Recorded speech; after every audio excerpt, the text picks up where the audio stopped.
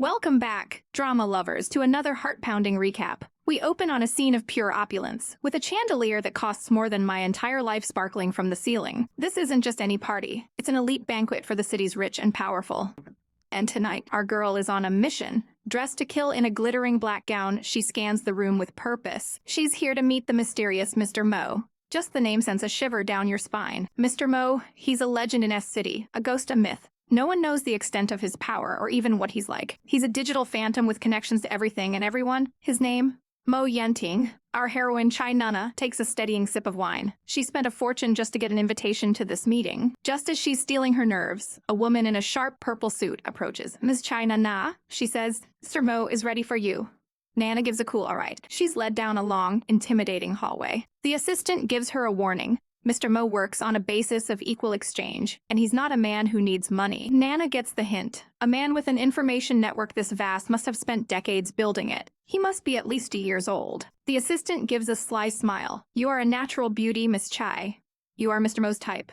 The implication is slimy and crystal clear. Our girl plays along, thinking to herself that this is a deal between adults. She'll give him what he wants, and he'll give her the info she needs. But don't you dare underestimate this one. Her father taught her to always have an escape plan, and she has no intention of letting some horny old man get the best of her. She's packing pepper, a taser, and even a lipstick gun. This girl is ready for war. I wish you luck, the assistant says, opening the doors. But what's inside isn't a stuffy office, it's a breathtaking observatory open to a meteor shower. A man stands with his back to her, and she whispers, "You." She takes a hesitant step forward. He turns, and he is not a 50-year-old man. He is a jaw-droppingly handsome young man with eyes like amber. When he confirms he's Mr. Mo, our girl's brain short-circuits. All hunts, her weapons, her resolve, thrown right out the window. He is completely, utterly, devastatingly her type. He gestures to the sky. Do you know, he begins, his voice like velvet, most of the stars above the sky were born 100 million years ago. He explains that the light we see might be from stars that have already died. The starlight that is not in the same time and space as you, he continues, his words weaving a spell around her, passes through layers of obstacles and shines on you like a miracle. Fascinating, isn't it? Our girl is completely swooning.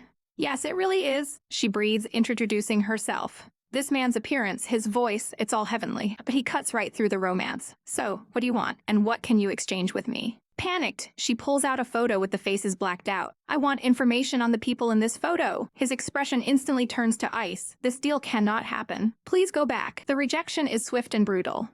Desperate. You're Mr. Mo. You have the most powerful connection. You must know about these people. She makes the most reckless offer of her life. I'll give you anything. If one night is not enough, forever is all right. He scoffs, his eyes filled with disgust. An exchange for your body? Then he snaps. You make me want to puke. Leave right now. Her fantasy shatters. This beautiful man is a complete monster. She explodes with righteous fury. How dare you? I spent all my money to see you. I had to steal my aunt's makeup just to be here. Driven by a mix of desperation and rage, she makes her move. She grabs him and does the unthinkable. She kisses him. She pulls back, bracing for another insult, but instead, she sees his shocked face. He's crying. Actual tears are streaming down his handsome face. Did he cry because of my kiss? She wonders, bewildered. It's like her kiss breathed a soul into him. Suddenly, he wraps his arms around her in a desperate, trembling hug. She's frozen, her mind racing. What is happening? Can this deal continue?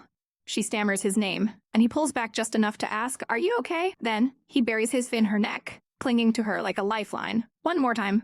Just this is enough, he whispers. In that moment, everything changed. It was as if a completely different soul had awoken inside Mr. Mo's body. This new, gentle version of him leads her into a secret room, a room with only one bed. He sits down, a playful, sparkling look in his eyes. He just stares at her for 5 minutes straight, and our girl starts to panic.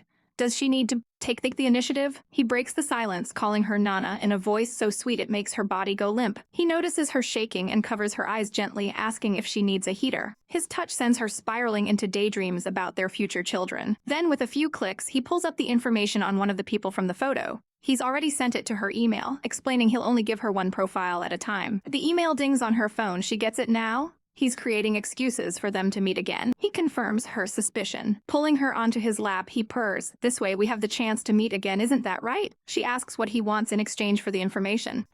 Does she need to prepare? He just smiles that heart-stopping smile. Nana, meeting you is enough for me. And bam. Cupid's arrow strikes her right in the heart. She's flustered, wondering if this is all an act, and tries to get back on topic. But it gently stops her. I don't want our relationship to be a one-time transaction, he says, his voice full of emotion. To you, I'm a stranger. But to me, I've known you for a long time. She's stunned. Have we met before? He just winks. That's a secret. And our girl absolutely dies from the cuteness. She wants to kiss him again right now. Later that night, he drives her home. She asks when they can meet again. He promises it will be soon and suggests Mr. Mo is too formal. Feeling bold, she asks, "Can I call you Ting Ting?" He smiles. "Of course you can, Nana." They're so sweet it's sickening, already acting like a couple. Our girl thought her 20 years of being single were finally over. She was already planning their future family. But 3 days later, the dream turns into a nightmare. She's being dragged away, screaming. That day, she met Mo Yanting for the second time, and he's back to the cold, cruel man from the beginning.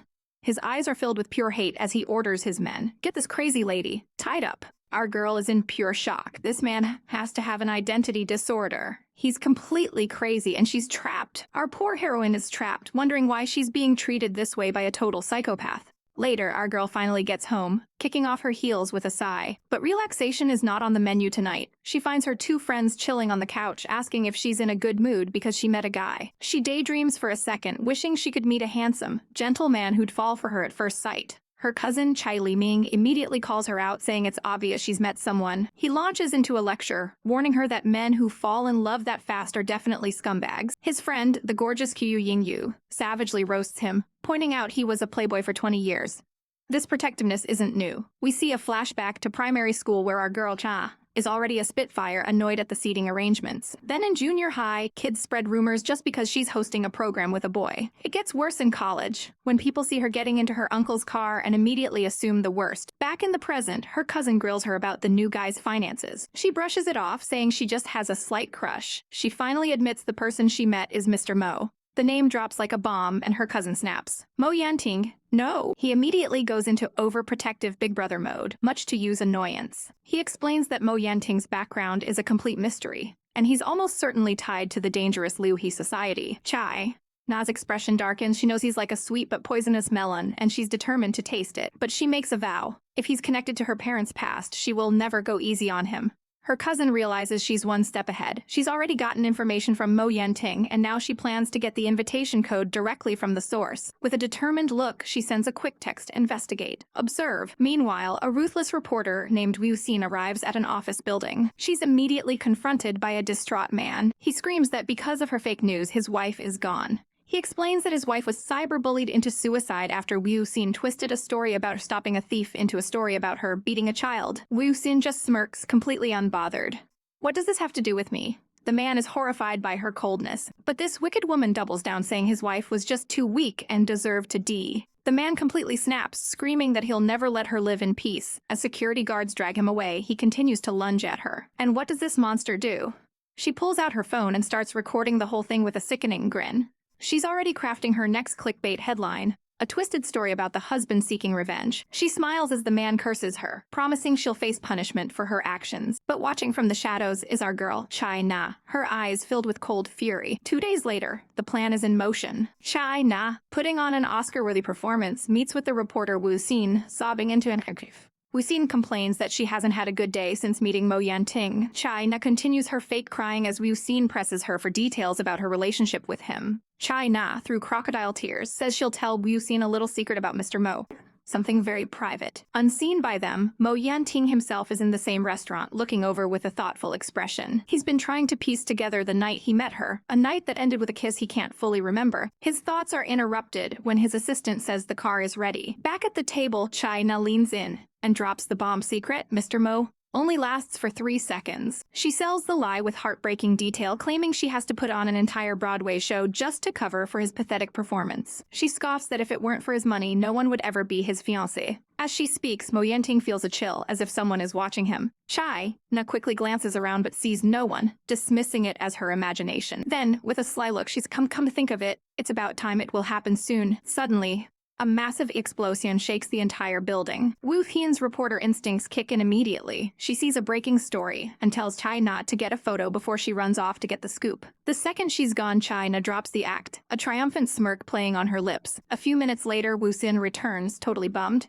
It wasn't a big story, just a scheduled demolition. She suddenly panics, realizing she left her essential diary on the table in her rush. She sighs in relief when she finds it right where she left it. She sits down at her laptop, ready to post on a shady complaint website to earn some benefits. She begins typing in the ridiculously long and complicated invitation code, but as she hits enter, her eyes widen in pure horror. A system message flashes on the screen. This invitation code is already cancelled. Wu Xin lets out a furious scream. Why, as my invitation code gone? Alright, let's get the show on the road. Our girl is furiously typing away on her laptop, the keys clacking with purpose, and boom, success. A notification confirms she's merged Wu Xin's account, logging the original user out. She's one step closer to uncovering the truth about her parents' death, but her rival is watching from the sidelines, cackling to herself. She thinks our girl fell for a fake business card and is heading to a pig farm. This will be a killer show to watch, she snickers. Little does she know our heroine is 10 steps ahead. As she tries to leave, her path is suddenly blocked. Two absolute units in suits and sunglasses stand before her. What do you want? She asks, clutching her laptop. They don't mess around. Sorry, but Master Mo invited you.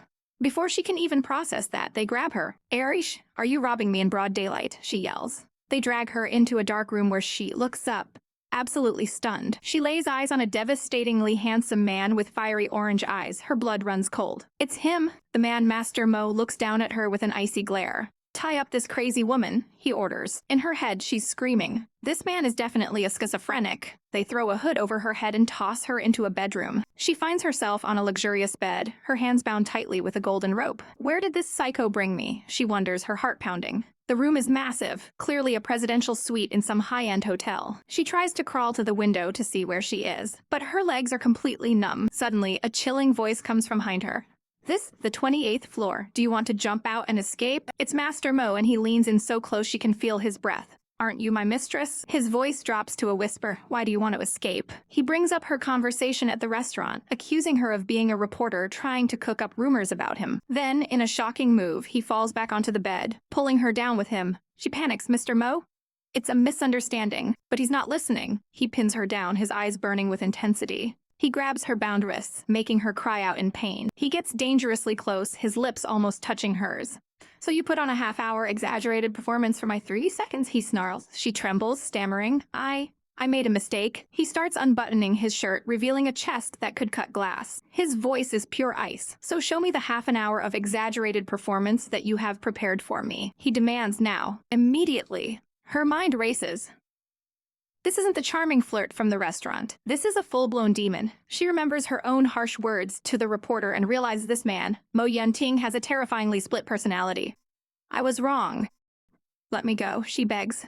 But he just smiles, a cruel, terrifying smile. He pulls out a knife and holds it to her skin. I'll count to 3. If you don't act, I'll cut your body. He begins the countdown. 1, 2, that's all it takes. Our girl flips a switch and launches into the most dramatic, tear-soaked performance of her life, channeling her inner Juliet on the balcony. But Mr. Psycho is not impressed. Cut! He is not satisfied. Repeat it again, you little liar. She pleads with him. Miss Mo, I'm just a weak woman. But he's not buying it. He lays it all out. He knows she planned to expose Wu Xin, that she knew about Wu Yin's obsession with her notebook, and that she investigated everything. He even knows the most important report is on the first yellowish page of that notebook. He brings the knife closer to her throat. So there's a 50% chance the invitation code is on that page. China na, he whispers, I dislike over-smart women. Don't ever act smart with me again. But then something snaps. Our girl's fear turns into a savage, confident smirk. We are similar in this regard, she purrs. Mr. Mo, I also dislike smart men. It's a wild gamble, and she prays it pays off, or she's not leaving this room alive. With a surge of adrenaline, she uses her bound hands to pull his head down and smashes her lips to kiss. He's stunned, completely caught off guard by her audacity. The kiss deepens, turning from a desperate act into something fiery and passionate. Muffled sounds escape her lips as they kiss. She whimpers, trying to pull away. Let me go, she gaps. He pulls back, confused.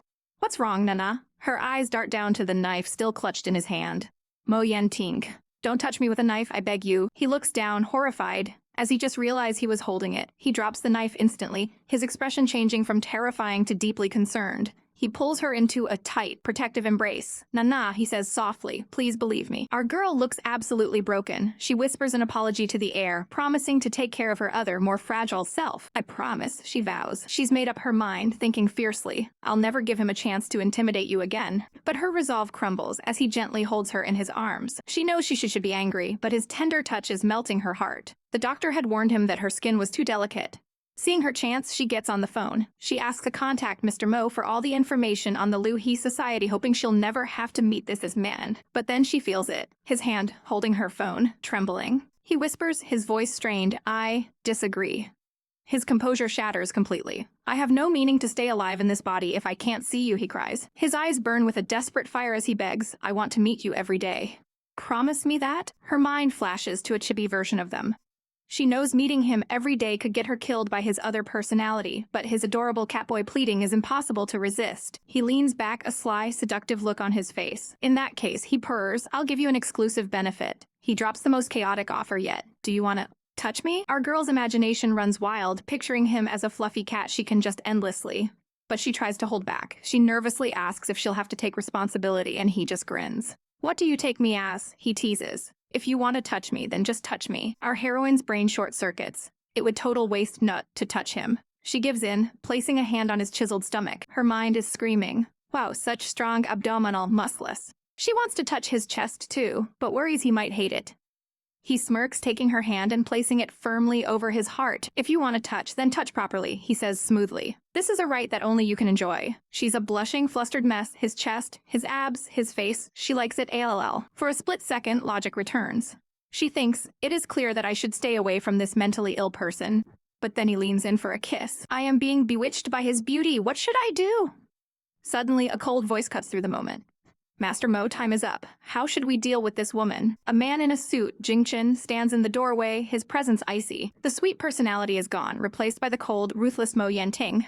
He smirks at the intruder, asking, "How do you want to deal with me, woman?" The assistant is completely baffled. The cold Master Mo formally introduces our girl. Her name, China Na. He declares that no matter how he's treated her before, his plans will never change. Then he drops the biggest bombshell of all.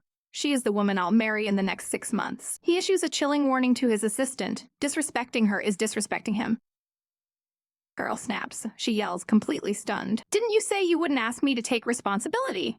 He just gives her a devastatingly handsome smile. "Try dating me," he says. "I'm sure you'll want to marry me." Overwhelmed, she finally asks the question that's been bugging her. "Mo Yanting, you and the other person. Who are you both?" He looks away for a split second. Then, he turns back to her, his gaze steady.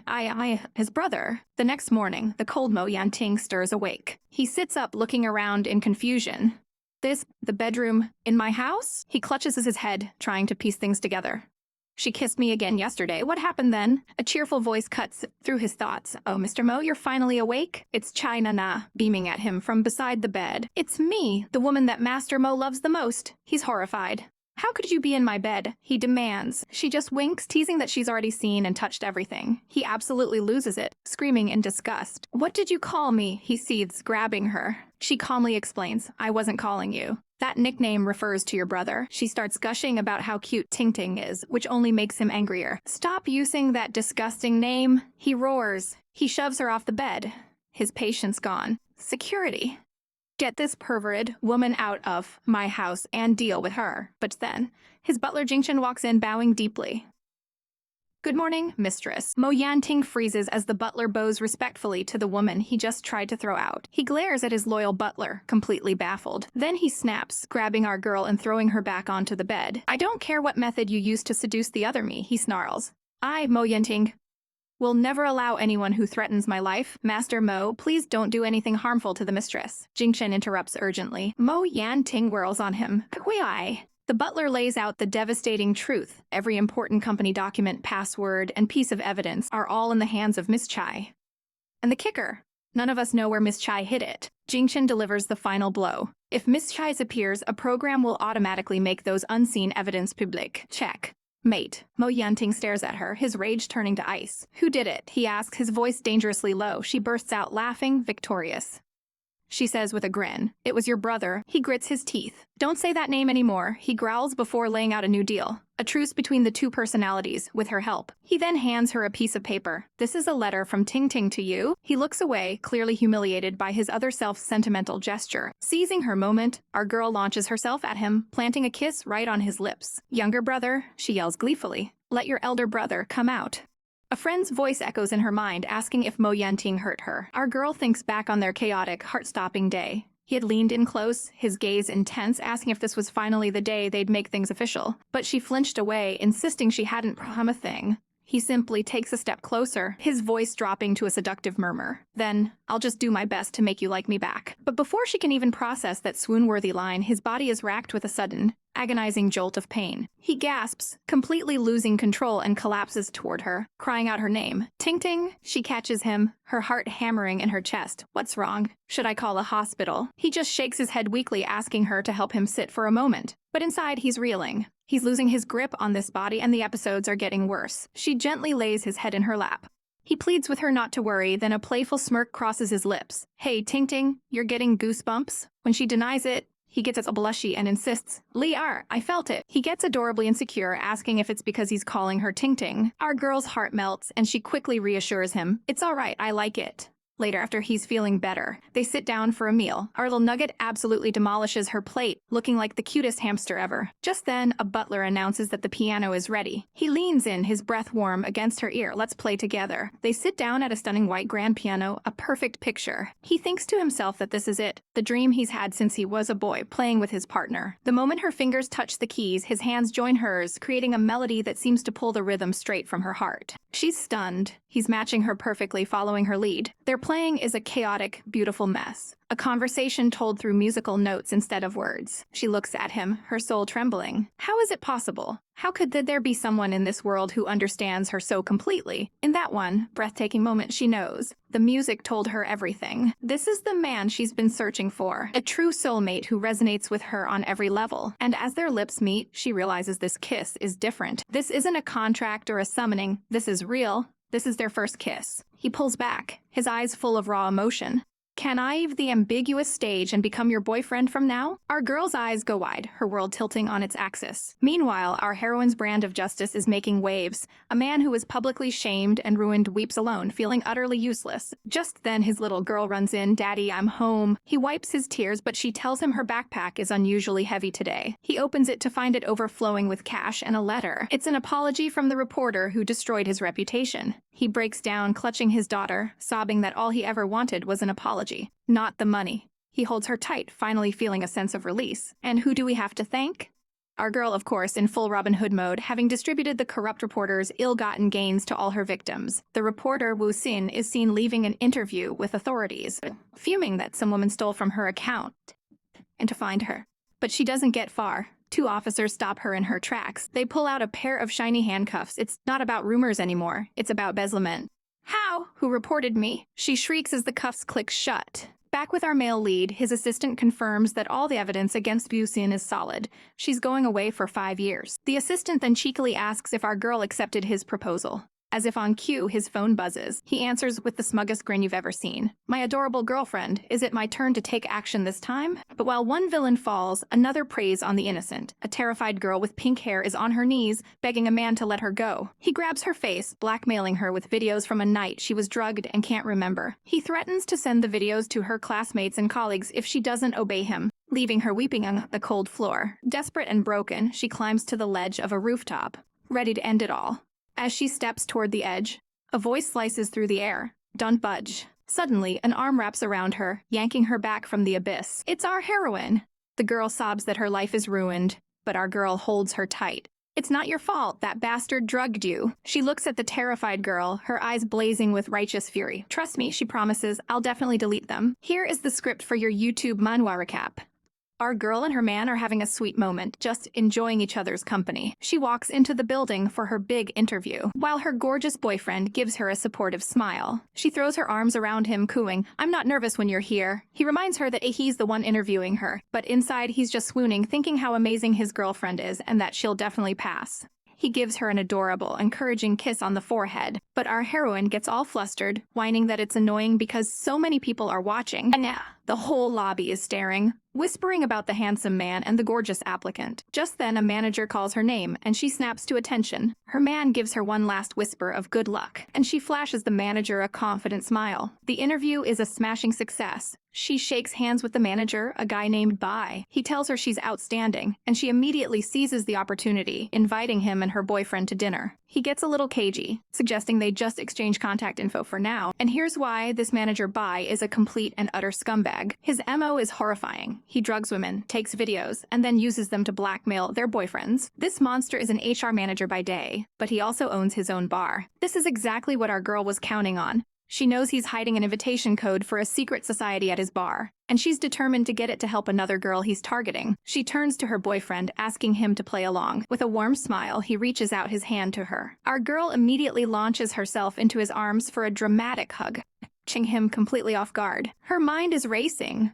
They're not even a real couple. This is all just an act for that creep. She remembers her brother's warning. Don't be easy or men won't cherish you. Her little chibi self swoons at her brother's wisdom. She decides right then and there to play hard to get with Ting Ting. But her resolve crumbles the second he asks for a kiss before he has to go, and she absolutely melts, giving him what he wants. Later that night, they arrive at the bar, a trendy, neon-lit place. And right on cue, Manager Bai approaches them. He smirks, noting her boyfriend doesn't look very happy. She plays along perfectly, explaining that he gets a few days every month. At night, he turns into a total iceberg. Manager Bai can barely contain his glee, laughing to himself. He asks if it was impolite to invite them to his bar on their first meeting, but she smoothly lies that her boyfriend is just shy. Inside, though, she feels like she's being stalked by a predator, while Mo Yanting gives the most chaotic death glare known to man. But our girl is no damsel. She knows she has Mo Yanting wrapped around her finger and has a plan for everything. She launches into a full-blown soap opera performance, clinging to Mo Yanting and crying about some other guy she never loved. She unleashes her ultimate whining technique, a skill she's perfected since she was 3. It's so effective that Mo Yanting literally claps his phone shut, stands up, and announces he's going to the restroom just to escape. Our heroine slumps over, her energy completely drained. The second he's gone, Manager Bai slides in, asking about her love life from a colleague's standpoint. She puts on a heart-wrenching show, tearing up as she talks about her jealous, possessive boyfriend who actually loves her so much. Bai eats it up, passing her a card and telling her not to be mad at a man so in love. This is exactly the bait she laid out. The text reveals Bai is a twisted pervert who gets more excited the more possessive the boyfriend is, and our girl knows it. He's interested. She thinks, a savage glint in her eye. That pervert took the bait. Just then, Mo Yanting returns. The air turns icy. With tears in her eyes, she looks at him and says she'll leave, turning to walk away. Bai tries to follow her, but Mo Yanting is right on her heels. Left alone, the creepy manager licks his finger, thinking he's caught some very exciting prey. The hunt is on. Outside on the street, she whirls around, yelling for Mo Yanting to stop. She grabs his arm, panting. He turns with a cold smirk. Not act anymore. I'm not Shilesy anymore, he sneers, and she freezes in shock. He calls her out on her act, and she snaps back, saying her quick wit is the only reason their plan didn't fail. But he's furious. You deceived the Society of Six, and now you're tricking me again? I won't be fooled. She trembles, speechless with rage. Are you crazy? She finally explodes. He spells it out for her. You went to my sister, made a deal, and got the information you wanted, but you never fulfilled your promise. Her eyes widen as the realization hits. She recovers instantly, a sly, playful look in her face. Shitting her lip. Do you want it? Of course, he says, his voice low as he steps toward her. He backs her against the railing, their faces inches apart, the tension electric. He leans in, his voice a husky whisper. Yes. All right, buckle up, my beautiful people, because with her diving strack into the chaos, our boy Mo Yanting corners our girl, his voice a low growl. We had a deal, says, and you will give me what I want. But hold on, our heroine's brain short circuits. She thinks he's talking about a different kind of trade, and her mind immediately jumps to her ambiguous relationship with Tina. He tries to clarify that the person who gave him the intel was Tina, so the deal must be with her. He flashes a devastatingly handsome smile, completely oblivious. He purrs, you should arrange for me to trade with him as soon as possible. And just like that, our poor boy's world shatters. He's left sighing at a lonely bus stop, completely dejected. Later that night, things take a heated turn. He pulls her into a passionate kiss, whispering, let's go to a hotel. Our girl is totally flustered, pulling back just enough to stammer, a hotel, why? He holds her close, his eyes burning with intensity. I just want to be with you, he confesses, a deal. Suddenly, a loud PFFT breaks the mood. It's the brother laughing his head off. Is the trade about to start? He cackles, while Nana fumes. Why are you laughing? I'm nervous. The brother, ever the voice of reason, gently points out they might be talking about two completely different things. Nana looks down, the thought finally sinking in. This just makes our leading man more desperate. He pulls her close, pleading, "Don't you want me?" And our girl's brain goes into overdrive, wondering why he's not interested if she already suggested a hotel. He immediately backpedals, "No, that's not it. I want you, very much so." He pulls her into a tight, desperate hug. "I'm going crazy wanting you," he admits. "But I care about your feelings more." His voice softens, full of raw emotion. "Nana, I truly cherish you," he says. "I know you're not ready." So, he offers a compromise. "Let's stay at my place tonight, just to get to know each other." And to get past his own strict brother, he whips out his phone and tells a little white lie about staying at a friend's place. He sweats, insisting his friend Wenzi was the one who insisted. "Don't worry." He's trying to sound casual. He hangs up the phone, only to turn around and find Nana standing right there in a matching robe. "Geez, you're a jerk," she teases, and that's all the invitation he needs. He pushes her down onto the bed, his eyes dark with desire. He gives her a smoldering look, his robe falling open just so.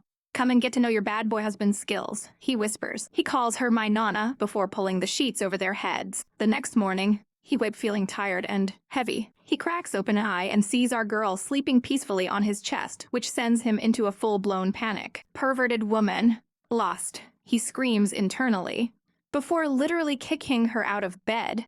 Oh, that's a rough landing. She sits up, dazed, trying to piece things together. And then it hits her. A massive, sparkly light bulb moment. She remembers sleeping with Titi while she's having a cute Shiba Inu-fueled fantasy. Our boy has literally passed out from shock. She crawls back onto the bed, giving him a seductive wink as he shrieks in terror. "Don't block me," she purrs, crawling closer. He clutches the sheets, horrified.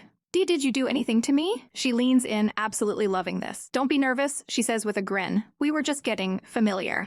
We get a flashback of them just hugging, and another one of them kissing, which is enough to make our poor boy's brain explode. He's having a meltdown while she calmly promises to take responsibility. But their little morning drama is interrupted by the real Tina. "You two are getting cozy," she says from the doorway. "But where trade item?" She smirks, enjoying the confusion. "Can you repeat what you want?" Titi's face lights up as he describes the ultra-rare signed book he wants, only to realize it might not even exist. The truth dawns on him.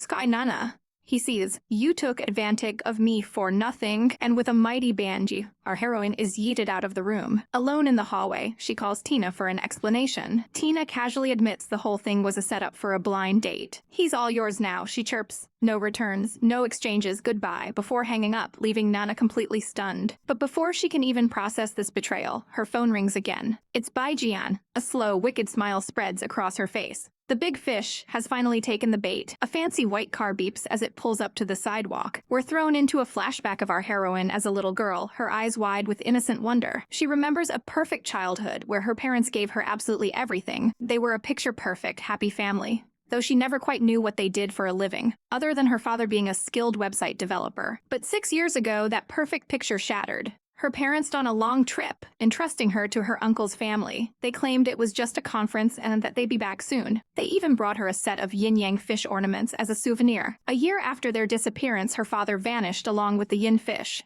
Her mother could only clutch a family photo, giving our girl the remaining yang fish with a desperate warning. Hide it and never let anyone see it. Her mother's eyes were filled with a heart-wrenching sadness. Then, just last year, the final tragedy struck. Our girl returned home from school to a scene of absolute chaos. Her home had been torn apart. Her hand hovers over sharp, broken glass on the floor. Her eyes widen in pure horror. She collapses, her body trembling uncontrollably from the shock, because hanging from the ceiling was her mother's body. The police swarmed the scene, quickly ruling it a suicide. They dismissed the ransacked apartment as an unrelated robbery. But our girl knew in her gut that it was all connected. She frantically opens her mother's safe, desperate to know what the intruder was really after. Inside, she finds a single, cryptic envelope. It holds a group photo, but all the faces, except for her parents, have been chillingly blacked out. A month later, a ghost reaches out. An email, scheduled by her mother before her death, arrives. It reveals a terrifying secret. A clandestine group called the Society of Six. This shadowy organization operates outside the law, using a private dark web for its illicit dealings. Her parents were members. In fact, her father built the entire network, and the yin-yang fish were the master to it all. Staring at her laptop, our heroine reads her mother's final mission. To find the truth, she must merge all the members' invitation codes. She glares at the blackened photo, a cold realization dawning on her. Her mother was murdered, and the killer is one of the people in this picture. She has to find out who they are and why they left this clue behind. Her quest for vengeance begins. Dressed to kill, she leverages her connections to find her first target. It doesn't take long to get a hit. His name is Bai Jian, an HR manager and a member of the society. This creep has a reputation for preying on the naive young women he recruits for his company. He owns a bar and lives upstairs, which is the perfect place to hide his invitation code. Our girl infiltrates a company party disguised as a nerdy newcomer named Xiaolin. She watches as the other women swoon over their impressive manager, gushing about how capable and handsome he is. But from a dark corner, a mysterious man in a mask watches the scene, practically radiating jealousy. Playing her part, Xiaolin brings a tray of drinks to the table. She raises a glass, announcing that the round is on her tonight. She graciously hands a drink over, but her colleagues insist she should have one as well. She smiles sweetly at Manager Bai, feigning flattery. "You're too kind." She takes the glass, her plan clicking into place. "Thank you for the hospitality," she says, her eyes glinting behind her glasses. The music is loud, the atmosphere hazy. She pretends to be a lightweight, claiming she can only have one drink. A kind colleague tells her not to force herself, but Bai Jian's ego is already taking a hit. The colleague tries to de-escalate, but Bai Jian turns nasty. "I personally chose a low-alcohol drink for you," he sneers. "Why spoil the mood?" Our girl's smile doesn't waver. "It's just one drink, of course I should give Bai Jian face," she chirps. At that exact moment, a deafening bang rips through the bar. Indoor fireworks erupt, catching everyone by surprise. As staff and patrons are blinded by the brilliant, chaotic display, our girl sees her chance. She quickly and silently dumps her entire drink into a nearby potted plant. She sits back down, an empty glass in her hand and a perfect poker face. The fireworks are a massive, over-the-top spectacle. It turns out to be a grand romantic confession for a girl named Nana, and our heroine seems touched by the gesture. And who's the secret admirer? None other than the jealous masked man from the corner, who is now blushing furiously. Once the smoke clears, Bai Jian slinks back to her table. "Xiaolin, would you like another drink?" This her cue. She clutches her head, groaning, so dizzy. She slumps forward onto the table, faking being completely passed out. Her clueless colleague waves goodbye, leaving her in the predator's care. "Then I'll leave it to Manager Bai." A disgusting, triumphant grin spreads across Bai Jian's face as he looms over her. He thinks she's all his. His hand reaches for her hair, but a sudden shout of fire, shatters the moment, making Bai Jian jump. Annoyed, he orders a waitress to take the unconscious girl to his room upstairs while he deals with the commotion. The waitress dumps her on the bed and promptly leaves, locking the door with a fingerprint scanner. The moment she's alone, our heroine's eyes snap open. The act is over. She sits up, fully alert and ready to go. Outside, her masked accomplice Titi creates the fire diversion, holding the door to buy her time. Our girl's eyes are sharp with determination. Bai Jian's invitation code must be in this room. "Titi, please stall for a bit longer." In the dead of night, chaos erupts as a spatula goes flying out of a building window. Smoke begins to pour out as a figure dashes away from the scene. Down below, one of the bar's staff looks up in alarm. "Boss, should we call 119? He asks, but the boss snaps, "No need. Grab all the fire extinguishers and follow me." He knows a fire alarm will only bring unwanted attention to his sketchy bar. He wonders if the smoke is just coming from the kitchen. With a sense of urgency, he barks orders at his men. "Hurry up, grab your gear, and follow me upstairs." Outside, a crowd gathers, murmuring in confusion about the smoke billowing from the building. But one man, cool and collected in a black cap, assesses the situation and decides to head straight into the chaos. And there he is, a picture of calm determination amidst the panic. Meanwhile, on another floor, our girl is franticking away at a keyboard. She searched everywhere, checked all the computers, but the invitation code is nowhere to be found. Frustrated, she lets out a silent scream. At least she managed to delete all of Bai Jian's disgusting videos from his computer. Suddenly, a drop of blood falls from her nose. The stress is getting to her, and she knows time is running out. Bai Jian is coming upstairs. She has an escape plan, but it's a risky one. "Oh no," she thinks, her heart pounding in her chest. She slams her hand on the desk in pure frustration. "Damn!" Her mind races. This is Bai Jian's room. The code has to be here. Her eyes scan the desk and land on a plastic board. She notices faint scratches on the light diffusing panel underneath. "This is," she whispers, a spark of an idea igniting. She quickly grabs her phone, her hands trembling as she turns on the flashlight. And there it is, the code, etched into the plastic. She grins triumphantly. The scratches are only visible when you block the direct light. At the same time, the creep Bai Jian is bounding up the stairs.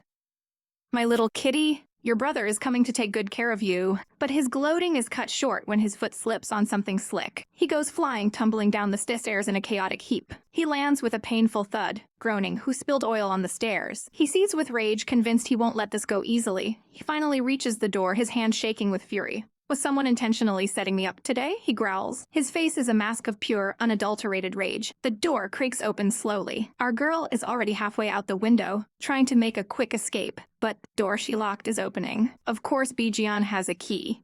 He spots her leg dangling outside and lets out a furious roar. "You damn woman!" His eyes are blazing. "How dare you cancel my invitation code?" He looks absolutely demonic, consumed by his anger. He pulls out a knife. "Die!" He screams, lunging at her. Her grip slips and she plummets from the window. Just as she's about to hit the pavement, a shoe enters the frame. In a heart-stopping moment, a figure swoops in and catches her. It's him.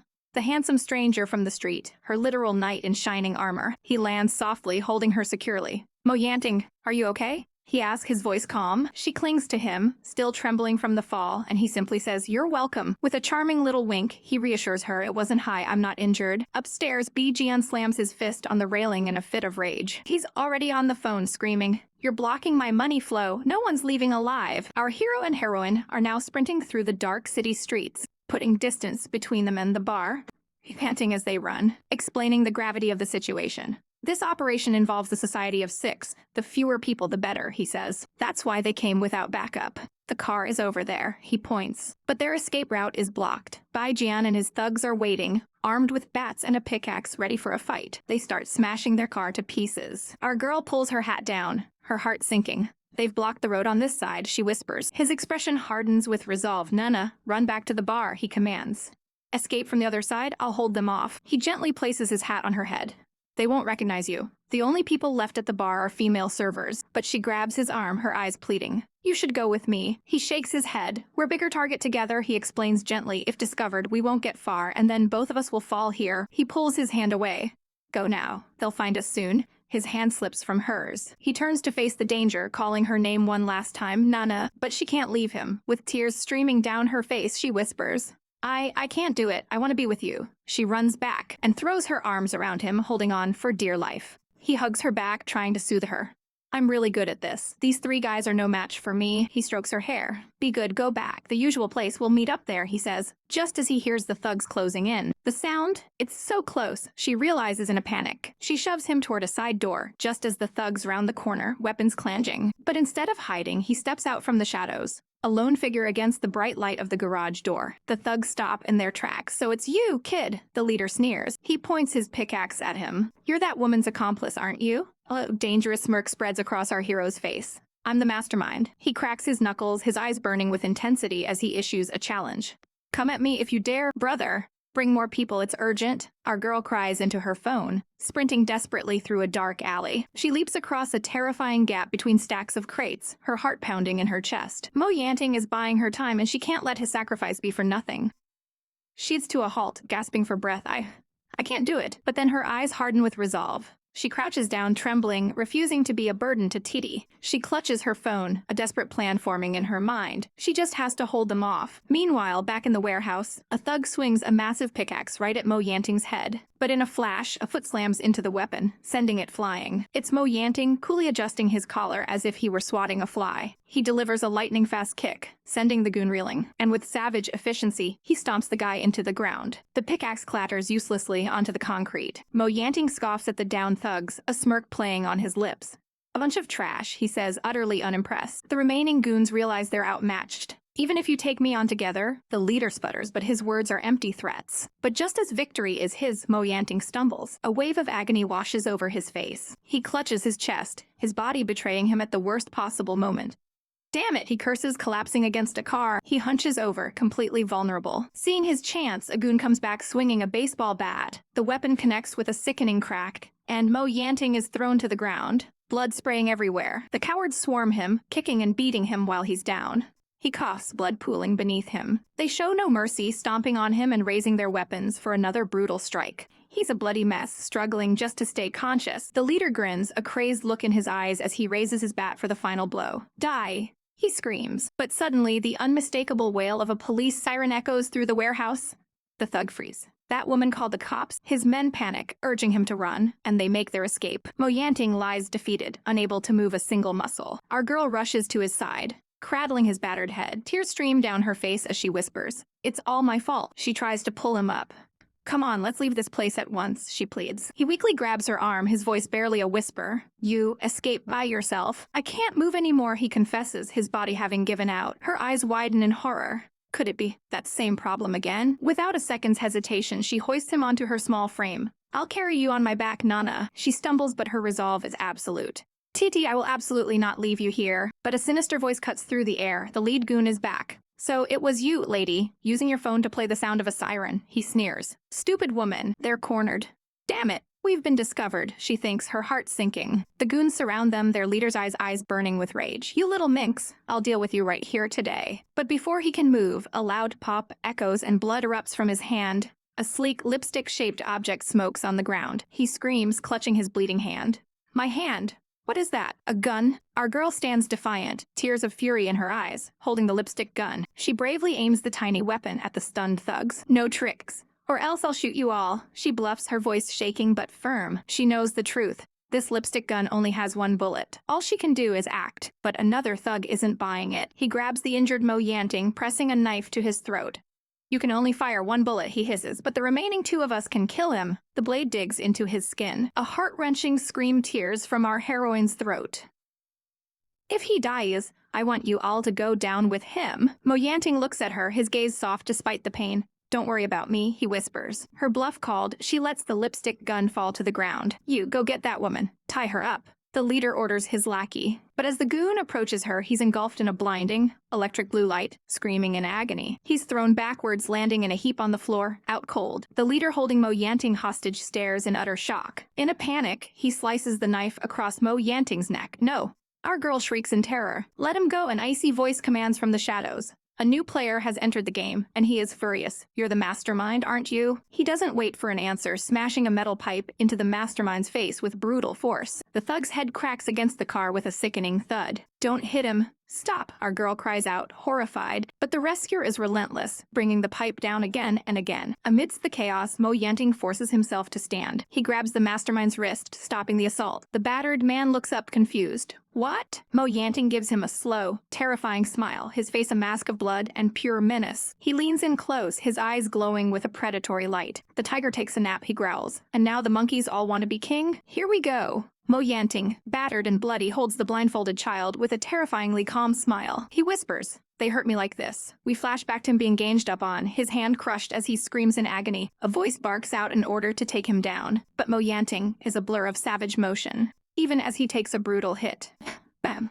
He starts fighting back, blood dripping from his fist. He stands over the fallen thugs who whimper, I'm sorry, but mercy isn't on the menu tonight. He smashes another one down with a vicious stomp. The entire crew is left dizzy and broken on the pavement. With one last kick, he snarls, get lost. He turns, his breath catching as he tries to speak her name. But she's already there, wrapping her arms around him in a desperate hug, crying out, Mo Yanting. I was scared to death, she sobs into his back. As his hardened expression finally softens, he just stands there, letting her hold on for dear life.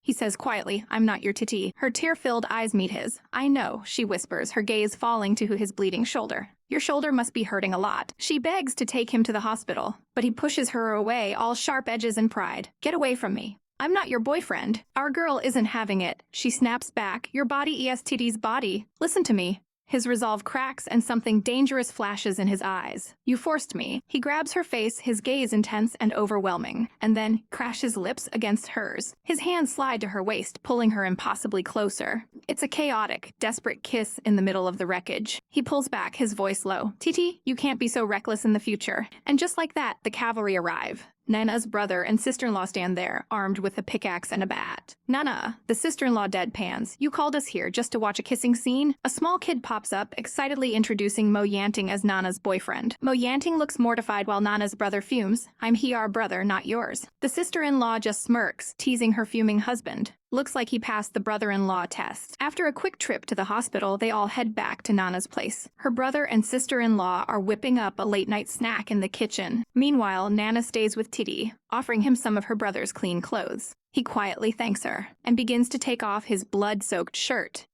And hello, Abs. The man is carved from marble, even with all the bandages, but his eyes hold a deep sadness. Our girl can't look away, her gaze fixed on his bruised and bandaged shoulder. "Titi," she says softly, "let me take a look at your wound." He tries to brush it off, turning away. "It's nothing, don't worry about it." That's the final straw. She bursts into tears, blaming herself for everything. He immediately panics, trying to comfort her.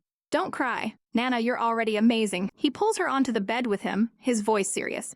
"I want to apologize. Before, I shallowly adored your face and body. But now, I've realized," he confesses, "I've fallen and really in love with you. For who you are." Taking a deep breath, our heroine makes her move. "Titi, will you be my boyfriend?" A slow, beautiful smile spreads across his face. "Okay, Nana." He seals the deal with a tender kiss, whispering, "I've been waiting for you to ask me that." Of course, the moment is immediately ruined by her overprotective brother peeking in, ready to commit murder.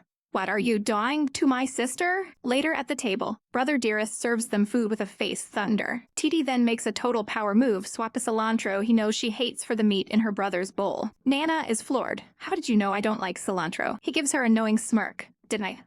I've known you for a long time." The sister-in-law's imagination runs wild, picturing her husband as a minister trying to warn the king Titi about the bewitching fox spirit Nana. But the king is completely smitten. The minister declares that the only cure is the fox spirit's heart. The king flips the script and demands the minister's heart instead. Back in reality, the brother is heartbroken over losing the watermelon heart, the sweetest part of the fruit. The sister-in-law scoops it out with surgical precision. She offers the prize to Titi, who then turns and offers it to Nana. They share the sweet bite, and the brother looks like he's about to spontaneously combust. Titi then wins over the sister-in-law by offering to wash the dishes, while the brother just stews in suspicion. We hear the sounds of him being the perfect domestic boyfriend. Later, her brother sits her down for a serious talk. "Nana, are you sure you want to date him?"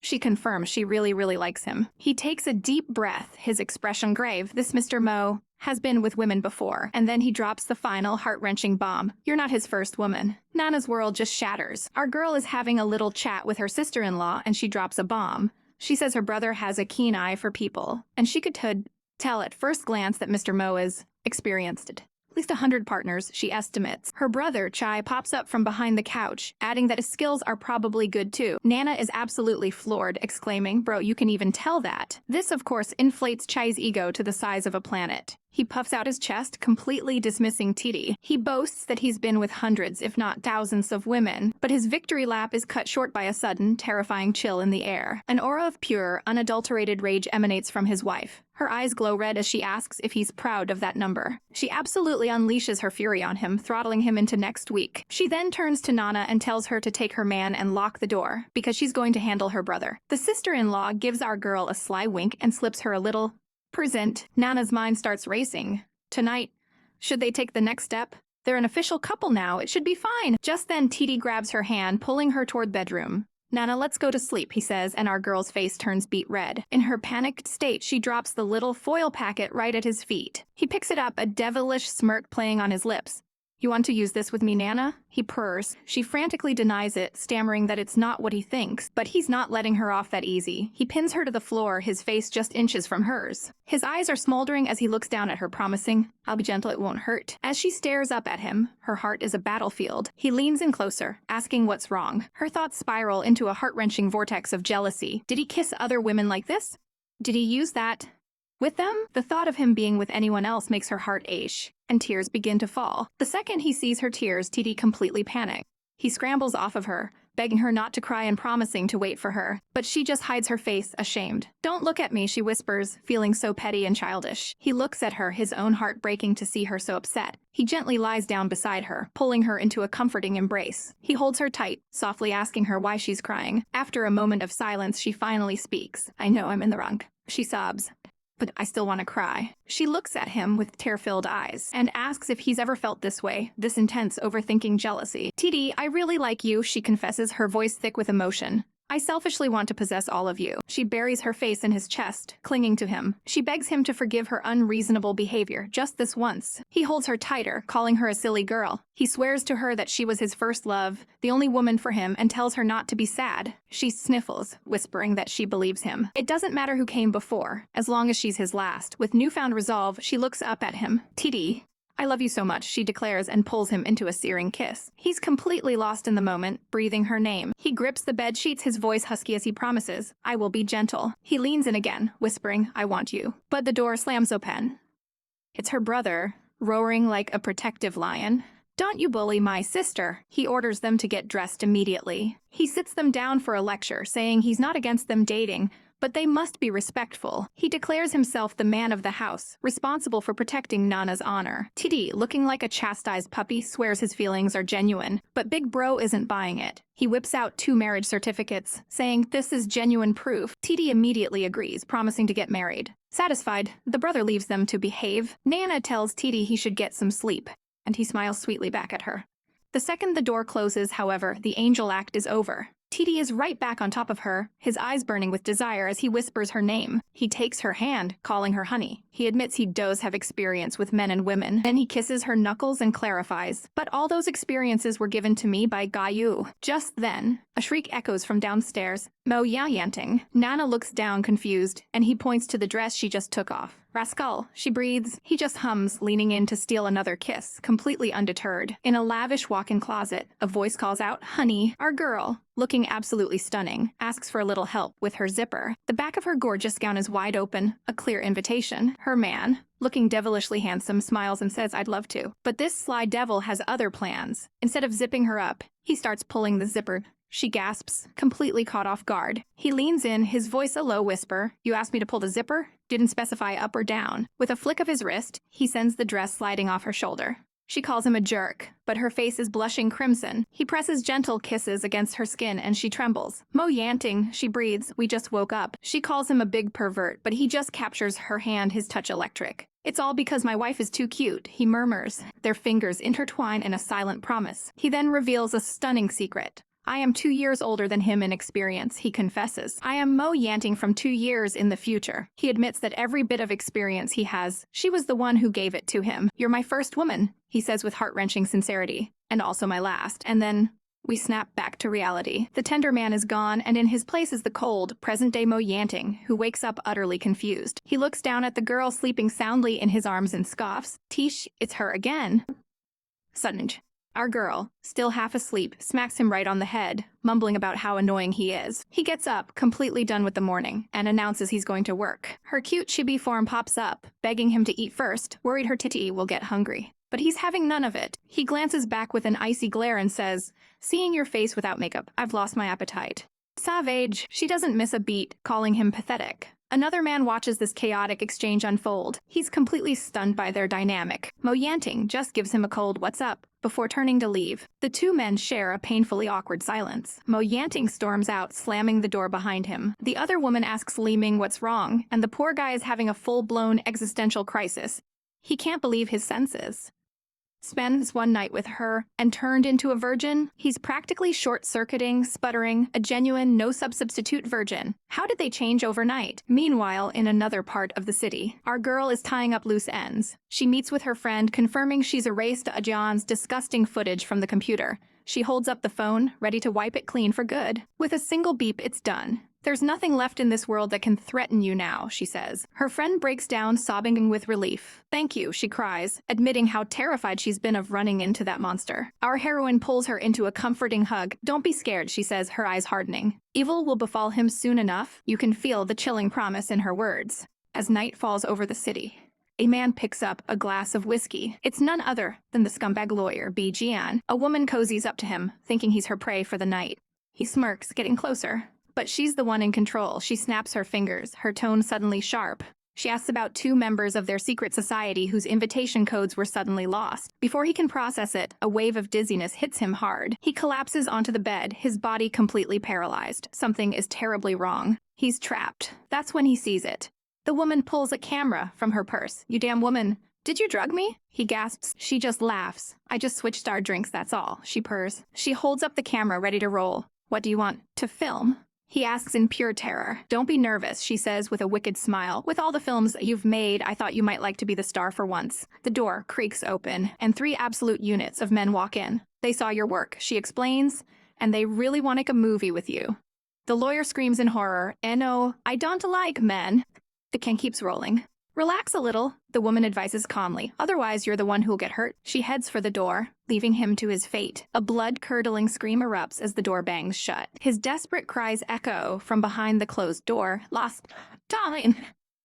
But no one is coming to save him now. We open on a Chick City cafe, music drifting through the air as people unwind. A woman is wrapping up a serious conversation, thanking an attorney Fang for listening. The attorney is a sharp-looking woman with a calm demeanor, but her client suddenly looks shocked, her composure cracking. She quickly tries to hide her face, insisting actually he is very good to me. With a heavy heart, she confesses she's been a hostess for years, isn't young anymore. She says as long as she gives her boyfriend money, he won't leave her. A desperate, almost crazed excitement fills her eyes as she gushes about how young and handsome he is. She grabs the attorney's hand, looking completely unhinged, her stability clearly hanging by a thread. We flash back to this so-called boyfriend, a silver-haired pretty boy with an icy stare. He asks her if she can smoothly get her aunt's money. She has to tell him the bad news. Attorney Fang can't make any promises. His friendly mask vanishes in an instant. He leans in, his voice pure venom. Can't make any promises? Be hanged. He violently slams the table. In the next second, he grabs her by the hair, smashing her face down onto the tabletop. He snarls at her, asking why she can't get the money since her aunt doesn't even have children. He yanks her head back, whispering a chilling,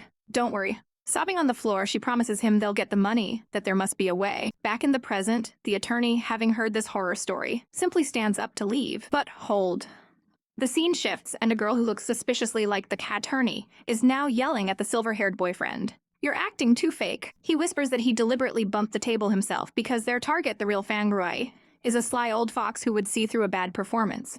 He pout adorably, claiming he couldn't possibly push her for real because it would hurt her. Our girl is not impressed. She grabs him, whispering the target's guard is up, and his acting needs to be way more convincing. Right now, she commands, "You are a bad scumbag who beats his girlfriend." She tells him he will out when he hits her, or the whole plan is shot. The gravity of her own words hits her, and her face drains of all color. He leans in, a wicked glint in his eyes. "You're the one who said this, right?" He cracks his knuckles, a terrifying smile spreading across his face. "Shanana, you little scammer, I've wanted to hit you for a long time." She absolutely freaks out, realizing he is playing anymore. A menacing shadow raises a wine bottle overhead. The cafe rehearsal space explodes into chaos. He chases after her, screaming, "You wretched woman." Stop right there as she flees, begging for mercy. Okay, let's rewind and see how their hack-12th performance went down. The client thanks the real attorney Fang for her time. The attorney immediately zeroes in on the marks on the client's face. The client flinches, totally shocked, as the attorney bluntly asks, "Did your boyfriend do that to you?" She tries to cover, saying he's a good guy who just loses his temper sometimes. "Then why don't you leave him?" the lawyer presses. The client just looks down, defeated. She launches into her sob story about being an aging hostess, desperate to keep her younger, handsome boyfriend happy with money. The performance hits its climax as she slams the table, screaming, "I need the money." She grabs the attorney's hand, begging for help with the inheritance case, her eyes wild with obsession. "Awe will love me even more," she cries. The attorney calmly states the case has a slim chance of success, as we see the boyfriend's sneakers hiding under the table, listening to every word. He makes his entrance, calling out, "Honey." The show is on. He immediately asks about the money. Our girl delivers her line about the lawyer making no promises. He leans in, his stage voice dripping with menace. Bam! He slams the table and shoves her down, right on cue. He spews his angry lines about the inheritance. He pulls her hair, and she whimpers her lines about finding a way to get the money. And then the twist you didn't see coming. The real attorney Fang watches this violent display and thinks to herself, "Really? It better be sister." She's their target sister, and she's in on the scam. With performance over, our girl, the attorney in this con, gets up to leave, and we're back at the chaotic rehearsal. She's fuming at her partner. "I deliberately bumped into the table myself. You didn't push at all. Old Sly Rui is an old fox. She'll see right through it." He puts on his puppy dog eyes, saying he couldn't bear to hurt her. She tells him he can't do it like that. He asks to be a convincing scumbag. "Go all out, hit," he asks. Her face is a perfect portrait of instant regret. His switch flips. That demonic grin is back. "You're the one who said this, right, you little scammer?" She realizes with dawning horror that the sweet boy is gone, and Ice Mountain Mo Yanting is fully online. The bottle is raised high. The furniture goes flying, and he chases her out into the street, screaming bloody murder as she runs for her life. Here is the YouTube Manhwa recap script. Our girl makes a desperate run for it, but those killer heels betray her at the worst possible moment. She goes down hard with a painful thud, sprawled out on the cafe patio. And who's there to witness this grand performance? None other than the man she's running from, looking way too smug with a bottle of wine in his hand. She's mortified, thinking she could just die from the shame. He looms over her, his sneaker right by her head as he sneers, "Really? I thought you were used to it by now." Then, in a terrifyingly swift motion, he grabs a fistful of her hair and yanks her head back. "You wanted me for my youth and looks, didn't you?" he hisses. His pure poison as he whispers that even if he beat her to death, she wouldn't leave him. Pain explodes through her as she begs him to let go, but instead of releasing her, he does the unthinkable. He smashes the entire wine bottle over her head. The sound cracks through the air as the crowd watches in stunned silence. He hauls her up by her arm, dragging her away while ordering her not to embarrass him in public. The onlookers just whisper about how pitiful she is, but not a single person steps in to help. He continues to drag our weeping, broken heroine away from the scene. One woman in the crowd finally shows a flicker of horror, a stark contrast to the absolute terror and pain on our girl's face. But then the scene completely flips. They're back in their lavish home, and he's in a full-blown panic. "No way! You're crying," he stammers. "I didn't even do anything to you." She sobs that he was just so scary, and he softly agrees, "I know." Our little nugget sees her chance and immediately changes tactics. She burps and demands, "You console me." He's completely flustered, throwing his hands up as she wails dramatically. "Fine. Console you. How should I console you?" She lays out her demands with perfect clarity. Cradle her face, look into her eyes gently, and give her a kiss on the face. And this a fool act does it. He gently takes her face in his hands and leans in for a soft kiss.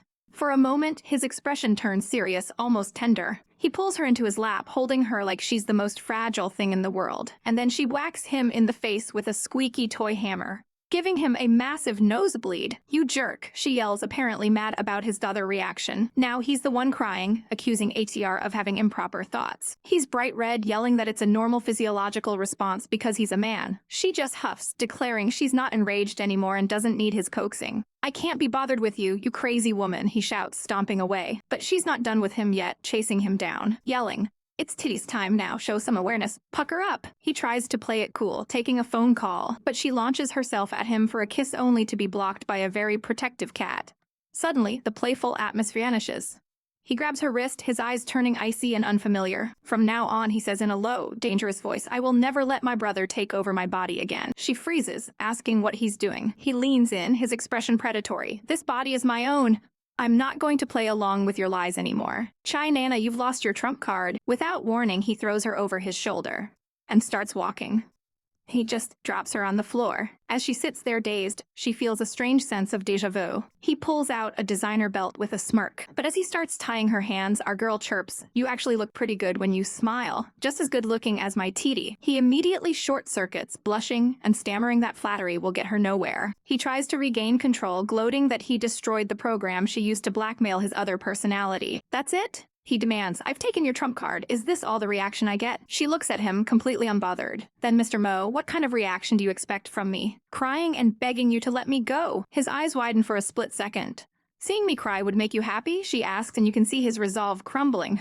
"Don't you dare cry," he snaps, clearly terrified of her tears. He starts pondering all the things Titi got to do with her, and his mind is flooded with flashbacks of all their kisses and intimate moments. Our girl sees her chance. "Then you can start by paying me back," she says sweetly. "Double." She gives him a dazzling, soul-stealing look, and before he can process what's happening, she pulls him down for a kiss. His heart hammers in his chest as he blushes, completely and utterly defeated. Titi holds our girl's face, his heart absolutely pounding in his chest. He's completely captivated, thinking about how soft and fragrant she is. His mind is short-circuiting. He's never been this close to a woman before, but Nana, ever the pragmatist, asks him to untie her, her face still smushed against his chest. He immediately accuses her of playing tricks again, but she swears she won't kiss him.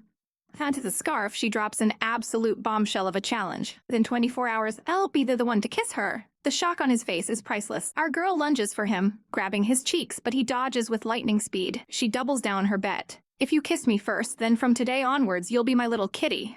But he just scoffs and walks away, coldly stating that she has no leverage and is now his servant. He throws a devastatingly handsome smirk over his shoulder, declaring that she'll do whatever Buddha wants her to do. He says, "It's an eye for an eye, she'll be acting for him too." Without a second hesitation, she grabs his sleeve, ready for anything. His demand, she has to play his kept mistress for the day and come to the company with him.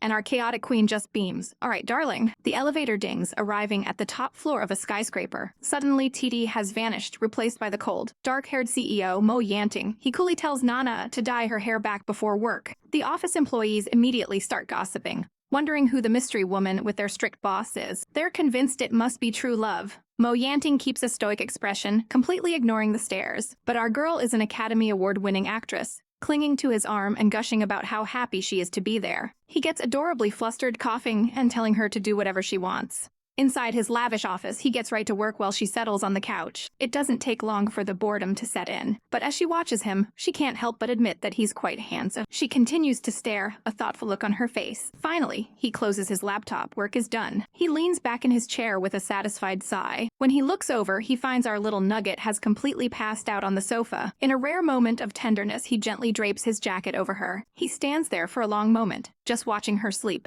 His first thought is a cold, this ugly girl, but then his fingers gently brush her chin, and his heart melts. Sometimes she's quite cute. He can't resist. He starts to lean in, drawn to her. He gets closer and closer. He's right over her now, just inches from her lips, his heart thumping wildly in his chest. The air crackles with tension as he closes the last bit of distance, and bam! His assistant bursts in, announcing the car is ready. Both men freeze, utterly shocked. The timing is catastrophic. Mo Yanting is mortified, caught in the act. He gives the poor guy a swift kick out the door, hissing at him not to wake her.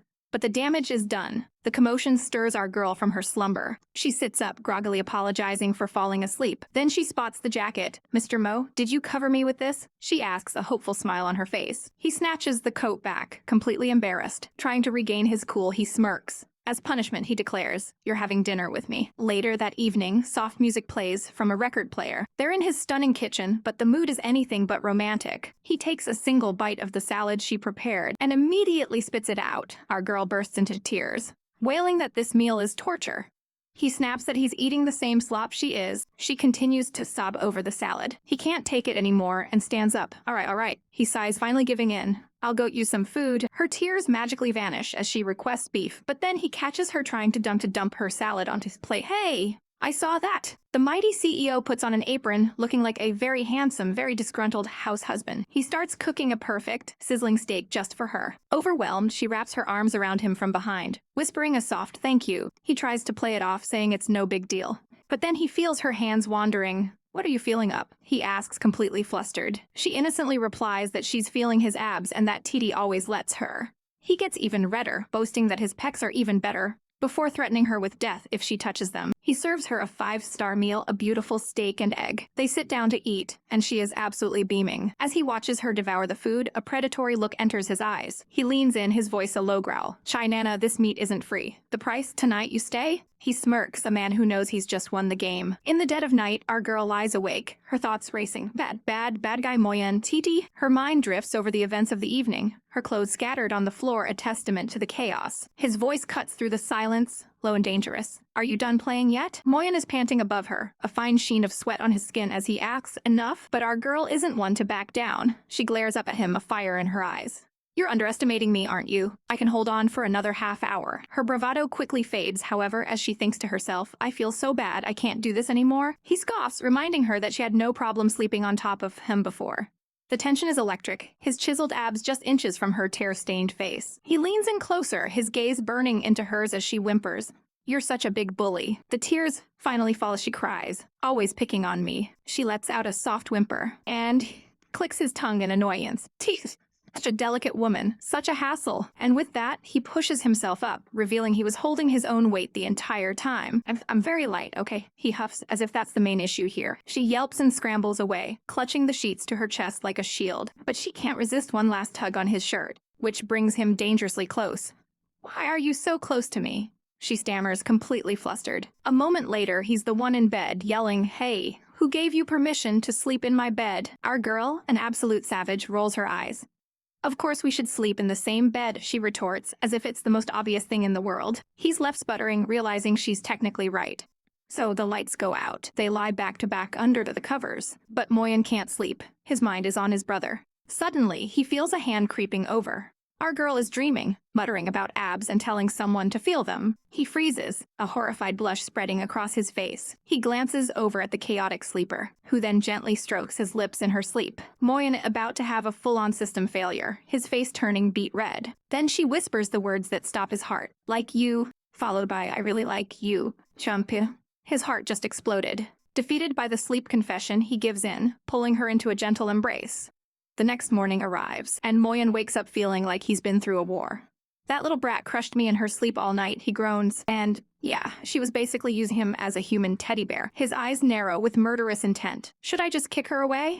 But hesitates. What is this feeling? The old him would have yeeted her across the room without a second thought. As he's lost in thought, her hair tickles his chin. Suddenly, she pinches him in her sleep, and he snaps. Kanana, you pervert, he roars, rolling her right out of bed. They immediately start bickering, with him promising her punishment isn't over yet. He stands up, a glorious vision of morning abs, while she scurries away, and then he gets an idea. A beautifully evil idea involving a hairdryer and some dye. His prank is complete. He smirks at her reflection, now sporting vibrant green hair. Chai Nana, scared aren't you? He taunts her, expecting tears. But her reaction floors him. She loves it. I'm hungry. Let's go eat, she declares, leaving him utterly speechless. Moyen facepalms in utter defeat as she struts proudly down the street, turning every head. The crowd is bewildered. Does it glow at night? Someone asks. At the restaurant, she demands meat while the gossip flies. People assume he cheated on her, turning her hair into a green horn. They whisper that he looks like bad news. That's the last straw for Moyen. Damn it, T. Do I eat it back, he seethes. But our girl is already distracted, pointing at a pretty dress in a shop window. In the blink of an eye, her hair is back to a beautiful pink-brown ombre. She gazes out the window of the boutique, looking absolutely stunning. While she's trying on clothes, Moyen takes a serious phone call, his expression growing tense. She steps out of the changing room, and hears a loud BNG. A voice snarls, "You woman," and she lets out a terrified scream. Another man has her pinned against the wall. Dan and Titi, what are you doing? His eyes are blazing with fury. What did you do to our important database? He demands. But then his expression changes, and he lets out a dark chuckle. And here I was thinking it was some big deal. So it's just this, huh? He leans in, a smug look on his face. Do you think the secret files are my trump card? He sneers. Titi has already, and we see the real Titi, cool and confident, a smirk on her lips. Got everything arranged. Let's rewind the clock just a few days ago, shall we? We see our silver-haired boy, Titi, rushing up the stairs with a worried look on his face. He tells Nana he's not afraid of his brother hurting him, but that he'll be kept away from her forever. Nana asks him what they should do. Titi, ever the genius, reveals he's designed a program in their database. A secret failsafe. He explains that as long as he logs in with the password every day, there's no problem. But, and this is a big but, if he fails to log in for more than 24 hours, a 1-hour countdown begins. And if that hour passes without the password, the entire database gets wiped. Permanently. Back in present, Nana stands in the grand hall, realizing Titi's plan worked perfectly. Someone did come looking for him, and just like that, the massive doors begin to buzz open. But what she didn't expect was what was on the other side. Her and Yantingting both freeze in shock, because standing there is the previous head of the family, Mo Yanting's father. Yanting tenses up, whispering that there are only 30 minutes left before the database is deleted. His father's gaze is like ice as he tells his son they have things to discuss after this is over. Yanting tries to protest, insisting he can handle it. Suddenly, the woman with Mr. Mo gives a cheerful wave. Nana recognizes her as Yanting's sister, who's been taking care of their ailing father. It seems the old man retired due to poor health. But the pleasantries stop there. Mr. Mo's cold, calculating eyes land on Nana. This young lady? He begins. Who might she be? The sister, bless her chaotic heart, jumps in. Dad, she's Nana, she chirps. But the father isn't looking at Nana. He's glaring, his face turning into a mask of pure rage. M.O. Yanting, he roars. I've sent all of my titles and networks to you. And what do you do? Play with women every day? Yanting flinches under verbal assault, unable to meet his father's eyes. His sister immediately leaps to his defense. You were the one pushing him to get married, and now you're mad he found someone? The father dismisses them, telling Nana to go with the sister, so the men can talk. As they walk away, the sister whispers, don't take Dad's attitude to heart too much. Downstairs, Yanting stands meekly before his father's wheelchair. Watching from above, our girl notices something. Mo Yanting, the powerful, confident man she knows, looks terrified of his dad. Upstairs, in a lavish bedroom, Nana sits down, still processing the drama. The sister leans conspiratorially. Actually, she says, he wants a grandson more than anyone. Then she grabs Nana's hands, her eyes sparkling with a wild idea. Can you guys get married this year? Our girl is completely stunned, stammering that they haven't even been together that long. Just then, the door clicks open. It's Mo Yanting, looking a bit sheepish. Sister, can you give us some time alone? His sister is all for it, giving him a huge thumbs up. Go for Etty. The Mo family legacy is up to you too, she cheers, giving him a firm pat on the back as she leaves. The door slams shut, leaving Yanting blushing furiously. He turns to Nana, his cheeks still burning. Shy Nana, come here, he says, his voice a little shaky. Our girl looks up, confused. What? He looks down, struggling to get the words out. Hurry up.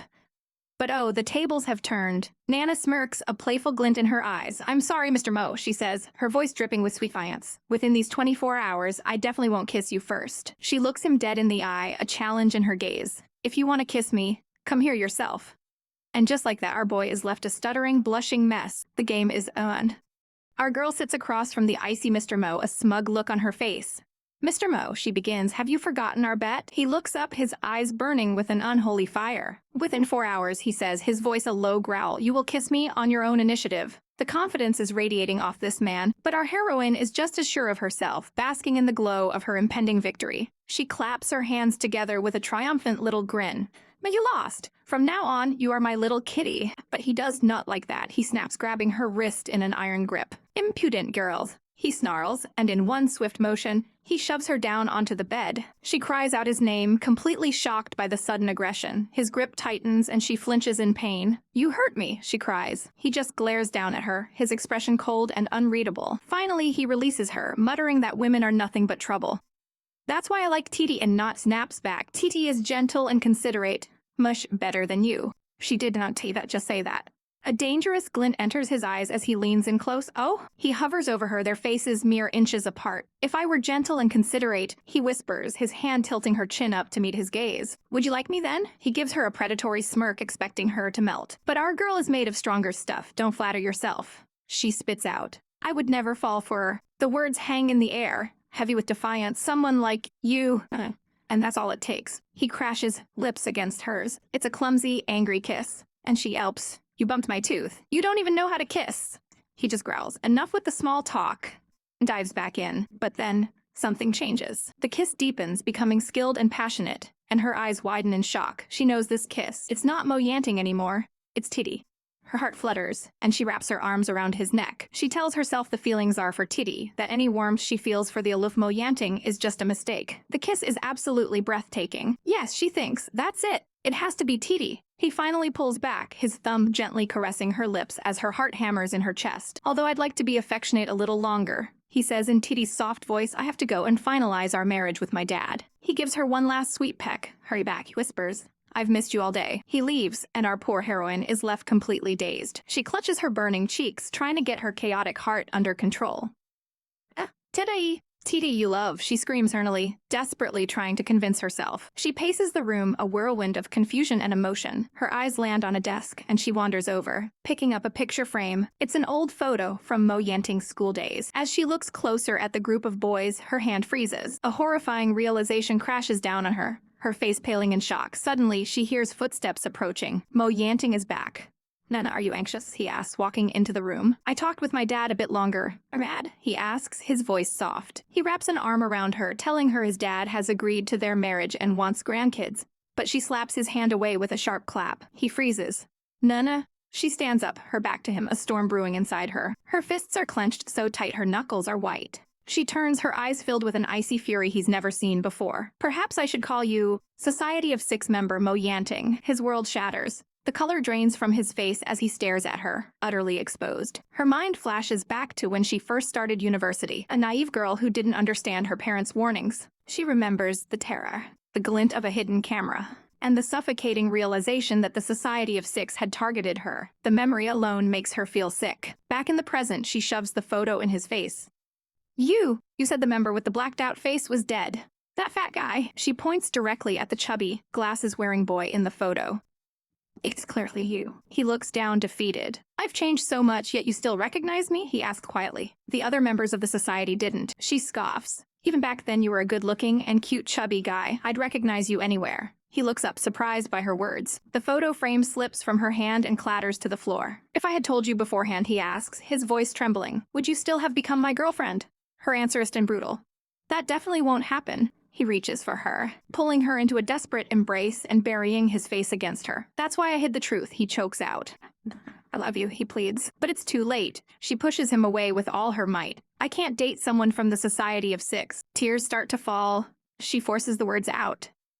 We do a split. But even as she says it, her heart is screaming. Damn AT, I can't. I love him. Seeing her tears throws his heart into chaos. He looks up at her, his own eyes shining with unshed tears. Nana, I love you. I respect your choices, he says, his voice thick with emotion. Even if we break up, you have to summon me once a day. He grabs her hand. Nana, I must see you. In your... Jason, she shouts, yanking her hand away. After breaking up, let's not meet again. I'm going to find another boyfriend. The words are daggers meant to hurt him as much as she's hurting. I'm never going to kiss you again. The moment the words leave her mouth, he pulls her in. He kisses her with a desperate passion, pouring all of his pain and love into it. It's a goodbye kiss, and it's absolutely heart-wrenching. He finally pulls away, his eyes searching hers. Nana, are you feeling better? She shoves him back. Touch me, she cries. Since we started dating, we never went all the way. Before breaking up, he sits back on the bed, a broken, desperate smirk on his face. Do you want to do it with me? In the dead of night, the city glitters, but inside one apartment, a heart is absolutely shattering. Our boy is a complete mess, trying to console his heartbroken friend. Sigh, it's just heartbreak, isn't it? He says, offering some brotherly advice. But his friend is just sobbing into a pillow, wailing about how she never wants to date an engineering guy again. He's on the phone with our girl, Nana, completely lost. Honey, please talk some sense into this thing. He begs, and we flash back to Nana's own recent breakup. She remembers her asking for one last rendezvous before they officially called it quits, and her friend's reaction a cool, oh, a breakup shag, huh? So, did you do it? Nana, our poor flustered heroine, peeks out from under the covers, mortified. The memory is crystal clear. Her ex, Henry, had asked her if she wanted to, she stammers, asking what he means. He slowly pulls something out of his pocket. You've been carrying what Big Sis gave to you. He smirks. Were you always ready to use it with me? Our girl. Catches it from him. Who's ready to use it with you? She yells, throwing the condom right in his face, insisting she just forgot to take it out. Back in the present, her friend is stunned. You're actually rejecting me? Nana is a sobbing mess, explaining that after breaking up, there's no reason to be intimate. My body is reserved for the man I love the most, she cries. This logic completely short-circuits her friend's brain. She absolutely loses it, grabbing Nana and shaking her violently. How come after you talk to her? Nana is crying even harder. The brother exclaims. The friend just sighs, defeated. Heartbreak is just like that. Suddenly, a storm begins to brew outside. A figure appears at the window, drenched in rain. It's Henry. The city is battered by the downpour. The next morning, Nana opens the sliding door. Her brother greets her, looking way too chipper. He says he's sure she'll forget that guy soon, but Nana's expression is grim. Some idiot has been standing out there all night, she says flatly. And there he is. Henry, completely soaked, standing alone in the torrential rain. He looks absolutely broken, whispering that he's worried it'll all end in a disaster. Nana can't take it. She grabs an umbrella, rushes out into the storm. Henry. She screams, running towards his collapsing form. She reaches him just as he's about to fall. He looks up at her, his eyes full of fever and desperation. Reaches for his phone, showing her a picture of them together. Drops the umbrella and collapses right into her arms. He clutches her tightly, burying his face in her shoulder. Mo Yan Ting! Someone screams. It's her brother, furious. What are you up to? He yells, but Henry just clings to her, whispering her name. Nana, you can break up with me, but you cannot stop me from seeing you, he pleads. Please, I must see you, he begs, his voice cracking. Seeing him so broken, Nana gives in. All right, I promise you, she says, her voice trembling. They stand there, holding each other in the pouring rain. Later, his drenched jacket hangs up to dry. Henry is burning up in bed, a pained look on his face. He feels terrible. It's so hot to breathe. Every part of me hurts, he groans. Meanwhile, Nana is also in bed, completely drained. Whenever I encounter this woman, it's never good, she thinks to herself. Suddenly, she hears a coughing sound. She turns her head, confused. She finds Henry awake and looking miserable. Are you awake? Do you feel any better? She asks, concerned. But just then, her brother storms in. Good my ass. The moment I came here, I felt terrible. What the hell are you two doing? He points an accusing finger at her. What exactly did you do to my body? Nana, looking exhausted, deadpans. TD and I broke up. Her brother's world explodes with joy. It's a good day. If wishes could come true, he sings, imagining a party. Henry just glares at him from the bed. I've been waiting for this day, he says, before his brother snaps. Cut the crap. Nana, done with the drama, holds out a cup. Big guy, it's time for your medicine, she says, trying to force it on him. He pushes it away, asking, we've broken up, haven't we? Why do you still care so much about me? She looks at him with a mix of pity and frustration. You're sick because of me, after all. It's my duty to take care of you. But Henry has a better idea. Since my brother made himself sick, he should face the consequences. He says, a sly look on his face. Summon him to take my place. Hurry up. Nana is not having it. Dream on.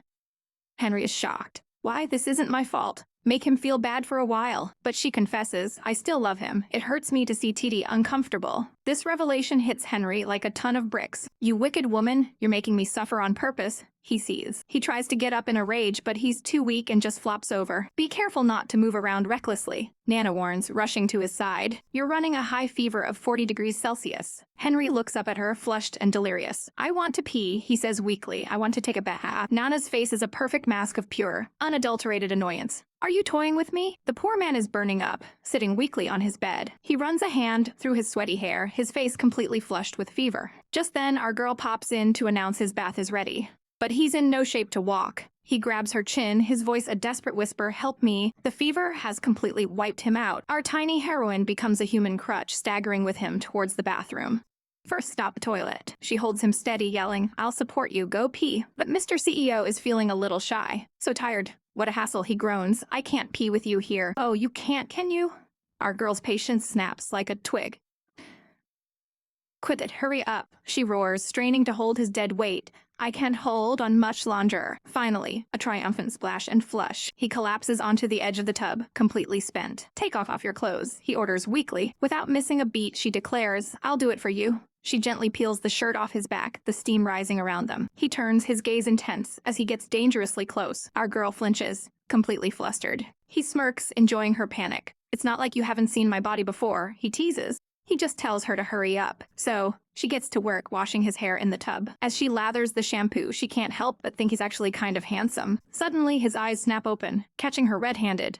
"Are you sneaking peeks at me?" he asks, looking way too adorable with a head full of suds. She quickly grabs the shower head to rinse him off. As she's toweling his hair dry, he calls her name, Shy Nana. She asks him what's wrong, and that's when he makes his move. He yanks her forward, their faces inches apart. With a smoldering look, he drops the bomb. "Since you've already broken up with my brother, how about becoming my woman?" He lays out the most insane sugar daddy proposal ever. A mansion, 100 grand a month, and a black card with no limit. He leans in, his voice dropping to a husky whisper. "I want you now. Take off your clothes and come take a shower with me." Our girl is just stunned. He tells her she can name any condition she wants. He just sits there, waiting for her answer. "Well," he presses, grabbing her hand, "will you agree?" A demonic aura surrounds our heroine. "I agree," she hisses. "You big-headed tossed," and with that, she shoves his head straight underwater. He comes up coughing and spluttering for air. "Kai Nana, this is his murder," he screams. But she is not having it. Surrounded by an army of icy penguins, she unleashes her fury. "You're asking me to be your mistress." He makes the fatal mistake of mentioning her parents, and she absolutely loses it. "Dare to mention my parents and I'll kill you," she shrieks, trying to drown him again. She grabs the nearest washcloth and starts scrubbing his face like she's trying to remove his soul. That seems to have sobered him up. He gets serious and explains he's not a bad guy. He's actually the hidden manager of the Society of Six. He wants to make a deal with her. He'll give her information about her parents' incident if she helps him with his plans. She agrees, and they slap hands to seal the deal. She then asks what members trade to get into this shady society. He gives an example of a reporter who traded corporate secrets. Of course, he adds with a sly grin, "My trade was very precious." Our girl braces herself for some dark secret, but he just gets all blushy and cute. He confesses his big secret. He traded 5 pounds of fat he had removed via liposuction. She's absolutely floored by his transformation story. But when she asks for more details, he completely freaks out, splashing everywhere in a fit of pure, chaotic embarrassment. All right, let's dive into this emotional chaos. Our girl tenderly checks on the feverish Mo Yanting, still passed out in his adorable pajamas. He wakes up a little flushed and decides he needs a special nickname for her. She sarcastically suggests Momo, which he immediately rejects along with all her other cheesy ideas. He sighs, giving up. "Forget it, just call me Hey Ma." She looks absolutely thrilled with that outcome. She tells him to get some rest while she whips up something delicious for him. In the kitchen, she starts cooking some noodles. But then her friend pops in with a scandalous offer. Be Mr. Mo's mistress for 100,000 a month. Our girl shuts that down with a swift, "I refuse." She flashes back to her friend's words, that she has the face of a mistress but the fate of a wife. And she makes a vow. She will only be a wife, nothing less.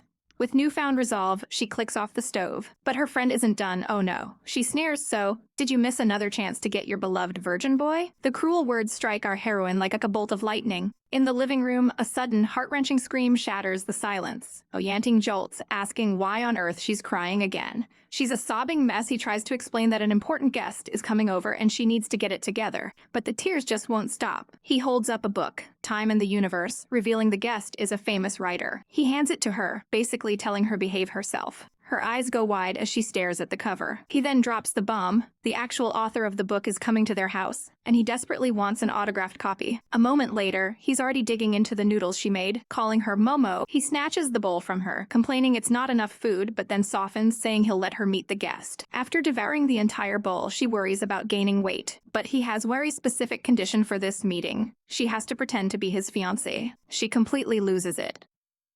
Near dreams. She screams, calling him a swindler. He looks genuinely hurt, insisting he's an honest man who would never deceive anyone. Flash forward and he's blushing while introducing her to the esteemed Dr. Yang. But just as he's about to speak, a hand grabs his arm. It's her ex. He wraps his arm around her, declaring, "Nana's lawful husband. We are already married." Our girl is completely floored by this chaotic turn of events. He leans in, whispering to the guest that they're newlyweds. And then, right in front of everyone, he kisses her. The two men are now deep in a conversation about time travel and relativity. Our poor girl is just sipping her drink, completely baffled and out of her depth. Dr. Yang mentions they've had a breakthrough with time travel experiments on lab rats, and Mo Yanting's eyes light up with pure fanboy excitement. The doctor clarifies it's only sending brainwaves back to the past for now.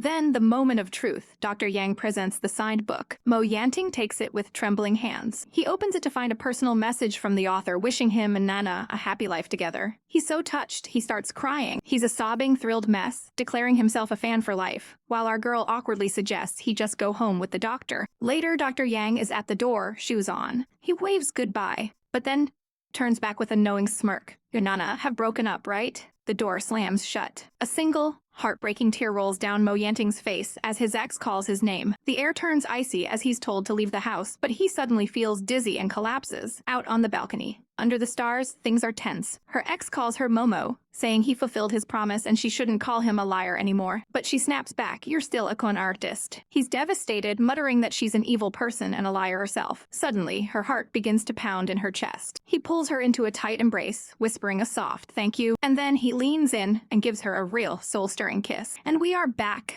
picking up right where we left off. Mo Yanting pulls our girl into a searing kiss. The passion is absolutely electric as he holds her close, but Nana, being the chaotic queen she is, pulls back for a second. He screams her name, Kai Nana, completely flustered because she just stuck her tongue out at him. This little gremlin! He can't stay mad for long, though, and pulls her back into an adorable, pouty kiss. The moment gets serious again as they share a deep, breathtaking kiss. He breathes her name, Nana. His voice thick with emotion. He presses her against the wall, the tension so thick you could cut it with a knife. But our girl tries to put up a wall of her own.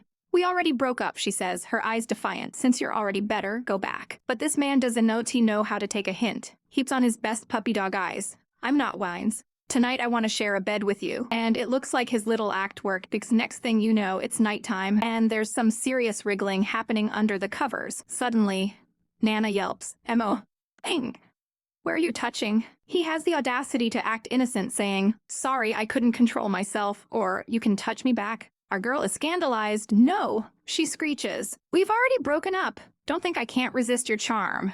But Mr. Mo is feeling himself, coolly replying that even if she stripped, he wouldn't be moved. Elias. The narrator card hits us with a 5 seconds later. And what do you know, our girl is completely unable to resist Mr. Mo's charm, absolutely melting as she kisses his neck. They fall onto the bed in a tangle of limbs. The camera pans over her determined eyes. Then his lips back to her as she bites her own. He lies back, looking up at her with those smoldering eyes. She climbs on top of him, placing her hands firmly on his chest. "I won't be responsible for you," she declares. "I just won't allow another woman to take your first time." A tiny smirk plays on his lips. The sound of a clap echoes as things get intense. He whispers her name, completely lost in the moment. With a wicked glint in his eyes, he murmurs, "My first time will always be just yours," he breathes, sealing the promise with another kiss. The covers start rustling as things get even hotter, but hold up. Someone is peeking through the cracked door. It's her brother. He's thinking, "You two broke up, what are you playing at?" But then his thoughts take a wild turn. "It's also my first time sleeping with a man." He walks into the room, pillow nervously calling out, "It's brother." He stops dead in his tracks. The next second, he yanks Mo Yanting up by his shirt. If you really like my sister, don't take advantage of her, he seethes before adding. Although, my sister wants to take advantage of you. But you're a man, show some restraint. Mo Yanting, completely unfazed, just clutches his pillow. Our father has already agreed to this arranged marriage, he states calmly. We can meet at any time to discuss the wedding arrangements. The brother plops down on the bed, arms crossed. Who'd be keen on marrying into your family? Don't think you can do whatever you want just because you're wealthy. But then Mo Yanting drops the bomb. My dad promised a dowry of 3 million. The deed to my villa in the west of the city will be in Nana's name. And just like that, a deal is struck. The brother's eyes sparkle as he shakes Mo Yanting's hand. Brother, I'll work hard, he says, completely won over. The next morning, the brother wakes up looking like he's been through a war. Meanwhile, Mo Yanting is sitting on the sofa looking absolutely furious. He storms over to a door, banging on it. Sky, Nana, where are you? How can I share a bed with your brother? The brother just thinks it's an earthquake. Suddenly, Nana pops out of the kitchen with a bright smile. Momo, are you awake? Come and eat. I made it myself, she chirps, presenting a beautiful bowl of noodles. He's still pouting, grumbling about how she kicked him out to sleep with her brother after promising to take responsibility. As they eat, Nana teases him mercilessly. Last night, I almost couldn't control myself with your brother, so we split rooms, she says with a grin. If you're not going to eat the meat, give it to me. His eyes immediately darken with a dangerous glint. You and my brother, he says slowly, his voice dropping to an icy tone. Almost couldn't control what? She panics and smacks his back. Stop it. Don't make someone say it out loud. But the mood has already shifted. He grabs her chin, his expression deadly serious. Since you've broken up, he says, leaning in close, his voice a low warning. Stay away from him. He's not talking about her brother, he's talking about his own. The jealousy is real. He stands up, leaving his food untouched. You like eating meat, so I'll give it all to you, he says coldly. I have no appetite. And with that, he turns and slams the door, leaving a stunned Nana all alone. The drama just never stops. The city blurs by as our boy Momo walks down the street, completely lost in his thoughts. He lets out a frustrated sigh. Damn, his mind is a chaotic mess, spiraling out of control. Actually, I'm the one who kissed her, he screams internally. I even let her reach into my mouth. Tears well up in his eyes as the confusion hits him full force. But what happened, Ed? He takes out his frustration on a poor, unsuspecting box, kicking it hard. She almost ended up in bed with my brother? Is that fair? He fumes, feeling like he's just paving the way for someone else's happiness. His mind flashes back to a steamy, intimate moment between his brother Titi and our girl, Nana. The memory of Titi taunting him is seared into his brain. He remembers Titi's smug, possessive declaration, Chai Nana is mine, you fool. Just thinking about that scene makes his blood boil with pure, unadulterated rage. He kicks a trash can, sending it clanging down the sidewalk. Suddenly, a voice cuts through his tantrum. Momo, why are you kicking the trash can? It's Nana, looking at him with a puzzled expression. Momo whips around, plastering on the fakest smile known to man. Oh, this trash is just an eyesore, so I kicked it, he says, trying to play it cool. But his face is a mask of pure panic. Later, they sit at a cafe. Nana cuts straight to the chase. You don't like getting close to Titi, she states plainly. Momo looks away, unable to deny it. Because Titi's body is your body, he mumbles. Her face falls, and she looks down at her coffee, heartburn. You hate me? Seeing her this upset, Momo immediately panics, grabbing the cat that is currently her vessel. No, please don't cry. I'll do anything to make you feel better, okay? He's haunted by a memory of a tender kiss, but the present is icy cold. Nana looks at him, her expression unreadable. Let go, she says. Momo freezes, a blush creeping up his neck. Momo, didn't you hate me? She asks, her voice low. She looks up for an answer. He stammers, He finally gets the words out, clarifying that he just doesn't like her getting in it with his brother now that they've broken up. He asks her not to cross the line. He gently holds her hand as he says it. Speaking through the cat, Nana makes a promise. Since you don't like it, I won't sleep with him for now. Then, in her own body, she pulls her hand away with a sharp shake. Since we've broken up, I will set clear boundaries, she declares. I will keep my distance from you. And with a cheerful goodbye, bye-bye, leaving him utterly stunned. He sits there holding the cat, completely dumbfounded. You're so heartless, he whispers. Gave you my first kiss. The poor boy starts to sob dramatically. I even put up with you squashing me in bed. I let you reach my mouth, he wails as the cat just stares baffled.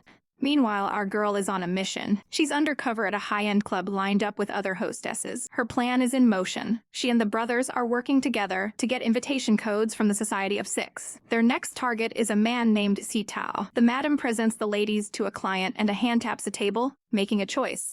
Finger points directly at our girl. The other women gasp in shock. Nana plays her part perfectly, giving a seductive smirk. Her client is a ridiculously handsome man with red-tipped hair. Surprise! It's Titi in a killer disguise. She sits on his lap, introducing herself as Lingling and asking his name. "Call me Brother K," he purrs. Nana can't believe how much a little hair color and makeup transformed him. She lays the flirting on thick, telling Brother K how handsome he is. He plays along, his hand creeping up her thigh. He leans in close, his voice a low whisper. "Lingling, you're pretty too," he murmurs into her ear. "Tonight," he pulls her into a tight embrace. "Stay with me all night?" Then he kisses her right there in the club. Nana is internally combusting. Are you taking advantage of this? She thinks, but a second thought quickly follows. But I still really like him. Titi whispers the plan to her, remember not to cooperate so much later on. His next words send a shiver down her spine. "Tonight, we're playing out a rape scene." She whispers back, ready for her role. "I'm a very good actor. I'll resist." He smirks. "Well, I'll have to get a bit rough." He shoves her down onto the sofa. She immediately starts the act. "Brother K, no, don't be like this." He looms over her, his voice dripping with condescension. "You're the kind of woman who would do anything for money, right?" He throws a wad of cash on the table. "Here's your overnight fee." She puts up a fight, kicking her leg. "No, I only accompany for drinks. I don't sell my body." He grabs her, nuzzling her neck as part of the act. "Please, let me go," she cries out. But what they don't know is that they're being watched. A tiny red light blinks from a hidden camera in a wine rack. It's recording everything. In a dark control room, a man sits watching the monitor. His subordinate leans in. "Brother Z, 5520 is looking for something thrilling." The man, Si Tao himself, looks over unimpressed. "Look," the subordinate insists, pointing at the screen. The new princess is being pushed down in the room, almost done for. Xia Tao glances at the screen. His bored expression instantly vanishes. He stares, utterly frozen, and a single, shocked word escapes his lips. "Sister? All right, let's dive into this chaotic masterpiece." Our girl and her partner are at the piano, plotting something wild. He looks a little concerned, to be honest. He brings up the fact that their target, Titi, is a known playboy. Our heroine just leans back, a dangerous glint in her eye. With a wicked smirk, she drops a bombshell, "Then have him assault me tomorrow night." The poor guy completely short-circuits, sputtering. Snaps. He snaps, grabbing her wrist in a panic. "Force? What?" She tries to explain it's all just an act to get close to their real target, Si Tao. But her partner is not having it. "Obchun," he yells, his eyes blazing. He clutches her hand desperately, pleading, "Don't let him touch you." Our girl facepalms, thinking he's just too pure for this kind of work. He's still holding on for dear life, bless his heart. He pulls her close, their faces just inches apart, and she leans in to whisper a warning about hidden cameras in the hotel rooms. He immediately says no. She scoffs, appreciating his physique, but assuring him she's not the type to lose control. He looks completely flustered, practically drooling at the thought. But then a sly grin spreads across his face as he starts to unbutton his shirt. He grabs her hand and presses it against his rock-hard abs. "Looks like you can't control it," he teases. And bam! A massive nosebleed erupts from our heroine's face. "Don't underestimate me," she screams, mortified. The next night, the plan is in motion. She's being dragged down a hallway by a man in a flashy robe. "No!" "Brother K," she cries out for the cameras. He throws her into the room, and her heels clatter on the floor. And who is this Brother K? It's Titi, her partner in crime, looking devilishly handsome in his guise. She looks up at him, putting on the performance of a lifetime. She pretends to resist, but her inner monologue is screaming that she's totally into it. He leans in, asking, "Don't you?" and her heart just about explodes. She whimpers, "No, no," but inside, she's swooning. "Damn, so handsome. I want to marry him." He climbs onto the bed, pinning her down as she begs him to stop. He leans in close, his voice a low growl. "I don't stay overnight with clients." He theatrically ties her hands with the sash from his robe. The little red light of a hidden camera glows in the darkness, watching their every move. He grabs the thick comforter, and with a dramatic flourish throws it over both of them. She pants under the covers, the act feeling a little too real. His intense eyes are locked on hers. "Stop," she whispers, her voice trembling. The camera can only see the writhing blanket, before the feed cuts to black. In the surveillance room, a disgusting security guard is getting way too into the show. "Ha ha ha, hurry up, take her," he cheers until he realizes he can't see anything. The monitor is just a mess of blankets, while the audio plays her fake cries for help. Let me go, it really hurts." The guard's boss storms in, asking, "Isn't that wrong? Turn it off." The superior is absolutely livid, and the guard scrambles to shut down the feed. Back in the room, a small device beeps under the covers. It's a camera detector. TD smirks, his mission accomplished. The hidden cameras and audio are off now, he says with confidence. He rips the covers off them. He sits up, asking if she's okay. She thinks to herself that their plan has succeeded. She pulls out a makeup palette. Titi, use this to draw some bite marks on my body, she instructs, but he just throws the palette aside. No, he says before leaning down and planting a real kiss on her neck. Our girl freezes, her heart thumping wildly in her chest. Titi pulls back, a smug, devastating smirk on his face. Bite marks and such should be more realistic, right? She can only let out a breathless laugh. Later, she's sitting outside the bar, a blushing mess. She can't stop thinking about that bad Titi and the very real marks he left on her skin. Suddenly, footsteps echo in the alley. She looks up, startled, as a man's shadow falls over her. It's him, Sitao, the man they were setting up. He sits beside her, asking if she's okay, and gently wraps his jacket around her shoulders. But from the shadows, Titi is watching, his face a mask of pure jealousy. Just as Sitao offers her a ride, a foot flies out of the darkness, bam. It connects squarely with his face. Don't tote her, a voice roars. Sitao goes flying, and standing there is the last person she ever wanted to see. The annoying iceberg, Mo Yanting. Our girl's blood runs cold. How did he get here? All right, let's dive into the drama. Our girl is recapping the chaotic plan to get intel. They managed to attract their target, Xiao Tao, but then Iceberg Mo went full-on psycho and knocked the guy out with a single kick. Mo is absolutely livid, spewing profanities. He stomps on the poor guy, screaming, "Who do you think you are?" He just keeps kicking him while he's down. Our heroine grabs him, begging him to stop. But he snaps back, calling her shameless. She tries to explain, "Stop making a scene.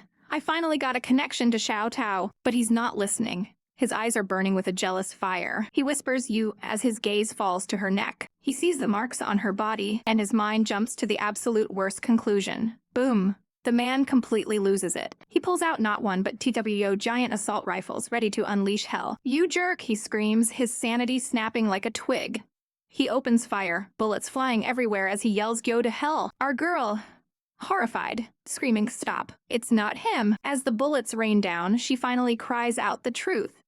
"You did this to me." And just like that, reality comes crashing down. The rage vanishes, replaced by utter confusion as little birds of embarrassment circle his head. She has to spell it out for Big Dummy. "The marks on your body, I know. Did my brother do it?" He's finally calm, sheepishly asking her not to hit him so hard next time. He even offers to massage her head, what a softie. But then his tone turns serious. You still like my brother, don't you?" Her hand clenches at the question. She confesses that even though she wants to break up, she just can't refuse his advances. "I love him so much," she whispers, breaking Titi's heart all over again. With a sad, beautiful smile, she asks him, "You surely hate me for being like this, right?" He looks away, a faint blush on his cheeks. And then he pulls her into a tight, comforting hug. "I don't hate you," he says, his voice soft against her hair. "Not even once have I hated you before." But their tender moment is interrupted by a sound from the alley.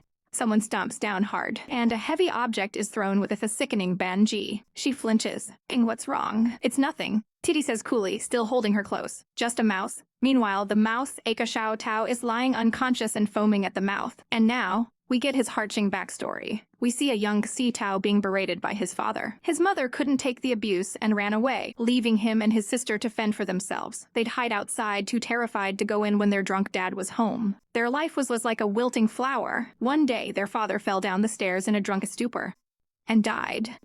At the funeral, Sitao found his sister with a chilling smile on her face. "He's finally dead," she whispered. He knew then it wasn't an accident. His sister dropped out of school and became a hostess to support him, sacrificing her own future. She was forced into a world of pain and money, putting on a brave face. "I'm already dirty," she'd say. "I might as well earn some money." She promised him a new life, a house by the sea. But one night, tragedy struck. A client, looking for a thrill, injected her with drugs. She overdosed, and just like that, his sister died. While sorting through her things, he found her accepted application to the Society of Six. She had been blackmailing clients with secret recordings to get in, so in her place he took over her membership. He clutches the box with her ashes, the weight of his past heavy on his shoulders.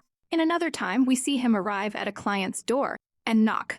A woman yanks him inside, clinging to him. "I've been missing you for days." She's over him, telling him to hurry up.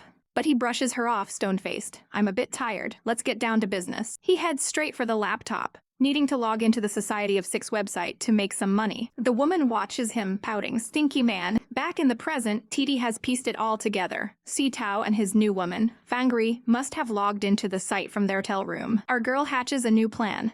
Titi will get close to Fangruai, and she'll snap some photos to cause trouble. But Titi immediately refuses. I refuse. Don't even think about making me seduce another man's woman. Our girl has to calm him down, explaining it's just for a staged photo. He's still flustered, blurting out, "I am yours, Alon," as he clutches a pillow for dear life. Their little squabble is interrupted by the butler, Jing Chen, who brings them cake and tea. He gives them a very pointed stare, and Titi, ever the agent of chaos, sees his opportunity. "I'm saying, Jing Chen," he begins with a sly grin. "You're single, right?" The poor butler freezes, shaking in his polished shoes. "Madam, what are you guys planning to do?" The city is quiet as a lone woman walks under the streetlights. Her heels tap rhythmically on the pavement as she storms away from a car. And boy, is she furious. "Shi Tao, that stinking brat," she seethes. After working all day, she just wanted to let loose, but he claimed he wasn't in the mood. He even brought up his dead sister, completely killing her vibe. She scoffs, thinking if it weren't for his chiseled body, she wouldn't even bother with him. A thug with only a middle school diploma, she mutters, "It's killing me." But as she's lost in her thoughts, two hulking figures emerge from the shadows. "Damn it," she thinks, realizing she's not alone. "Is this Lawyer Fang?" One of them grunts. She freezes, her back to the menacing silhouettes. She whips her head around, her expression hardening. "Who are you guys?" she demands. One of the thugs steps forward, a nasty grin on his face. "Lawyer Fang," he says, "about that rapist you helped get acquitted. You knew the woman was forced." The color drains from her face. He continues his accusation, sneering that she set a trap for the victim and sent her jail. She tries to play it cool, turning her head away. I'm just getting paid to do a job," she stammers. That's the wrong answer. The man lunges, grabbing her viciously. "You're a woman too," he snarls. "How would you like to taste being violated?" Panic explodes in her chest. No, please! Just let me go! "I'll pay whatever you want," she screams. They drag her deeper into the alley, their intentions horrifyingly clear. "This chick's got a nice body," one says. "I'll go first." Tears stream down her face. She begs them to let her go. They pin her against the wall, their hands all over her. Suddenly, a voice cuts through the night from above. "What are you two doing?"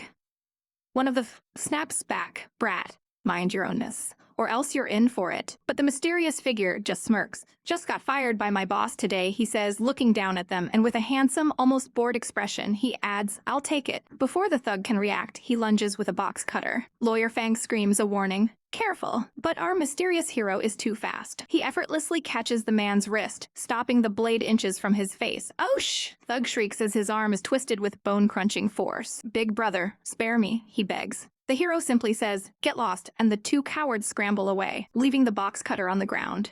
He stands tall, his back radiating pure, unfiltered power. And oh my god, view.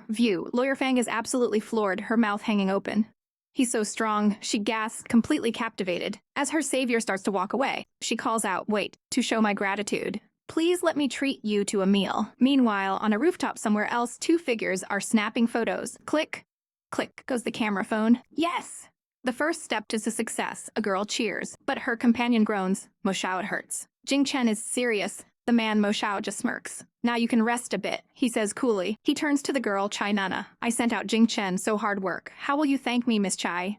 She leans in close, her voice a sultry whisper. At most, a kiss on the cheek. And she plants one on him. He points to his lips. "Here," he says simply. She hesitates for only a second before closing the distance. His eyes widen in surprise as she pulls him into a deep, passionate kiss. Later, at a cafe, Lawyer Fang is on her phone. She's looking at a picture of a man's chiseled, sweaty back. It's Jing Chen working out at the gym. "Such muscle." "Tisk," she murmurs, completely lost in the photo. She blushes, fanning herself, totally distracted from her meeting. Her client reminds her, "If I win the inheritance case, I'll definitely pay your legal fees." Lawyer snaps back to reality. "I'm a professional lawyer. Of course I'll do everything I can to succeed," she says confidently. The client is thrilled. "Then I'm counting on you. Away will be so happy." But Lawyer Fang's expression turns serious. "Miss Keeling, a strong man shouldn't raise his fist against his woman. Your boyfriend may be handsome, but..." Suddenly, a red boot stomps down hard. A woman screams, "You shameless wretch. Seduced my husband?" She grabs Lawyer Fang by the hair, yanking her head back. "It is bitch. Beat her. Tear off her clothes," she shrieks. Lawyer Fang is just completely bewildered. "And who is the husband?" It's Bi Tao, looking equally confused. "You're also here?" he asks Lawyer Fang. "Why are you here?" The wife keeps screaming at him. "Go on, hit her. Aren't you supposed to be tough?" "Afraid to hit a woman?" she taunts, shoving Lawyer Fang towards him. Si Tao just walks away with Lawyer Fang, leaving his wife behind. The wife immediately drops the act, whimpering dramatically. "Ow. My poor Gozy." I was just petting the dog gently, not trying to scare him, she cries, playing the victim. Her friend, the client, comforts her. It's okay, Wenzi, your punch wasn't strong, she says, revealing the whole thing was a setup. The woman Wenzi then winks. The stamps I was keeping for you were taken by Mo's people, she reveals. Those documents aren't important, the other girl, Chai Nana, says with a cute chibi face. Was being pretty good to me now. Just then, a chilling voice calls out, Chai Nana, I'm hungry, come with me. It's Mo Shao looking absolutely lethal. Chai Nana's backup plan is already lurking when Z is intrigued. Is this my Ergozi's boyfriend? She asks. She immediately suggests let's have dinner together tonight. Invite my brother too. But Chai Nana quickly shuts her down. We broke up? Mo is my business partner, she lies. Mo Shao is having none of it. When asked to sit, he flatly states, I refuse. I hate dining with strangers, he says with an icy glare at Sai Tao. Wenzi snaps, fine, then I'll call your brother. That threat seems to work. 1 hour later, they're all at dinner, and the tension is so thick you could cut it with a knife. Wenzi cheerfully offers food to Si Tao. Wenzi eat up, while her friend offers some to her. Ergozi, this is your favorite beef dish. Mo Shao just sits there, seething, having been forced to show up personally.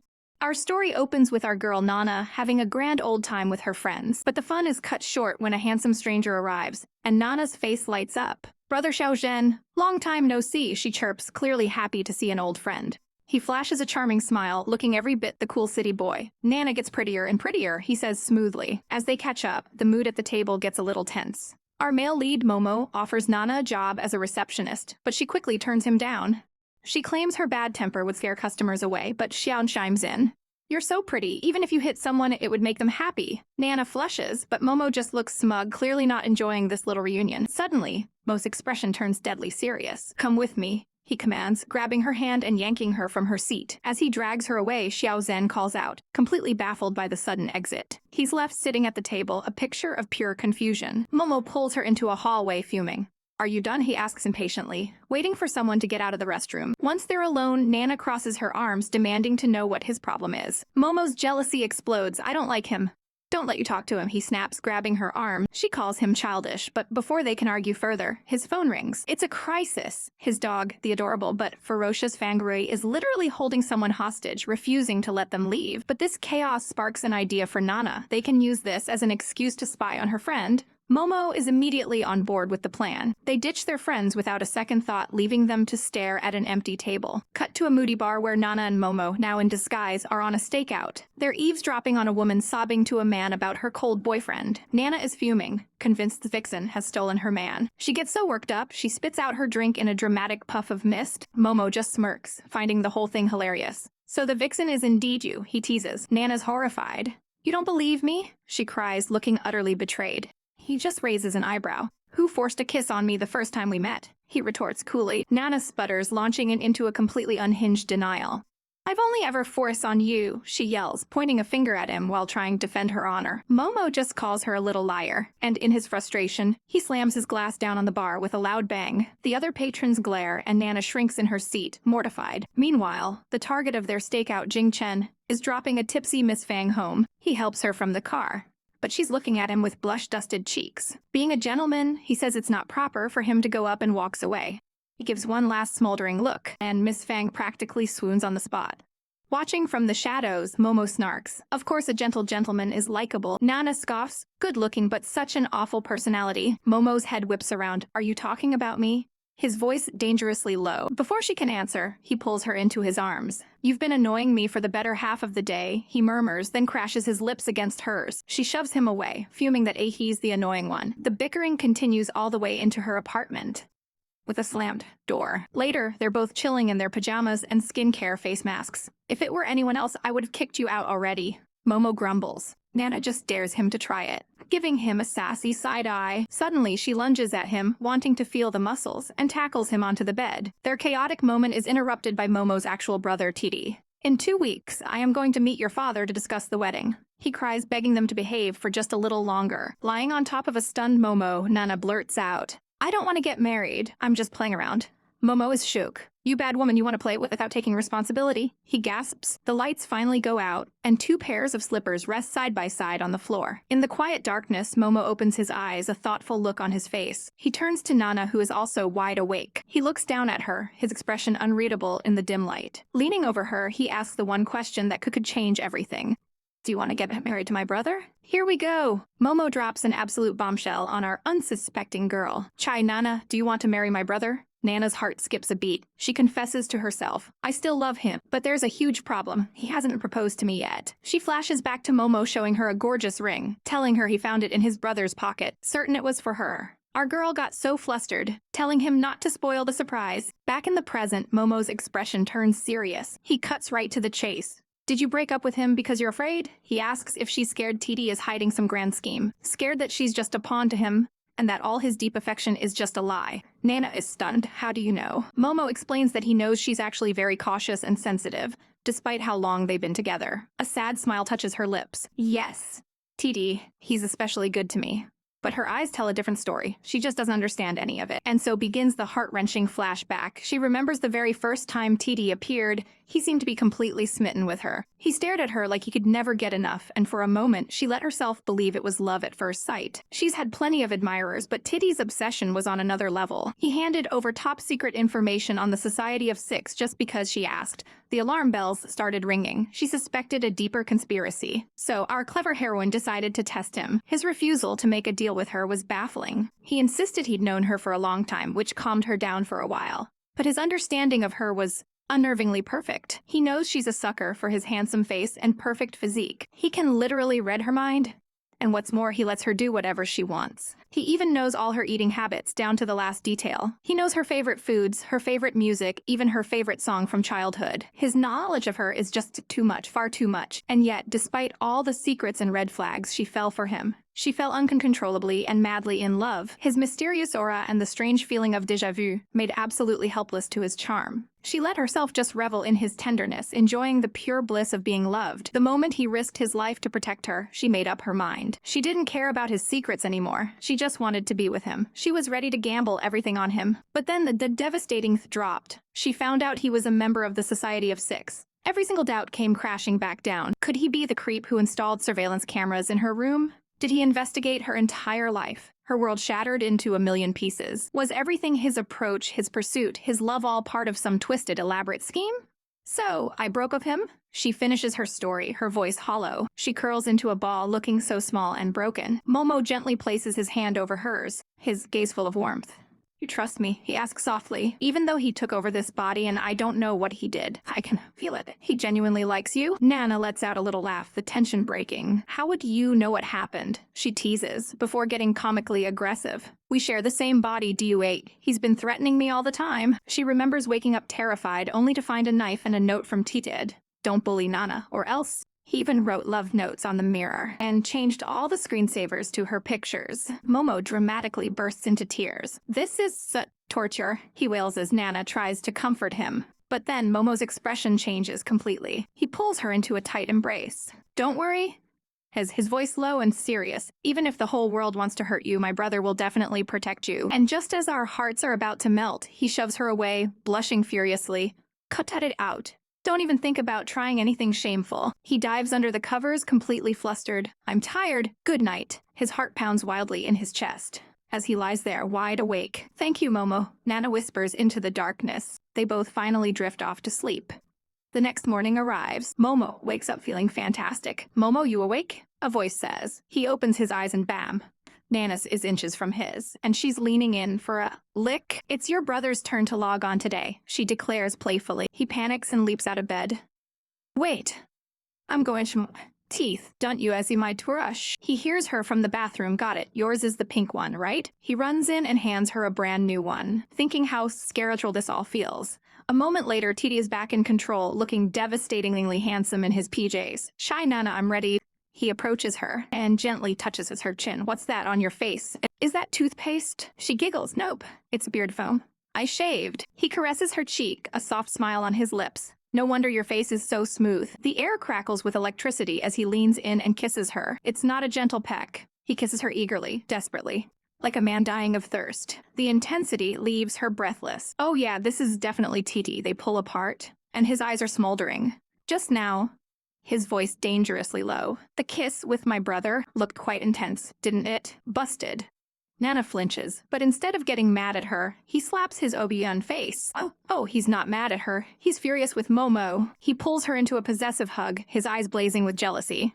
The two of you, have you gotten quite close recently? Of course, let's dive into this emotional roller coaster.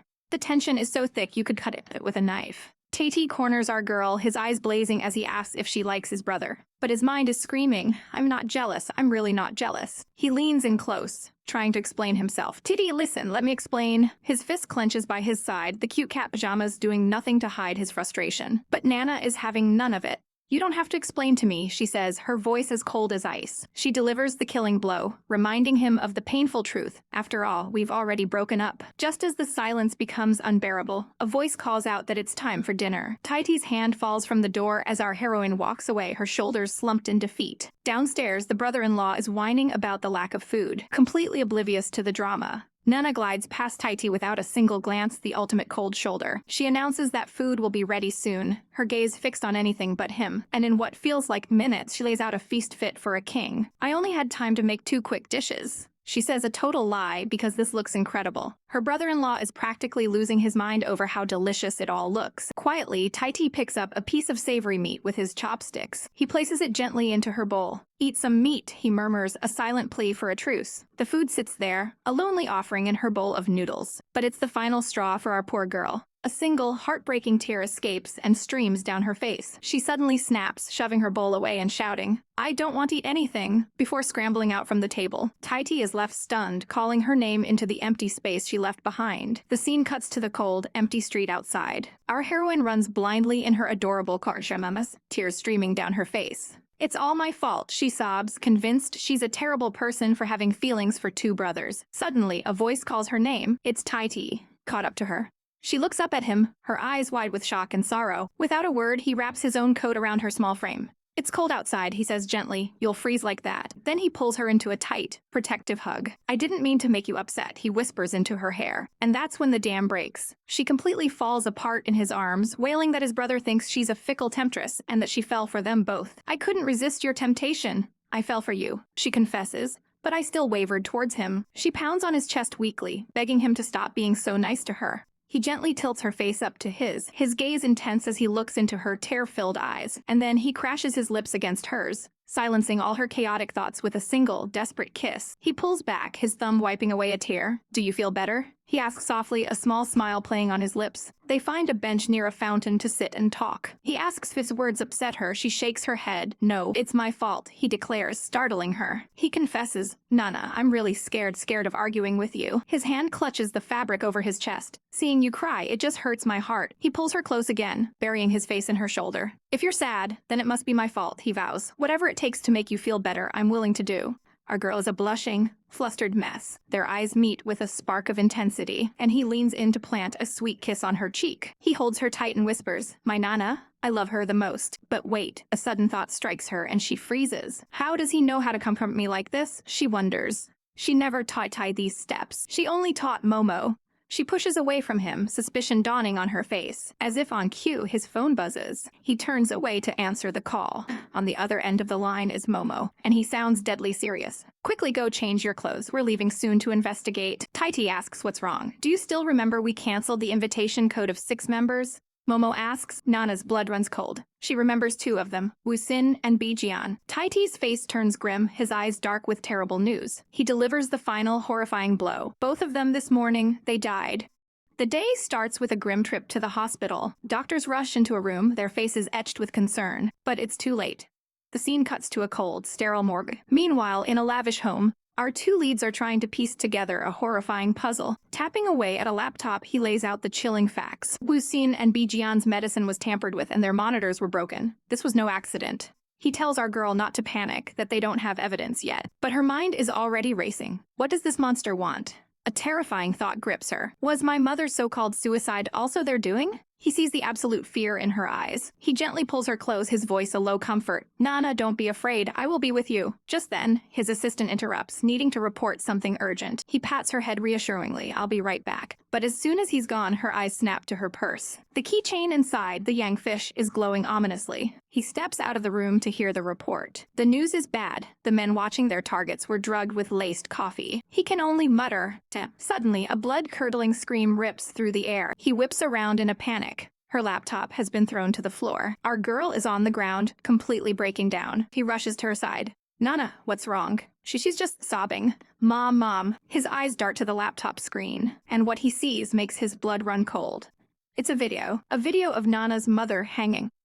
It all happened so fast. After the incident at the hospital, her Yang fish keychain started acting as a signal. She'd plugged the USB into her laptop, moving the cursor with a trembling hand. 2 emails had mysteriously appeared. With a thudding heart, she clicked on the video files. The first video began to play. A grainy view of a bathroom. A hand comes into frame. She realizes with absolute horror that a mysterious person installed a hidden camera in her university dorm shower. Shaking, she clicks the second video. This one is even worse. An unidentified person is breaking into her home. It's the last time her mother was seen alive. The hooded moves towards her. She sees the raw terror on her mother's face. In the present, a tear streaks down her cheek. The video then jumps to the most dreadful scene imaginable. The sight of her mother gone is reflected in her own horrified eyes. This was never a suicide. The trauma hits her like a tidal wave. With a guttural scream, she hurls the laptop away. It's a nightmare she can never wake up from. She collapses, crying for her mom. He's there in an instant, wrapping her in his arms. Nana, he whispers, trying to ground her. Don't be afraid, I am here. But she can't hear him, lost in the memory of her mother's final, painful moments. She screams again, a sound of pure agony. He holds her tighter, pleading, Nana, it's all in the past, stop thinking about it. He looks up at his assistant, his voice sharp and desperate. Can we locate the sender's position? It's impossible to trace, the man replies, but this Yang fish should have a counterpart. Our girl's head lifts slightly, listening through tears. He asks, there's another one, right? Yes, the man confirms, the yin fish. He explains the videos were sent through a private peer-to-peer transmission between the 2 keys. Our boy tries to soothe her. Don't push yourself, I'll carry you to bed. But a new memory surfaces. She clutches his shirt, her voice breaking. The yin fish. It was carried by my father. And it disappeared with him 5 years ago. She breaks down again, sobbing for her dad. He holds her, the pieces clicking into place with horrifying clarity. A dark thought crosses his mind as he looks down at her. It's possible? Are you still alive? He wonders, thinking of her long-lost father. Our girl stares at her phone, her world crumbling. After canceling her registration with the Society of Six, her yin value suddenly lit up, and she received 2 horrifying videos. The first one is a gut punch, footage of the mastermind installing a secret camera in her college dorm room. But the second clip is an edited nightmare. It's a video of her mother's death. All of this was sent from the yin fish, the artifact that vanished with her father 5 years ago. Suddenly, a new message pops up. Panic claws at her throat as tears stream down her face. Could something have happened to her dad? Did the killer take the yin fish from him? The thought is unbearable. He, like Mom, left me forever? Just as she's about to shatter, strong arms wrap around her. It's Titi. He holds her close, a steady anchor in her storm. Your dad will be fine. He murmurs, his voice a balm to her frayed nerves. He gently scoops her up from the floor, carrying her princess style through the room. He gives her a soft, reassuring smile. Nana, I'll take you to the bedroom to rest, he says gently. He leads her into the quiet, dark room, and with a soft click, turns on a bedside lamp. He tucks her into bed, lying down beside her to watch over her. He leans in close, his voice a low whisper. Nana, go to sleep. I'll be right here watching over you, he promises, but sleep won't come. Titty, she whispers, her eyes wide in the dark. As soon as I close my eyes, images of my mother, they flood my mind. He pulls her closer, his embrace tightening. Don't think about anything else, he commands softly. Just quietly listen to my voice. Gently close your eyes, he coaxes. He begins to weave a story for her, a future to hold on to. The woman I love the most, and I am the man you love the most. His words work like a charm, and she finally drifts into a peaceful sleep. Her dreams are filled with his promises. Grand doors open to a sunlit hall, revealing a beautiful, solemn wedding. She sees them exchanging vows, their hands joined, their eyes locked in love. The dream shows them sharing quiet moments at a piano, and passionate kisses on a sofa, their love burning brightly even a year after their wedding. Though they might have their occasional fights, being married makes them happier than they've ever been. In his own sleep, he murmurs her name, his hand reaching for hers. His sleeping face becomes resolute. This time, he vows in his dream, I will protect you well. The next morning, our girl wakes up feeling refreshed. She remembers how Titty's presence was the only thing that let her sleep peacefully. The wedding dream felt so incredibly real, as if it had actually happened. She reaches out, her fingers gently tracing the lines of his face. I can't let go of him, she thinks, her heart full. Suddenly, Titty's eyes flutter open. Were you awoken by my handsomeness? He asks, his voice thick with sleep and pure cheekiness. She blushes, telling him she had a dream. His go wide. You had a dream too?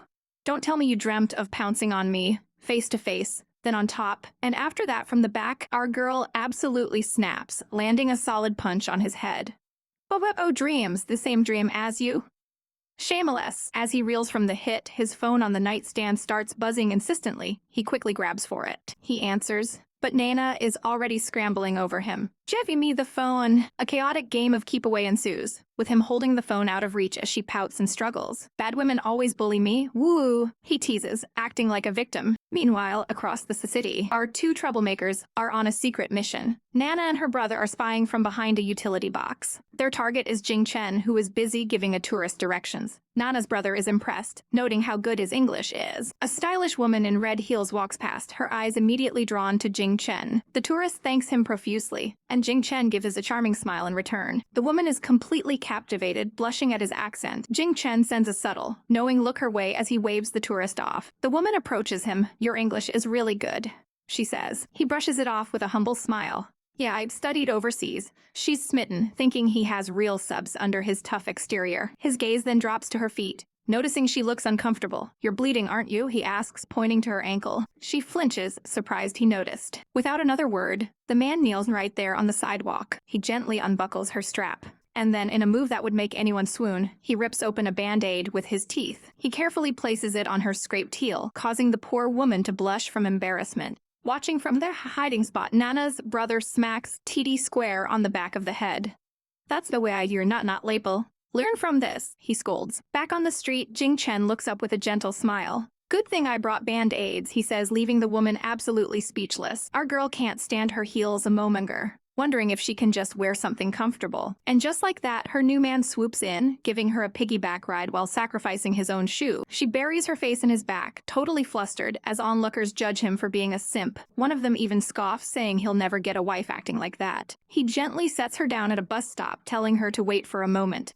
She simply agrees, watching him walk away. As she sits there alone, barefoot on the cold bench, a wave of melancholy washes over her. She thinks to herself this is the first time she's ever met someone like him. And bam, we're hit with a heart-wrenching flashback. We see a faded family photo. She remembers that her family was always poor. At the dinner table, her mother gives all the best food to her younger brother. Her parent poured every last drop of their limited finances and affection onto him, while she was just told to clean the dishes. In this toxic household, she felt completely unwanted. She quickly learned she could only rely on herself, so she threw herself into her studies, pulling all-nighters under a single desk lamp. She studied with a ferocious intensity, believing it was the only way to escape her fate. And it worked. She clawed her way up, working part-time and taking out loans until she passed the judicial exam. But to her family, she wasn't a daughter. She was a walking ATM. They demanded she buy her slacker brother a house. When they tried to sell her off in a marriage, she finally snapped. She bought the house and cut them out of her life for good. What is family? What are feelings? They're all fake. In her world, only one thing is real: money. So she dove into the criminal underworld, joining the Society of Six to make more cash through illegal deals. It was she met a man named Si Tao. She needed an ally and he just appeared. He satisfied her needs, a partner in crime and in the bedroom. But love, that was a fantasy she never dared to hope for. Suddenly, she's pulled back to the present. I'm back, he says, returning with a shoebox. She stares, stunned, as he kneels before her. He opens the box to reveal a pair of adorable pink sneakers. I bought you a pair of comfortable shoes, he says with the warmest smile. Her cynical mind screams that family and love don't exist, but her heart betrays her. A tear drips onto her hand. And then the floodgates open. Tears stream down her face as she tries to hide her overwhelming emotions behind anger. What is this feeling? She cries internally. She wails that the shoes are mismatched and hideously ugly. He panics for a second, but then gently puts them on her feet, telling her comfort is what matters most. With the comfy sneakers on, all she can whisper is, idiot. Just then another couple walks by. The guy scoffs at our man's kindness, but his girlfriend is totally smitten, demanding they get a room immediately. Our hero is confused, but our girl sees her chance and makes a bold move. I want you, she declares. The other girl is shocked. Don't you have a boyfriend? She asks. Our heroine's response is absolutely savage. Not for long, she says, whipping out her phone and dumping her boyfriend of 5 years right then and there. The guy's jaw hits the floor. His girlfriend is now a full-blown fangirl, demanding her own boyfriend her the same way and even suggesting he dump his own brother for her. He snaps back, in your dreams. My brother is way more considerate than you. The scene shifts, and now our new couple is at a sleek, modern hotel. She enters the room, and he sits nervously on the bed. I'm gonna take a shower, he stammers, looking extremely flustered. She just gives him a sly smile. See you later. As the shower starts running, a hooded figure creeps down the hotel hallway. The figure stops right outside their door. It's the guy from earlier, holding her purse. I'll leave this for her inspection, he says, opening the door, only to find another hooded person waiting. Brother, aren't you coming with me? The new figure asks. Our man peeks out, totally stressed, as the girl explains that Jing Chen is in a situation. Seeing her brother's flustered, blushing face, she realizes the truth with a smirk. This kid has completely fallen for Fang Rui. Alright, let's dive right back into the chaos. In a dimly lit parking garage, a tiny device beeps ominously. Inside the car, our girl Momo is on a mission, her eyes gleaming with tactical brilliance. The plan was simple: snatch the target's bag and get the intel. With her game face on, she is ready to crack this case wide open. But her partner? Oh, he's on a whole other planet. We need to hurry and finish the video so we can return the bag, she urges, but he's found a little foil packet. What's this? He asks, his face a mask of pure innocence. He squints at the mysterious object. It seems like there's a circle inside, he observes, completely clueless. Suddenly, a car screeches to a halt outside, and a voice screams, "Stop messing around, give it back to me." Busted. Back in their own car, Momo frantically searches for clues, calling her partner a wicked woman as he cowers in the driver's seat. Her mind flashes back to the crucial piece of evidence she'd found earlier. Fang Rui's driver's license. That license number that had to be the key. Back in the present, she focuses, trying to piece it all together. Meanwhile, in a steamy hotel room, our target Fang Rui emerges from the shower. "Do you want to wash?" She purrs to the man sitting on the bed. He just stammers, completely flustered. But then panic hits her. "Did you see my bag?" "I have something in it," she cries. Instead of answering, he lunges, grabbing her from behind. "Oh," she thinks, a blush creeping up her neck. I didn't expect him to be so proactive. But wait, are those tears? My man is literally bawling his eyes out.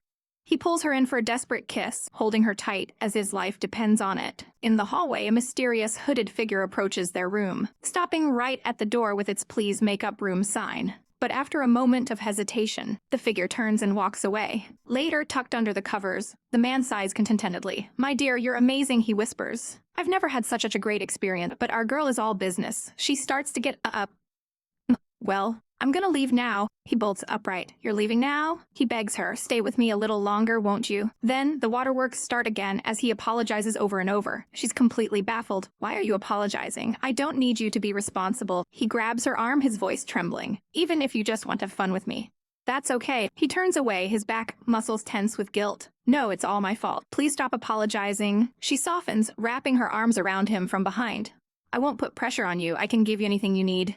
"Did you lose your job?" His hand clenches into a fist. "I have money," he says quietly. "I can give you money." She stares, stunned, as he asks how much it will take to have her. "Is 1 million enough for you?" He looks her dead in the eye. "I only have 1 million. I'll give it all to you. Is that okay?" He even offers to sell his house if it's not enough. "Enough," she says, cutting him off. She pulls him close. "Tonight, I'll stay and be with you." She whispers, "Okay." Back at spy headquarters, Momo hits a digital wall. The invitation code you entered does not exist. The code from the license is incorrect. She's tried every possible combination, but nothing is working. Just then, her brother appears with a plate of food. "Getting an invitation code isn't that easy." He smirks. "Come and eat." He teases her. "Mo, you've been on for long enough. It's your brother's turn, right?" She snaps back. "No, I just woke up at noon. It hasn't even been 8 hours yet." He shoots her a knowing look, and she catches him staring. In a cute, blushy moment, she asks, "Did you just look at me?" To which he quickly denies it. Then her expression turns dead serious. She looks right at him, her eyes wide, and drops a bomb that shatters the entire mission. "Let's get married." Our poor boy is having a normal evening when he suddenly chokes on his drink. He stares, completely stunned, and sputters, what did you just say?" Our girl, Chai Nena, just smiles coyly. With a sly look, she repeats her bombshell. "Let's get married." The man absolutely short-circuits. The word married echoes in his brain as his chibi form completely freaks out. He snaps back to reality, protesting, "Chai Nana, you're not taking this seriously at all." He demands the whole romantic package, the ring, the flowers, the candlelight. But Nana is completely unbothered, telling him to just give her a yes or a no. He coughs, trying to regain his composure. "I once wanted you to be my mistress," he admits, blushing. "But if you were to be my wife, I'd have to think about it." He quickly adds that if it's a no, they can just forget the whole thing. That gets a reaction. Snaps, "Fine, I agree, okay?" Then she immediately starts teasing him, calling him a little liar for pretending he has feelings for her brother, and he is just eating. He thinks to himself, "I knew it, I'm so much better than Titi." A smug look crosses his face as he praises her good judgment. But just as he's basking in his victory, Nana does something bizarre. She grabs her chopsticks and stabs them straight into her bowl of rice, a gesture that leaves him utterly baffled. "I've decided to spend my life with Titi," she declares. "Since you and Titi share the same body, we can't get married without your consent." She smirks, however, since you've already agreed. Before he can process this, she grabs his hand and forces him to hold the chopstick with her. "Let's become siblings today." She begins a ridiculous oath about being brother and sister, sharing a bed with separate blankets, and he can only... What? He's had enough. He slams his fist on the table in a rage. "Shikai Nana, you've gone far. I hate you," he screams. But as she turns to leave, he can't let her go. He grabs her hand, pleading, "Don't go, Momo." She asks why she should stay when she's angry, and he weakly replies, "I'm trying to make you feel better." She pulls him back, softening. "Don't be angry anymore, Momo." She gives him a gentle back hug. "I'll treat you well." He's still pouting, so she whispers then, "You need a lot of pampering." She grabs his hand and pulls him into a kiss. But even as their lips are about to meet, his mind is racing. "Shy Nana, you little liar." He's convinced she only has her brother in her heart. Later that night, the mood is much calmer. Inside the bedroom, Nana is on her laptop. She's discovered that Fang Rui's invitation code is real. Suddenly, Mo, sitting on the bed with his shirt tantalizingly open, drops another bomb. "You can't cancel it because this is only half of the invitation code." Nana is shocked. He explains that their targets, Sitao and Fang Rui, are allies who split their codes for security, showing their profiles on the screen. "We need to get Saitao's part of the invitation code to cancel both of theirs together," he finishes. The gravity of the situation hangs between them as they look at each other, the air thick with tension. Nana blushes under his intense gaze. He gently takes her hand. "Titi, you..." He begins, his voice soft. He thinks about how he's finally sure of his feelings, but he's still worried about Titi. "Nana," he whispers, pulling her into a warm embrace. He tells her he has a surprise for her, something he'll give her after they secure the code. Immediately, Titi's personality goes wild in her head, imagining a wedding proposal and babies, while Nana just coyly asks what the surprise is. He leans in, teasing her. "Didn't you see what I've prepared? Why pretend?" Now she's intrigued, asking to see it, while Titi daydreams of a massive diamond, but he just calls her a little liar. He playfully pins her on the bed, murmuring about how she's always tricking and bullying him. He leans over her, a dangerous smile on his lips. "But I just like you little liar." Nana clarifies, "The ones I've tricked are Momo, right?" "Why would Titi know?" he asks, his voice dropping to a husky whisper. "Nana, I've endured for too long." He lays her down gently. "Tonight, let's be intimate. Is that okay?" She cups his face, her eyes soft and accepting. "If it's Titi, anything is fine." Overwhelmed with emotion, he whispers, "Nana, I love you so much," before kissing her deeply. But the romantic moment is shattered when he suddenly... It hurts. Nana freezes, completely bewildered, thinking such things, they hurt this much. The morning sun streams into a lavish apartment, illuminating the aftermath of a chaotic night. The sheets are a total wreck, and wrapped up in them is our girl, held tight by a man with a back that looks like it was carved by angels. As he starts to wake, his golden eyes flutter open. A strange new feeling washes over him. Our unsuspecting heroine just hums in her sleep, snuggling even closer to the source of all that warmth. And that's the final straw for his poor, confused brain. His eyes snap wide open in sheer panic. A loud tachuti echoes as she launches him clean out of the bed. "Asshole!" she screams, glaring down at him. He's sprawled or completely stunned. "Is it my fault?" he sputters, his face bright red. "I woke up and you were already in my arms." He tries to defend himself, stammering, But our girl is a raging inferno." "Nonsense," she yells back. "Gui did nothing." His mind flashes back to the night before, when she was so worried about his pain that she stopped everything from going further. He morphs into a tiny, furious chibi, pointing an accusing finger at her. "Don't you dare get close to my brother, he's a pervert. Big bad wolf." She just glares at him, completely unmoved by his tantrum. While he's seething with rage, she's hiding under the covers thinking, "I was totally willing to be eaten by him." Oh, the drama! Later that day, it's mission time. Our girl, Qi Ling, hits the streets looking like a goddess in a pair of killer lace heels. She's giving orders to her partner, Momo. Their target is a guy named Si Tao, and she needs an invitation code from him. "You hide and cover for me," she commands, but Momo seems distant. "Are you listening?" he asks. She snaps back, "Stop nagging." "I got it." He grabs her hand, worried about her icy attitude, but she rips it away. "Now it's my time," she says, blazing. "Don't you touch me." The plan is set in motion inside a flashy KTV lounge. Qi Ling sits alone, lost in thought. She wonders if Momo's mad because she kicked him out of bed. Appeasing him is not going to be easy. Suddenly, a pair of sneakers emerges from the shadows. She jumps, startled by the sudden noise. A man with a buzzcut leans over her couch. "Miss Qi Ling," he says smoothly. I heard you were looking for me? Showtime. She fakes a problem with the microphone, playing the perfect damsel in distress. Ah, it's not working, she pouts. He immediately sits down to help, getting a little too close for comfort. Can I call you Ling Ling? Of course you can, she replies, her voice dripping with sweetness. She leans in, turning up the charm. Brother, see, you take such good care of me, she coos. He starts spilling his guts, telling her about a past incident where he was attacked and the surveillance footage was mysteriously damaged. She feigns concern, asking what happened to her after the attack. This is her chance. She spins a lie about going to his room to look for something important. Then, she delivers the final blow, her voice breaking. It was just the things men do to women, that's all. His eyes flash with rage as she adds. For customers like me, it's not a big deal. He slams his fist on the table, absolutely furious. Worse than animals. She looks up at him, her eyes shining with unshed tears. He is completely hooked. Brother, see? She whispers, looking utterly destroyed. She then launches into a sob story about her abusive, deadbeat boyfriend and how she desperately needs money. You still haven't broken up with that freeloader, he growls, enraged on her behalf. She shakes her head pitifully. I can't leave him, she cries, begging him for just $500. The poor guy is completely fooled. He sighs and pulls out his wallet. I can lend you more, he offers, his heart aching for her tragic situation. As he fumbles the cash, his driver's license falls out. You should leave him sooner, he advises earnestly, handing her the money and all the information she needs. Here we go again. Our girl is in the middle of a mission, and she starts it off with a classic prank. She offers the target a soda, all innocent-like. But this little gremlin has already given it a good shake. He pops the top. Kaboom! A fizzy volcano erupts right in his face. The red soda sprays all over his very expensive-looking hoodie. Our girl immediately launches into her damsel in distress act. Ah! I'm so sorry, she cries, frantically dabbing at the stain. She lays it on thick, offering to pay for the damages. Your clothes must be so expensive, but the guy is surprisingly chill. I'm fine, he says, brushing off her attempts to clean him up. He stands, telling her he's just going to the restroom for a second. The second he's gone, our girl's demeanor flips. The act over, she snatches his wallet from the table. Her real mission begins as she pulls out his ID. Her comms crackle with a warning. Shitao has left his post. She holds the wallet, her eyes narrowed in concentration. This is the moment of truth. But just as she's about to make her move, an icy voice cuts through the air. Miss Keeling, what are you trying to do? He's back, and he's caught her red-handed with his wallet. He corners her, his voice low and dangerous. He knows she wasn't after his cash. Got greedy, he taunts, leaning in close. He gestures to the driver's license in her hand. Then why did you grab this? Caught, she switches tactics. She goes full-on seductress, leaning against him with a playful smile. But he's not falling for it. Your real target, was it the money? He presses. Or what? She gets impossibly close, her lips almost touching his ear. Could it be, bro? She whispers. My goal? Was you?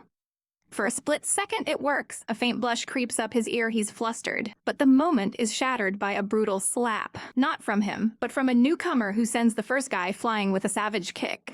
Don't get in my way. The stranger roars. The target crashes to the ground. Panting in shock, he looks up, dazed and bleeding. Our girl freezes, her heart pounding in her chest. It's all over. This new guy, her partner, puts on a menacing black cap, his face a mask of cold fury. He slams a bottle down with a loud bang and pins the target's hand to the table with his foot. Pure domination. But the target laughs, a broken, bloody laugh. He looks up at them, a strange light in his eyes. Youngsters, he chuckles, just like Bijian said. Her partner pulls her behind him protectively. The man on the floor keeps laughing. Indeed, it's you two. The partner's eyes flash with anger. Did the beating knock you silly? He snarls at the man. I told you to laugh. The target grabs his shirt, screaming stop, before collapsing into a coughing fit. He looks at our girl, a sudden realization dawning.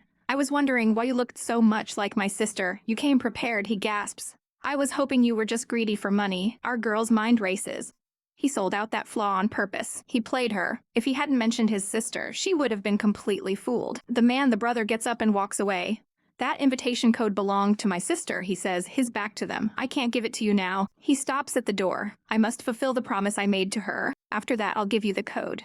And then he's gone, leaving them in the empty room. She failed. Her partner immediately turns on her, grabbing her by the shoulders. Moko, what were you doing? He yells, furious. What did you mean just now? Were you trying to seduce him? She snaps back. That was a charm offensive. Soft tactics work better. He slams her against the wall, his face is from hers. Quite the charm offensive, he growls, his voice dangerously low. How come you never use that on me? He leans in, his eyes burning into hers. With me, you're always baring your claws, fierce like a little dog that wants to bite me. His voice drops to a whisper. Why, can't you be a little gentler with me? Our girl blinks, the pieces clicking into place. So you were upset about that, she says, a slow smile spreading across her face. You should have just said so. She gently cups his face, her expression turning sultry. Then, should be gentler with you in the future? She murmurs before closing the distance between them. The mission may have failed, but this is a definite win. The memory of a kiss, intense and fleeting, flashes through the night. It's a memory filled with conflict and passion. A woman whispers a name, Momo. The man's thoughts are icy cold. More games for a kiss? He thinks a tactic to swap people? He turns away, his face a mask of annoyance. The same trick. He scoffs internally. No need to it twice. He walks away without another word, leaving her calling his name as he thinks, I hate this place. It's just so gloomy and irritating. But our story unfolds elsewhere on a new day. A sharp knock at the door, and our girl Rui opens it to find her ex-boyfriend.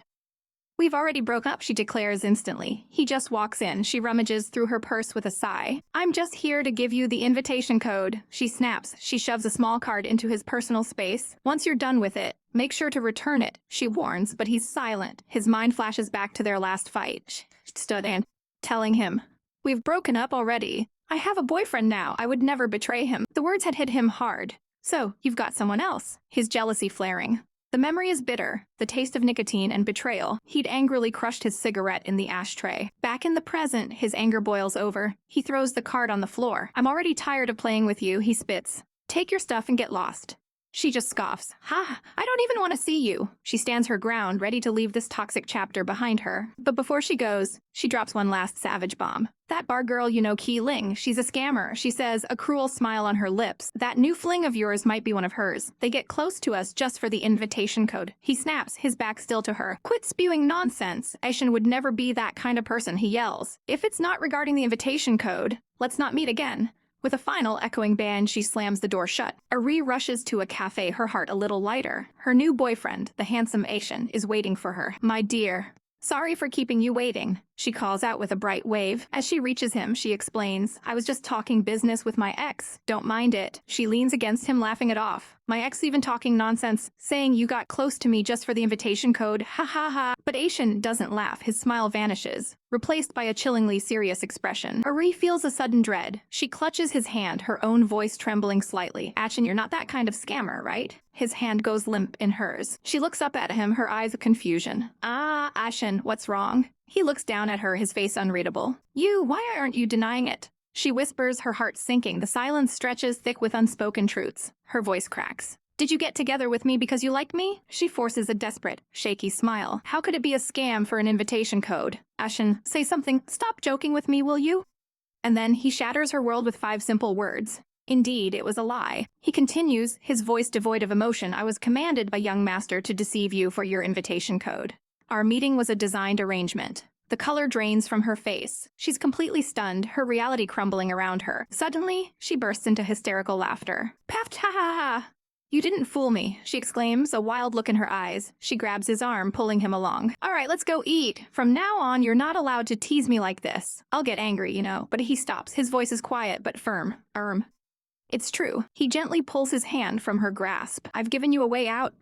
Can't you just laugh it off? He asks, gaze heavy. The tears she was holding back finally fall. Why couldn't you have kept the deception going longer? She sobs. She throws herself at him, her voice breaking. I like you. It's the first time I've liked someone so much. His expression softens with pain.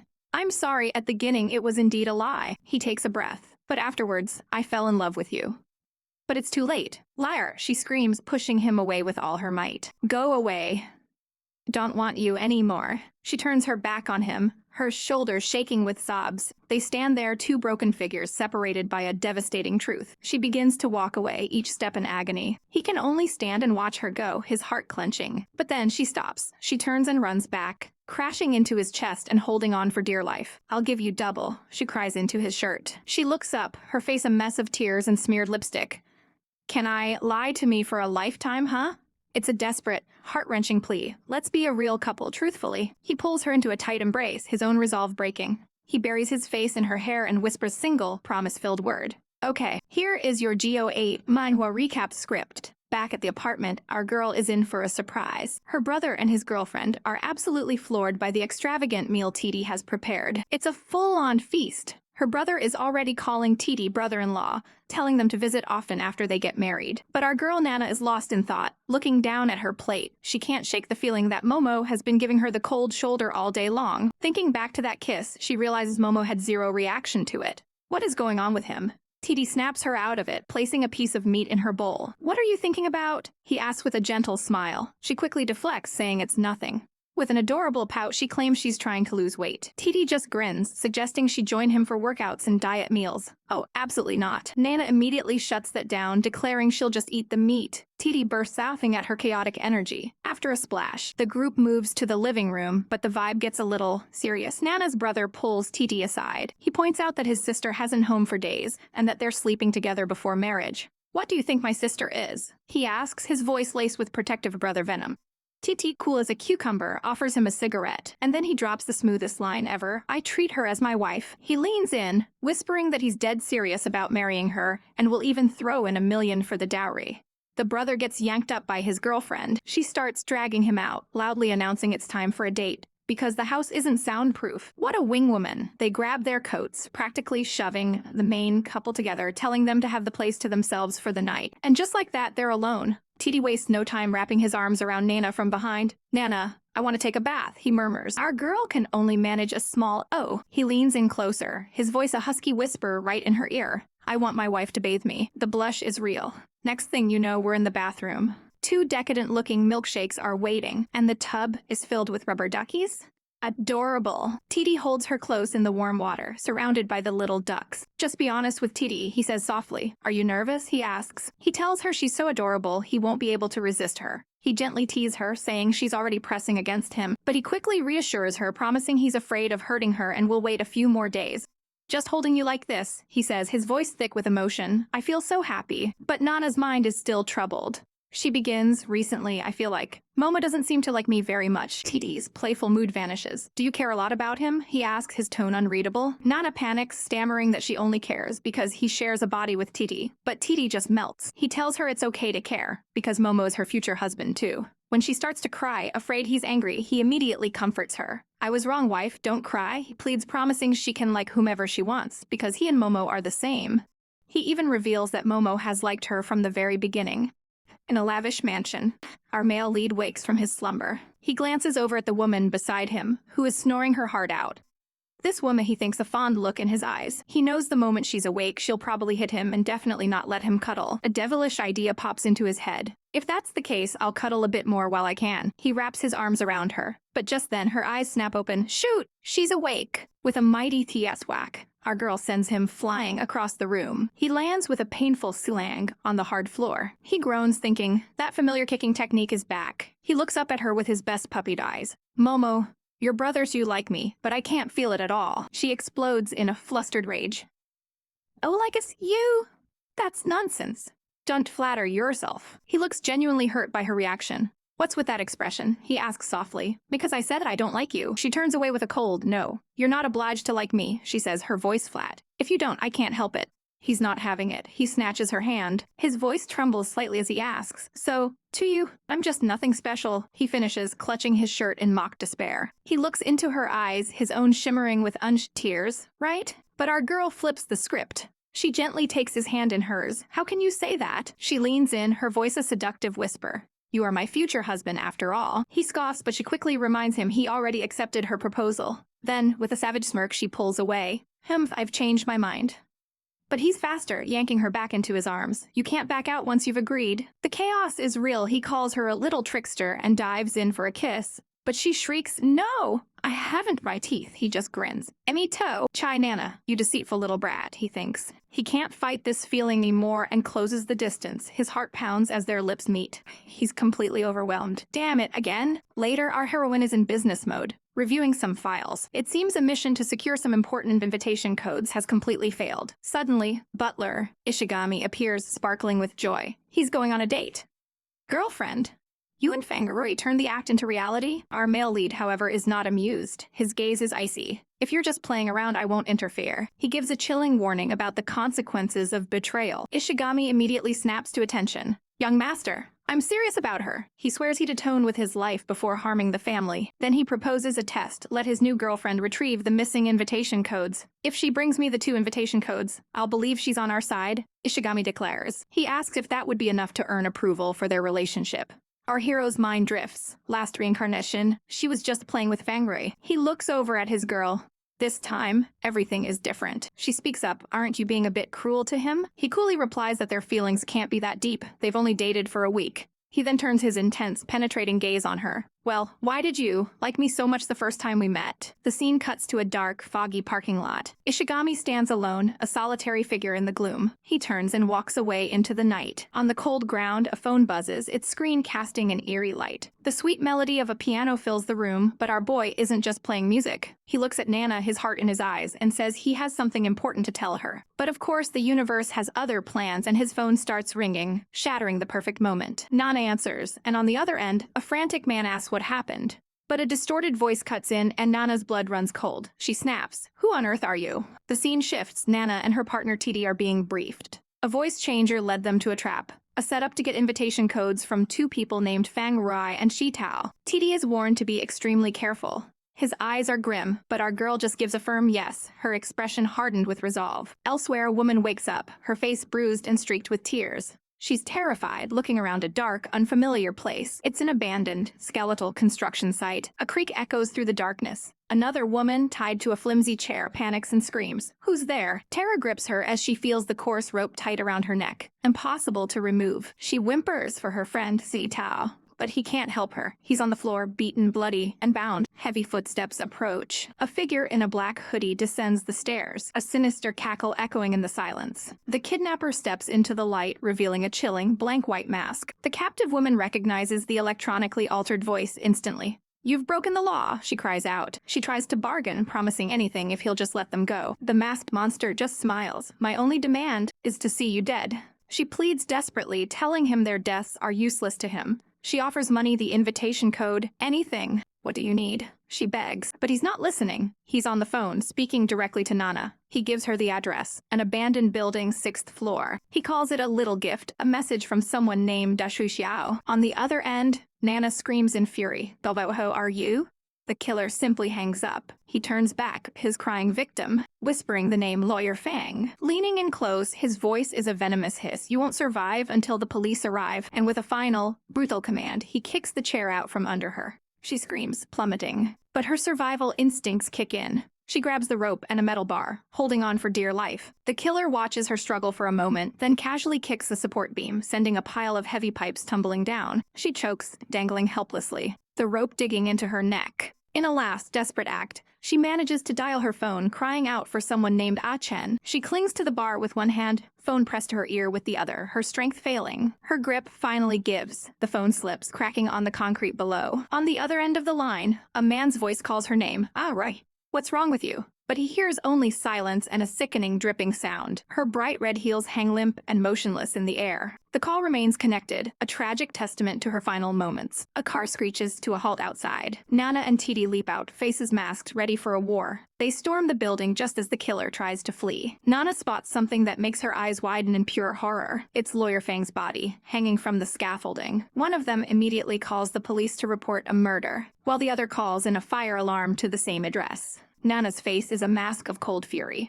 They find Si Tao barely breathing. He knows he's done for. He tells Nana there's an invitation code in his pocket. As her phone buzzes, she begs him to stay strong and immediately calls for an ambulance. "It's no use," he gasps, showing her his driver's license. He tells her there's a bank card inside and the password is tied to the code. Nana kneels beside him, her heart shattering. With his last breath, he tells them to run, and then the world explodes.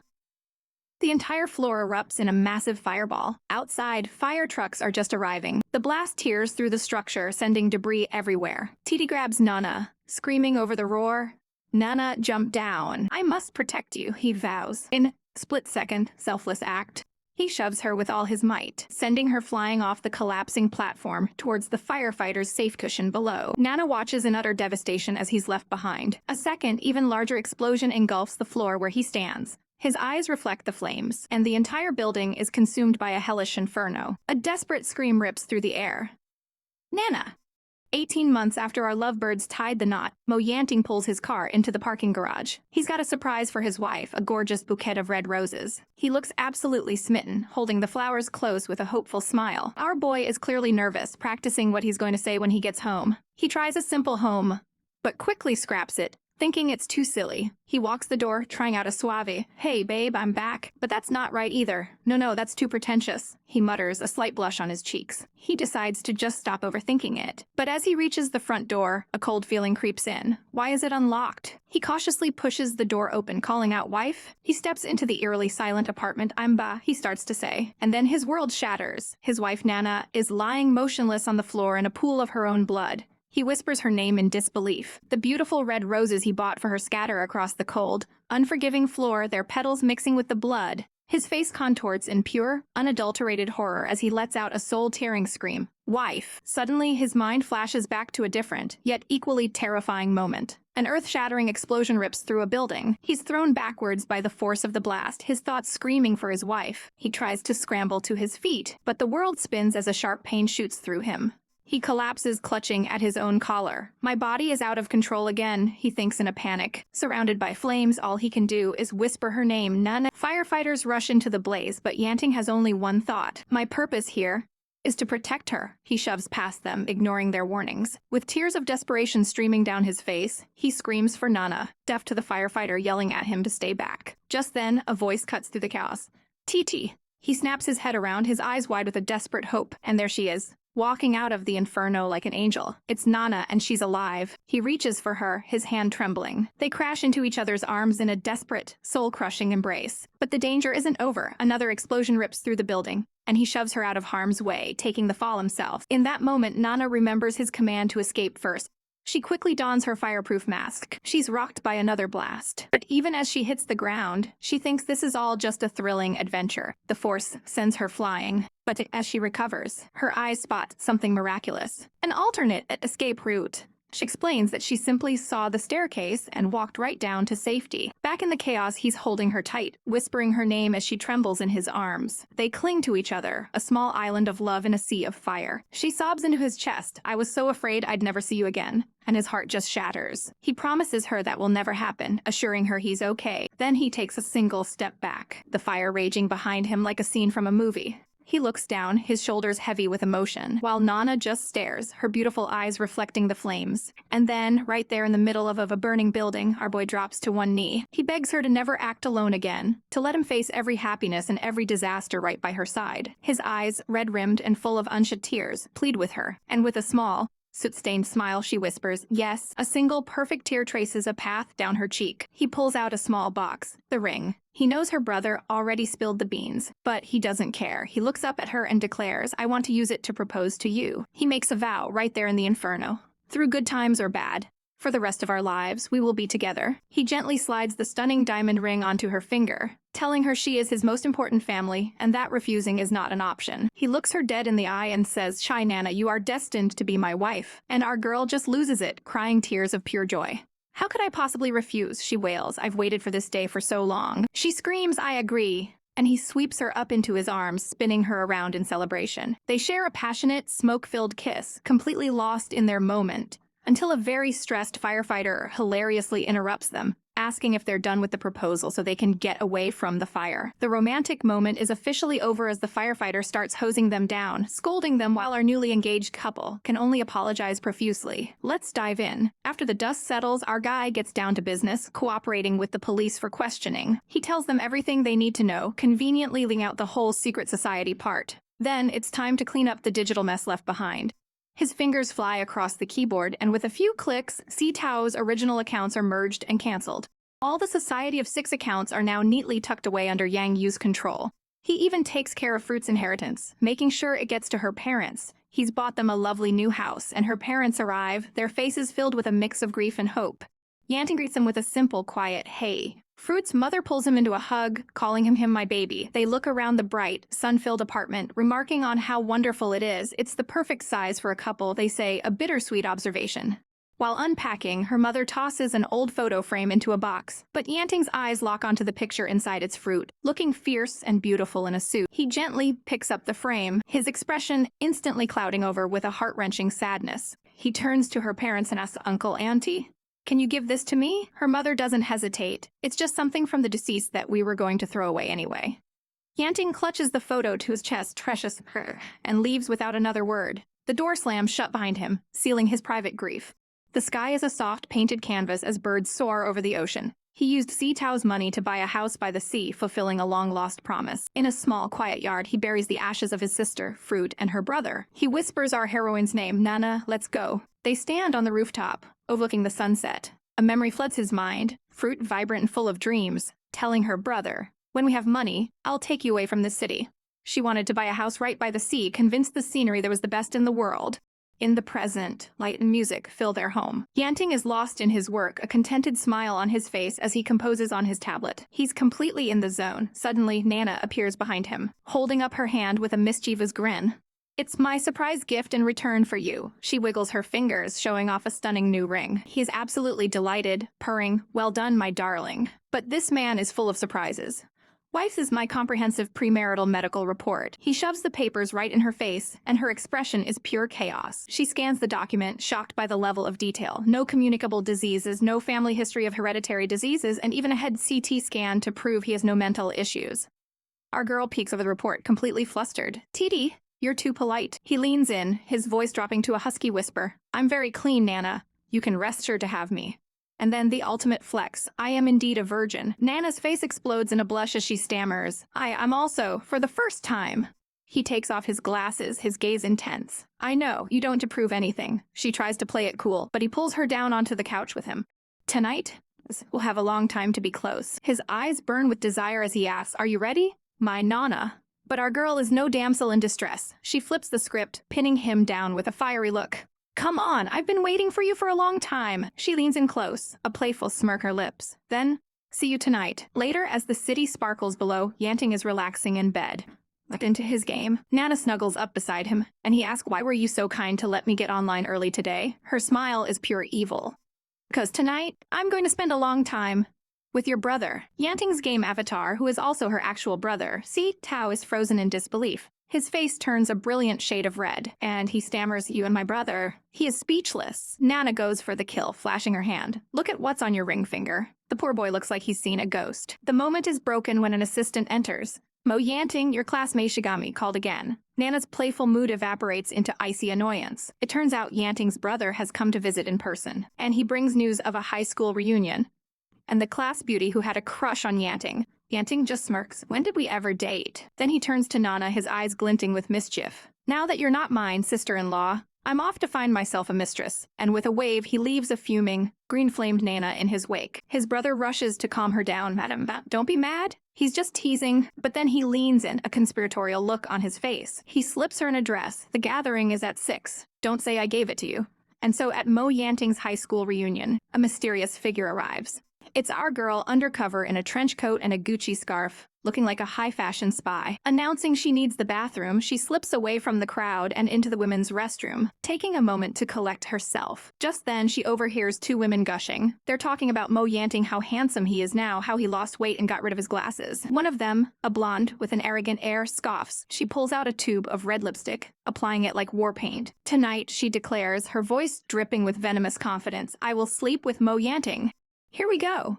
Our girl is deep undercover, spying on a fancy dinner party. She squints from afar, trying to get a better look at the action. Dressed in her best spy chic Gucci scarf, she knows she has to get closer. But she's terrified her husband, Mo Yanting, will spot her. And worse, what if his insufferable brother-in-law sees her? She can already picture his mocking face. Just then, she spots a little boy in a hilarious green fish mask begging his mom for a drink. The mom shuts him down, blaming the useless mask for their financial woes. The boy offers to trade the mask for a drink, and a brilliant, chaotic idea sparks in our heroine's mind. As the family walks away, she sees her chance to move in. Inside, the party is in full swing with laughter and fancy food everywhere. But Mo Yanting, the boss himself, suddenly goes still. His hawk-like eyes have spotted something. It's a sneaky fish, peeking through the window. He senses he's being watched. Deciding to handle this himself, he stands up to investigate. The woman beside him tries to stop him, but it's too late. Our girl, now wearing the fish mask, is frozen in pure, unadulterated panic. He's coming this way. He strides towards the door as our little fishy spy dives for cover. He walks right past her. She figures he's just going to the bathroom and decides to follow, grabbing a water bottle for moral support. But suddenly, a familiar voice cuts her off. "What are you looking over here for?" "It's the brother-in-law."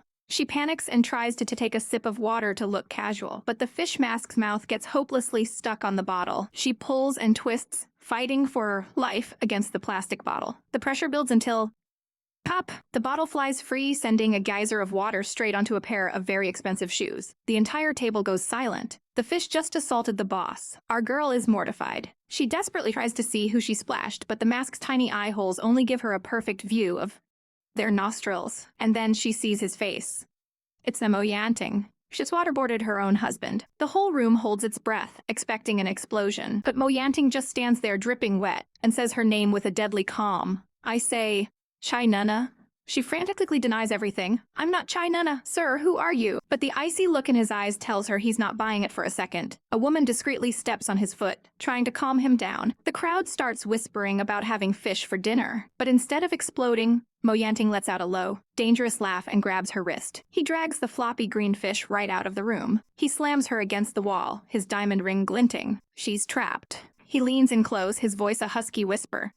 "You little liar. Are you going to take off your headgear yourself, or shall I help you?" Defeated, she agrees to do it herself. She slowly lifts the mask. With her face revealed, she glares at him defiantly. He just smirks, a blush creeping up his neck. "What's the matter? Worried about other women seducing me?" She quickly lectures him. "Women from outside are dangerous. You must learn to protect yourself." He plays along, feigning terror. "It's really dangerous. I'm so scared." He pulls her into a sudden hug. "Will you help me keep her away?" "No problem," she says, falling right into his trap. The next thing she knows, the brother-in-law is helping her take off her trench coat, revealing a stunning evening dress underneath. The whole thing was a performance. She looks absolutely breathtaking. Mo Yanting's heart audibly thumps in his chest. The entire table is gobsmacked. She walks in, arm in arm with her husband, and introduces herself with a dazzling smile. As they move to their seats, another woman pointedly squeezes past her. But Mo Yanting only has eyes for Nana, a soft smile playing on his lips. Suddenly, one of the guests at the table stands up, completely flustered. "Do you know me?" He stammers, introducing himself as Peng Wei from the middle school next to hers. Looks like our girl had a secret admirer she never knew about. We open on a chaotic scene as a baseball bat slams into the ground. The sound echoes through an empty gym. A group of bullies are on their knees, crying and begging for mercy. They swear they'll never collect protection money or mess with the girls from high school No. 4 ever again. And who is this terrifying figure they're begging to? We flash back to Mo Yanting's high school days. He warns them with an icy glare that next time it won't just be a physical beating. Suddenly, a smaller boy latches onto his leg, sobbing his little heart out. "Boss," Yanting looks down annoyed.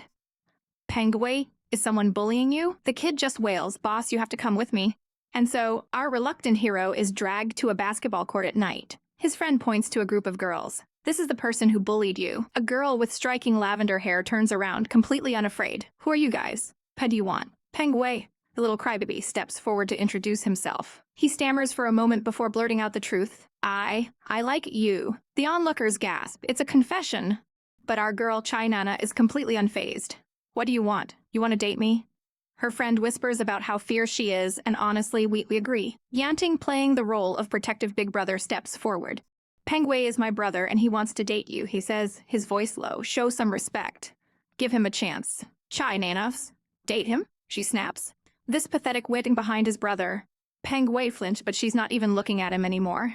Her eyes are locked on Yanting. "I don't feel the same about him, but you..."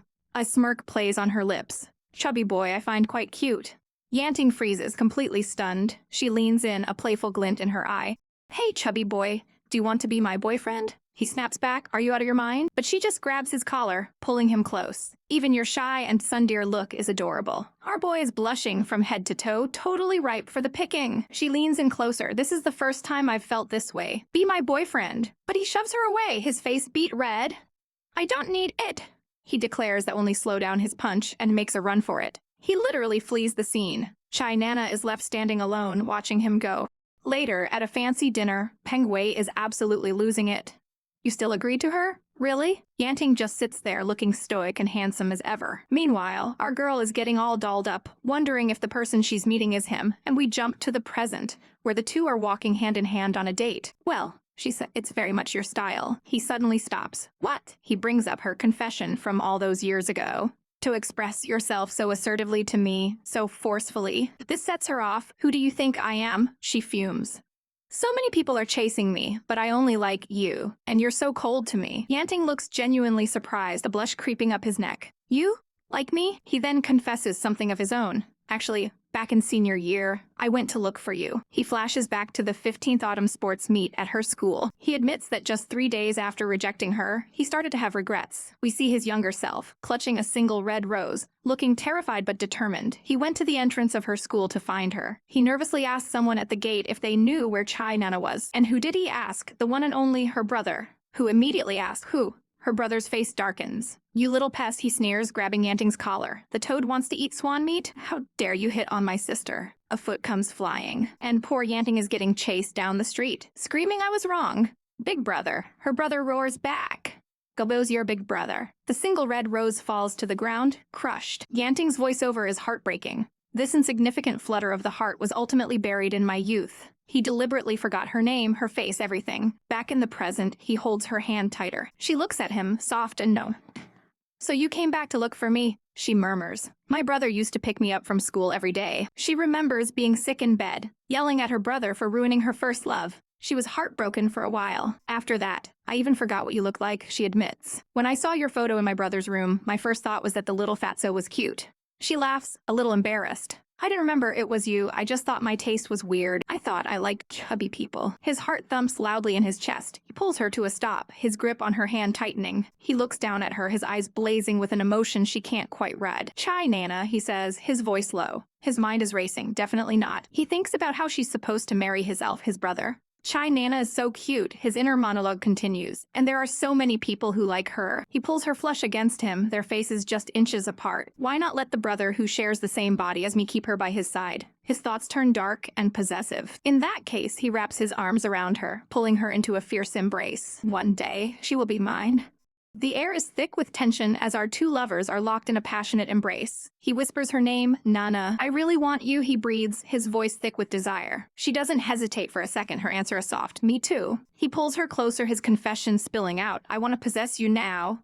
And with their hands intertwined, he declares their destination. This way, to the hotel. The scene cuts to the dark city streets, cars whizzing by, as they make their way through the night. They arrive at a chic, modern hotel, ready to finally close the distance between them. Inside, their shoes are kicked off in a hurry, littering the floor of the entryway. The sound of the shower starts, water splashing against the tiles. And soon they're both under the spray, bodies close as he murmurs her name. Her hands explore his back as he calls out for his Nana. The water streams down their faces as they share a soul-searing kiss. Her hand, adorned with that beautiful ring, presses against the tiled wall, steadying herself. He pulls back, his eyes glowing with adoration and his face flushed. Come to the bed, he whispers. She sinks into the sheets, admitting, I'm exhausted. But he's already there, and our girl can't help but let out a gasp of pleasure. He leans over her, his eyes intense. Pleading, kiss me. And she happily obliges, pulling him down into another deep kiss. She thinks to herself that every move he makes is so gentle, so careful, as if he's afraid of hurting her. He asks for permission, his voice trembling slightly. Can I? Overwhelmed with sensation, she thinks, it feels amazing. I want to feel more of you. He leans in close to her ear, his voice a low rumble. Nana, you're so cute. I could lose control. And with that, they fall under the sheets, lost to the world. His hands grip her waist, the diamond on his ring glinting in the low light. They move together in a passionate dance. She holds onto him tightly, her head thrown back as they both fall deeper into ecstasy. Her nails leave faint scratches on his muscular back. The city lights blur outside the window, forgotten. Later, they lie in the warm afterglow. Oh my goodness, she thinks to herself, completely blissed out. To experience this kind of pleasure, it was just too amazing. He runs a hand through his hair, a soft thank you escaping his lips. He smirks, showing off that chiseled physique. I told you our bodies are a match, he says. I didn't deceive you, right? Our girl, a blushing mess. Thinking if she'd known this, she would have done it the first time they met. Stop, don't be like that, she mumbles, hiding her face. He just pulls her into his arms again. With a devilish look in his eyes, he asks, honey, do you want to do it again? Silent for a moment, he trails a finger down her skin, whispering, any number of times. She swallows hard, letting out a tiny squeak as he pulls her back under the covers. That night, she finally understood the saying, spring nights are short. The next day dawns over the city. Our heroine sits up in bed, reflecting on the night. She looks over at Titi, who is absolutely covered in kiss marks, looking like an exhausted but happy puppy. Are you two beasts? She scolds herself. Was it necessary to do it so many times? The floor is littered with evidence of their chaotic, passionate night. But then, a sly smile crosses her face. Titi's skills are really amazing, she purrs, giving him a lollipop. She playfully accuses him. You tricked me with your body. Will you take responsibility for me? He grins back. How could I hit it and run? He holds up a piece of paper. See, this from your brother. A rare item like your brother I must eat for a lifetime. She takes the note as he looks on innocently. It's an order from her brother. Nana and I have consummated our marriage. I order you to go to the Civil Affairs Bureau with my wife to get registered. Today. Hurry up. Her eyes widen in shock. Without a second thought, she's up and dressed. Let's go, Mr. Mo, to get the certificate. Titi just mumbles an "oh" as he gets his clothes on. As he pulls on his shirt, he winces slightly, and a small mark on his side catches her eye. Then she sees it. A small, unmistakable red stain on the white sheets. He looks up at her, a blush creeping up his neck. It clicks. It was his first time, too. He wanted his body to possess hers, and hers to possess his. She grabs a rose from the vase and snaps. Hurry up, or there'll be a line at the Civil Affairs Bureau soon. It's coming. I'll wait for you outside, she yells, already halfway out the door. But before Titi leaves, he makes a quick call. To the front desk, do not clean the room. He instructs them firmly. He then adds, almost to himself, I'm taking everything with me. Oh my god, he's keeping the sheets. Our girl, none the wiser, hums happily as she walks down the hall, rose in hand.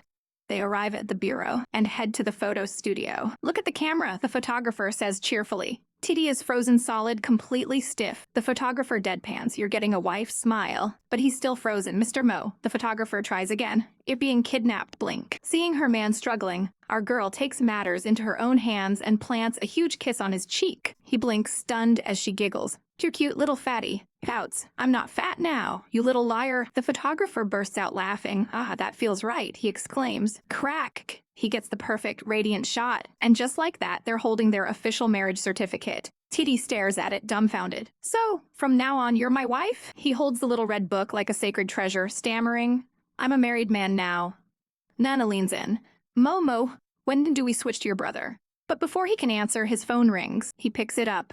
It's his brother. The engagement banquet is tonight at 6. You didn't forget, did you? A wave of awkward silence passes between the newlyweds. Nana grabs the phone. Shy Nana, what are you doing now, you silly girl? Her brother asks. She replies with chaotic glee. I just got my marriage certificate with Mo Yanting. A universe of stunned silence fills the line. And then, the eruption. I haven't settled things with my feather-in-law, and you are getting a certificate? Her brother is practically vibrating with rage through the phone. Nana leans into the drama. If we can't agree, I'll elope with my husband. He'll steal an electric bike to provide for me. Mo Yanting is the man I've set my heart on, she declares, while her brother loses his mind about the bride price. She hangs up on his furious sputtering. Titi looks at her, utterly bewildered. Can we not steal an electric bike? He asks meekly. I have 2 bachelor's degrees, and I'm very good at foreign languages. I can do other work to provide for you, he insists. She just looks at him and bursts out laughing. What are you laughing at? I'm serious, he says, completely earnest. Suddenly pulls her into a fierce hug. His voice thick with emotion. I didn't expect you would elope for me. He buries his face in her hair. Thank you, Momo. Just then, a smooth voice cuts in. Silly girl, do you think your brother cares only about the bride price? It's her brother, looking impossibly cool and not at all like the screaming mess he was on the phone. He walks them. Wife, is the machine ready? A gorgeous woman appears by his side. All set, she says with a smirk, just waiting for tonight. A fancy car pulls up to a sprawling, luxurious estate. This is a meeting of the in-laws, and our girl's chaotic brother has arrived. With a dazzling smile, he greets his respected in-law, laying the compliments on thick. He gushes about hearing what a force to be reckoned with the man is. The father-in-law, a stoic man in a wheelchair, accepts the handshake, his expression unreadable. The bride's sister, Q Yin-yu, jumps in, introducing herself and begging him to treasure our girl. She enthusiastically grabs his arm, and he just mutters, of course. But a blonde woman at the table looks on with a complicated expression. Suddenly, she calls out to the brother, liming. He turns, a question mark practically appearing over his head, and Yin-yu freezes in shock. The blonde woman simply stands there, a picture of elegance and past drama. And just like that, the family dinner descends into chaos. Yin gets her brother in a chokehold, demanding to know if this woman is his brother-in-law's sister. She lets out a strangled cry, practically throttling him. Leaning in, she whispers menacingly, is she one of the many women Mo Yanting has dated? He stammers, you know I've had so many women, I can't remember them all. Which is the possible answer. Yin-yu snaps, demanding he jog his memory. He admits she looks familiar, and is his type. That's it. Yin-yu's eyes blaze with fury. You admitting it is enough, she declares. Today, let's deal with both the wedding and your funeral. The blonde woman, however, smiles calmly, diffusing the situation. She tells them not to mind as it's all in the past, and the two women walk off like besties. Back at the table, Liming just smirks, adjusting his ring and telling his in-law, "I've made you laugh." The tense dinner continues, with the whole family gathered. Another woman teases Mo Yanting about his extensive history with ex-girlfriends, even going after her own sister.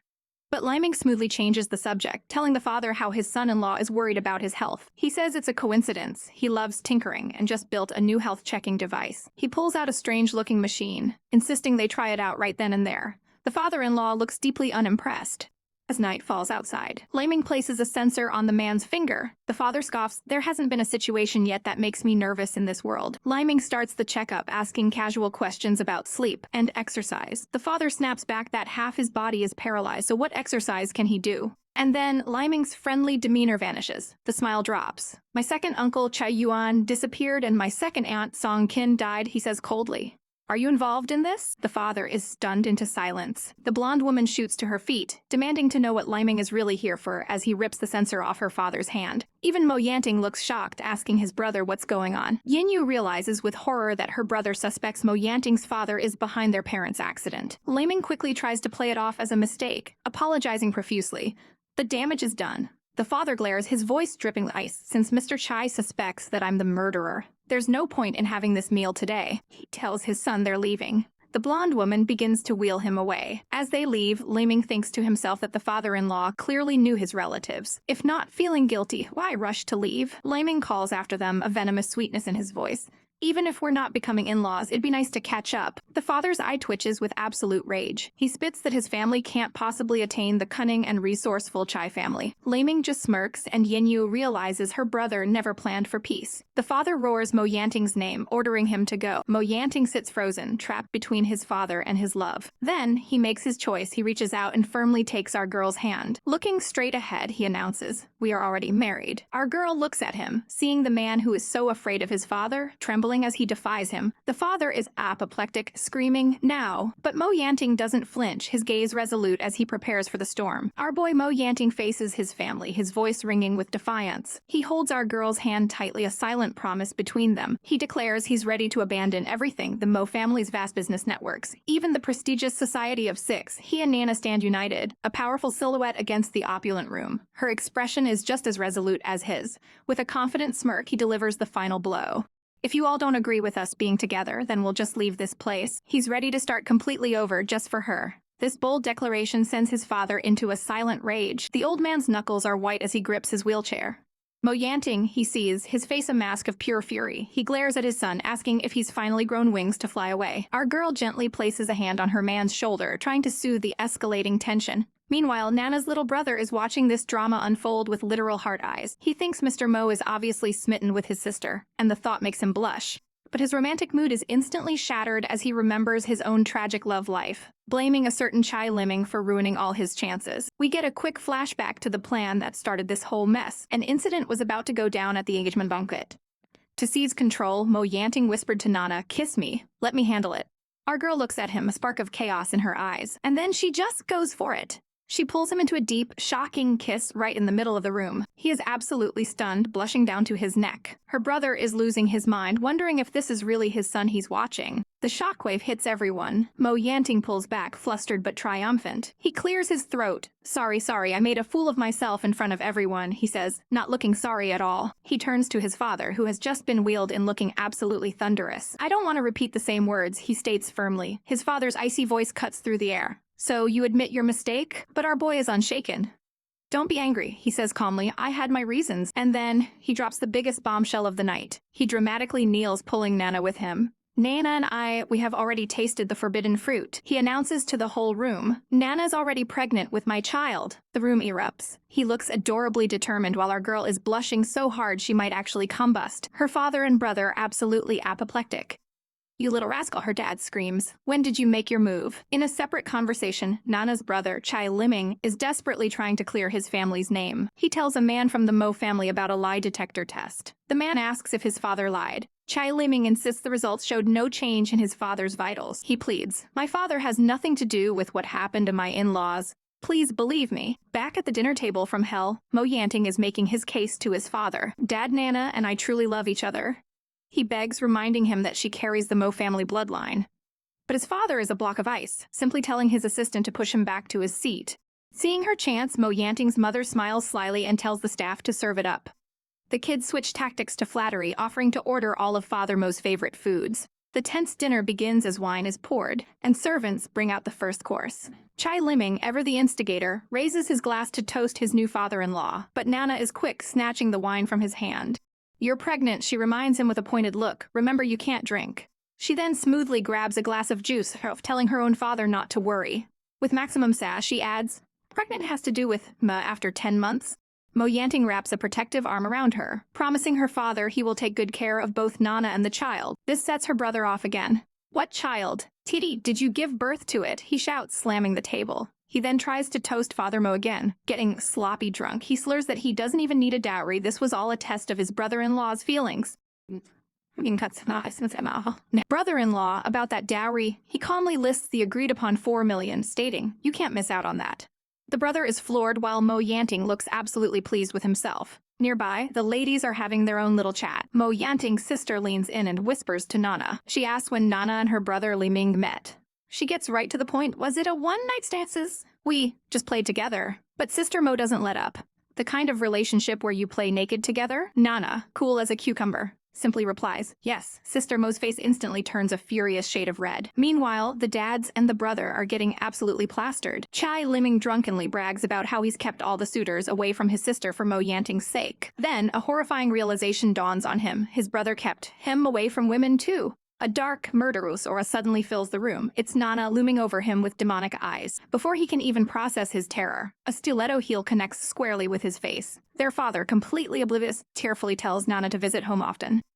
"We definitely wad," she chirps sweetly. Mo Yanting adds that he'll personally cook for and take care of his pregnant wife, which finally seems to soften Father Mo's expression. Seeing his opening, Father Mo makes a decision. "Mr. Chai, it's best to get things moving quickly since Nana is pregnant. How about setting their wedding for next Sunday?" Total silence. Next Sunday? Nana is absolutely beaming, while her brother looks like his soul has left his body. The wedding preparations are officially on, and this chaotic family is just getting started.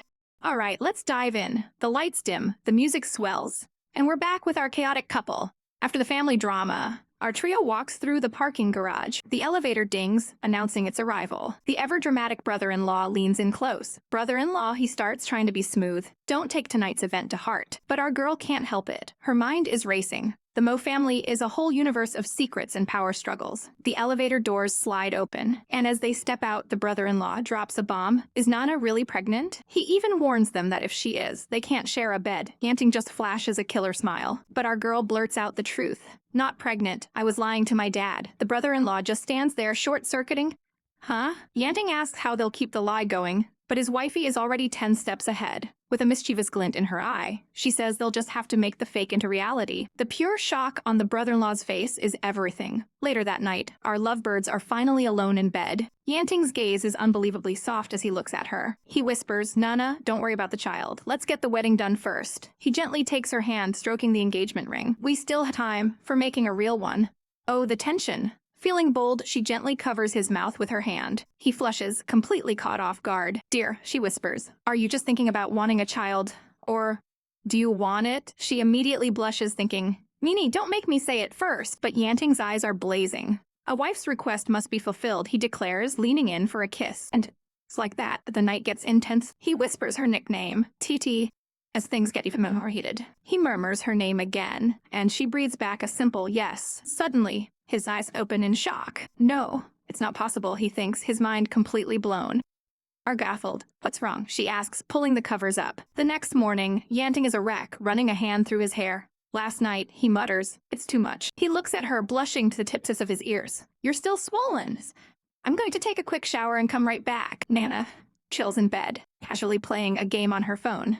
But then, the bathroom door is kicked open. It's the brother-in-law Yidi barging in like he owns the place. He freezes, staring at the absolute chaos, Yanting in nothing but his boxers and Nana on the toilet, still holding her phone. A horrified scream tears through the apartment. Yeeti scrambles away, yelling, "Big brother, I'm sorry. Goodbye." Yanting just sighs, thinking, "It seems I still need to move out and live alone." The story then jumps back in time to a lavish mansion. Nana explains that as the wedding approached, Yanting's father insisted they stay with him. After dinner, they all gathered for a family chat. In the living room, Nana sits across from her imposing father-in-law who's in a wheelchair, and she feels a wave of nervousness. Yanting sweetly asks his dad how he's feeling, gently massaging his shoulders. The old man lets out a small cough, not used to the affection. He explains that with Yanting's mother gone, he was strict, but now he's handed over all family affairs and even a special invitation code to his son. He tells them it's getting late and they should rest. Yanting watches him leave with a soft, warm smile. The whole family scene is so awkwardly wholesome, it's adorable. But the second they're back in their room, Yanting grabs her. "Quick," he says, pulling her into a passionate kiss. "We need to..."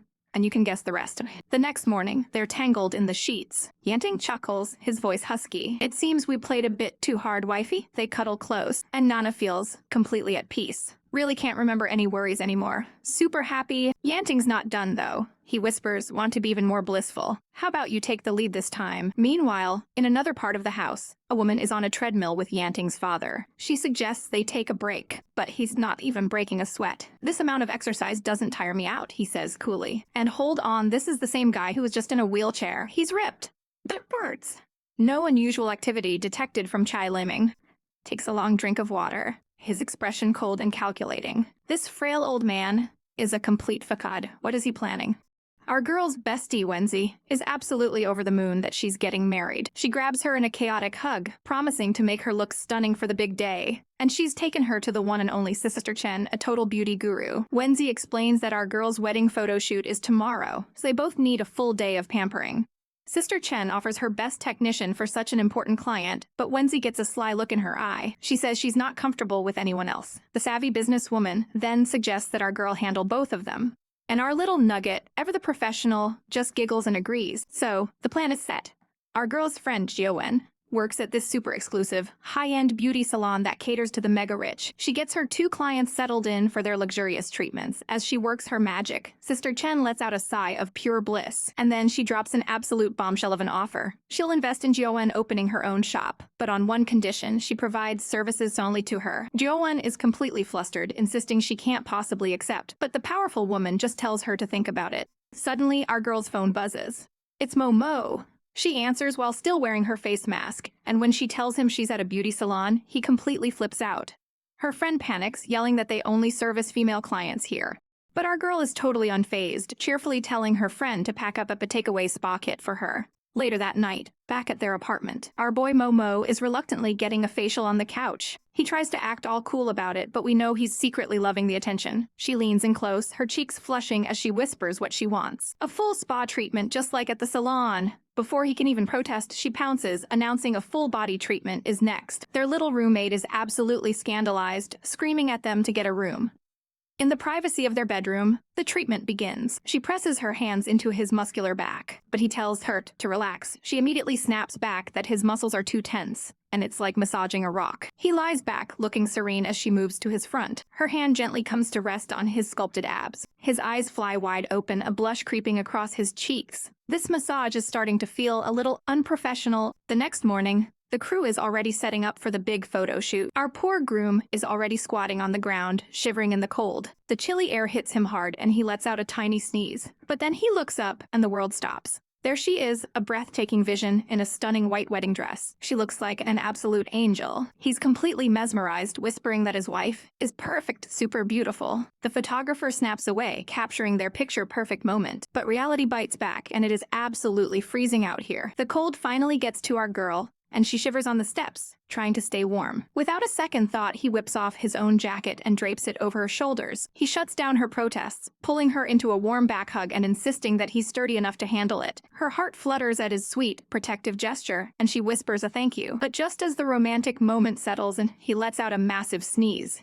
Turns out all those muscles do nothing to keep you warm in the cold. The big day has finally arrived, shimmering with makeup palettes and the promise of a new beginning. Our girl is in the chair, getting the final touches, looking like an absolute goddess. The whole glam squad is making sure she is picture perfect her walk down the aisle. Her friend swoons, gushing about how stunning she looks. But of course, her brother has to be a menace, teasing her about being in such a rush to get married and asking if she's pregnant. Nana snaps back with a hard no. Her friend immediately scolds the brother for making jokes on the bride's wedding day, but Nana just laughs it off while her brother, annoyed, stops off for some fresh air. Our girl just giggles as he leaves. The venue is breathtaking, a grand hall for an intimate but powerful guest list. All the most influential figures are trickling in, ready to witness the union. Meanwhile, our bride sits alone, her heart pounding in her chest. With only half an hour to go, she whispers how nervous she is. Suddenly, her friend approaches with a strange request. "Someone with their face covered asked me to give this to you," she says, handing over a mysterious envelope. Nana takes the note, her curiosity piqued.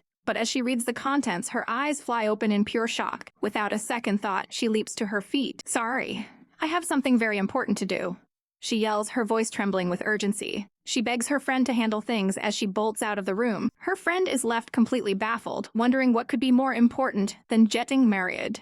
Nana runs as fast as her heels can carry her, wedding dress and all. She doesn't stop, her face a mask of desperation. Her eyes, wide and searching, dart through the darkness of an alleyway. And then she sees him, lone figure standing in the shadows. "Dad!" she cries out, tears already welling up. "You're here?" The man turns, a faint smile on his lips. "As a father," he says softly, "how could I not come to my daughter's wedding?" She runs toward him, her heart soaring.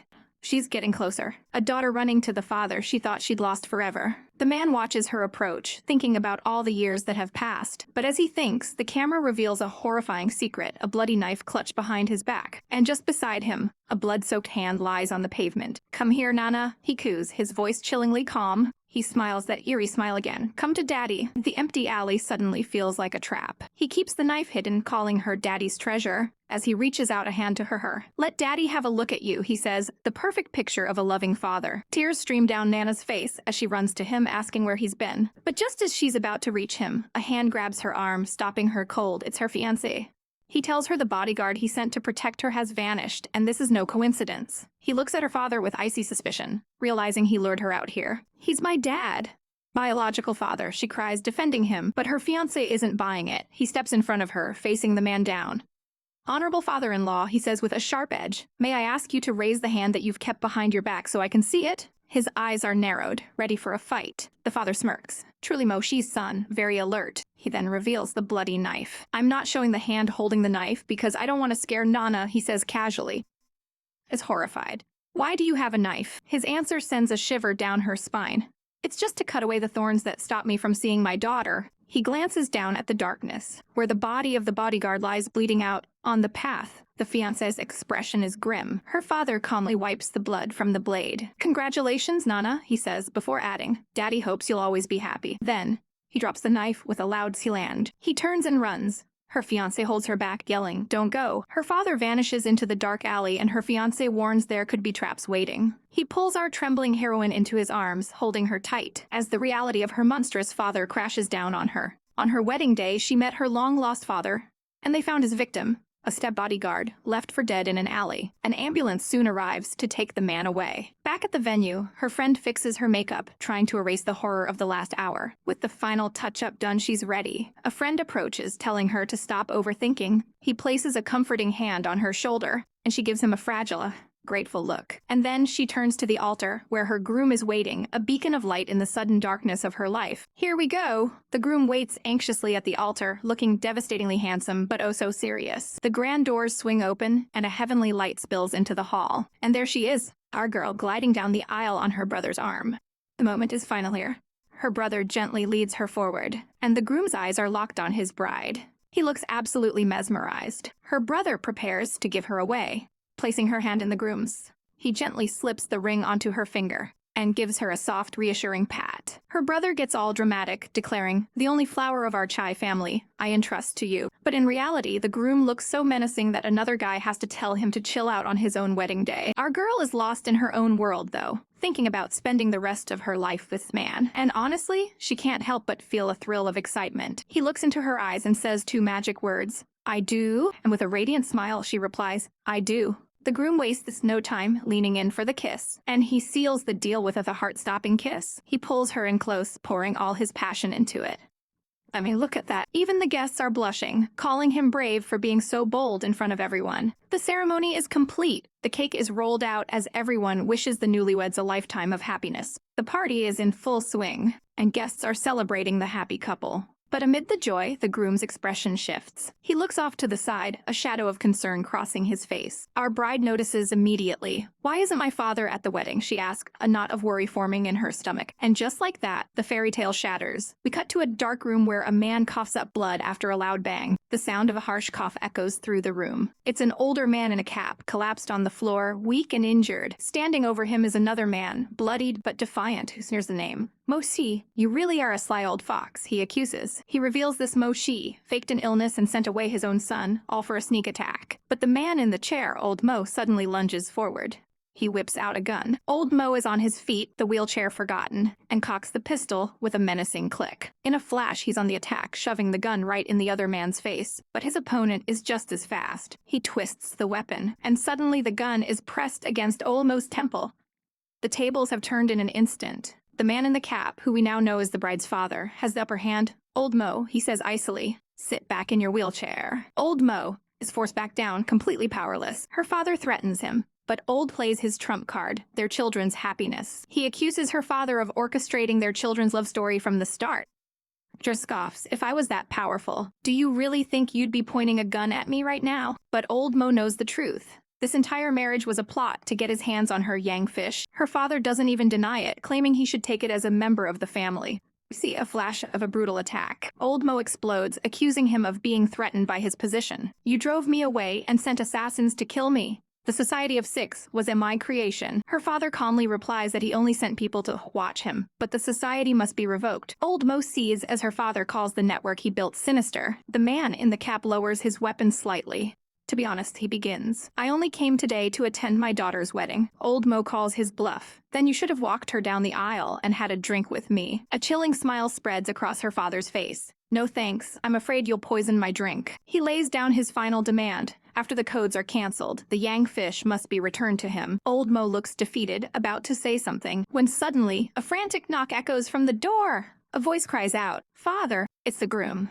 He's found them. He keeps knocking, demanding to know if his father is in there. Old Mo smirks, telling the other man to open the door. But before anyone can move, the groom shouts, "I'm coming in." The wedding day is shattered by a sudden, violent banja. A woman's voice screams through the door, "Father! Open the door, I'm coming in." The door handle rattles as she forces her way inside, and the sight that greets her is pure chaos. Her eyes widen in horror. A man in a black hoodie and cap is making a run for it, but our girl isn't about to let him get away. Her eyes narrow with icy determination. She lunges forward in her high heels, a blur of righteous fury, tackling the intruder from behind. Bass screams. She's got him in a chokehold, slamming him against the furniture. "Get lost. Don't try escape." The man stumbles, desperate to flee. He dives towards the window, reaching out a hand. "Chen!" cries outly. A voice cuts through the mayhem. It's her father, bleeding from a fresh wound on his forehead. "Stop chasing him," he orders weakly. Our girl freezes, her attention snapping back to her injured father. She rushes to his wheelchair, her voice trembling. "Father, how are you?" "I'll call a doctor right away." But he just shakes his head, insisting, "I'm fine." Footsteps echo from the doorway. It's the groom, her brother, his face a mask of panic as he runs in. "Feather!" The old man manages a tired smile, looking at his son and new daughter-in-law. "Sorry," he says, "there was a little incident. I missed the ceremony." He waves them off. "You two go back to the reception and start the toasting." He dabs at his forehead with a handkerchief. "I'll change my clothes and be right there." And just like that, the party continues.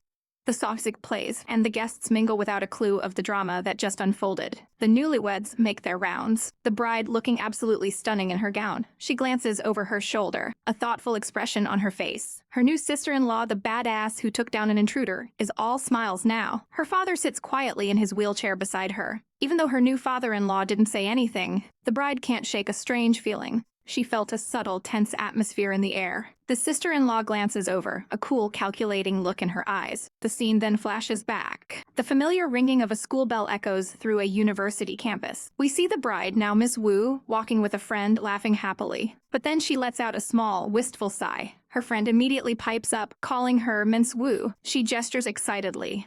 "The bag you're holding, is that the limited edition from Xenai Air?" She eyes the pristine white purse. "That one isn't cheap, right?"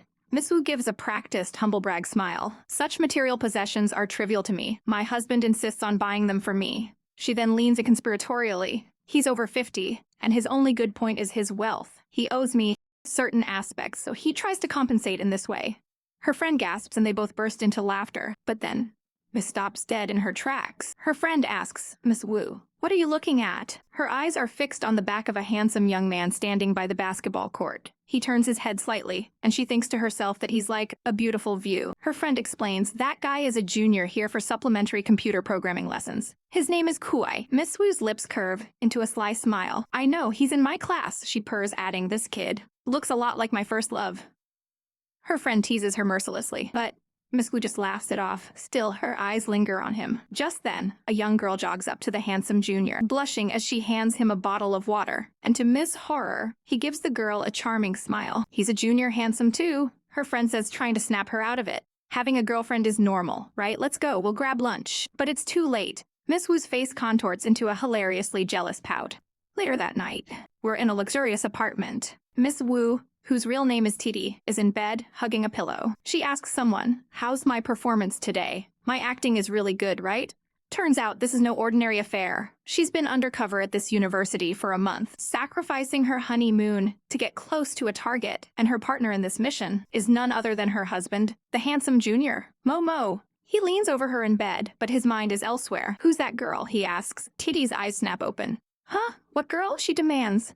She sits bolt upright, fury in her eyes. The girl who gave you the water bottle, I saw it all. You even smiled at her. Momo just smirks. Today I received 8 bottles of water. I don't know which one you're talking about. The absolute nerve. Fuming, Titi rolls over, turning her back to him. But she's not defeated. She thinks to herself she doesn't need to wonder whether Momo has been flirting or not, because there's one simple way to find out the truth. All she needs to do is look at his phone. Our girl is on a mission, scrolling through her husband's phone to see if he's been flirting with anyone. But he catches her red-handed, and she blurts out the most chaotic excuse.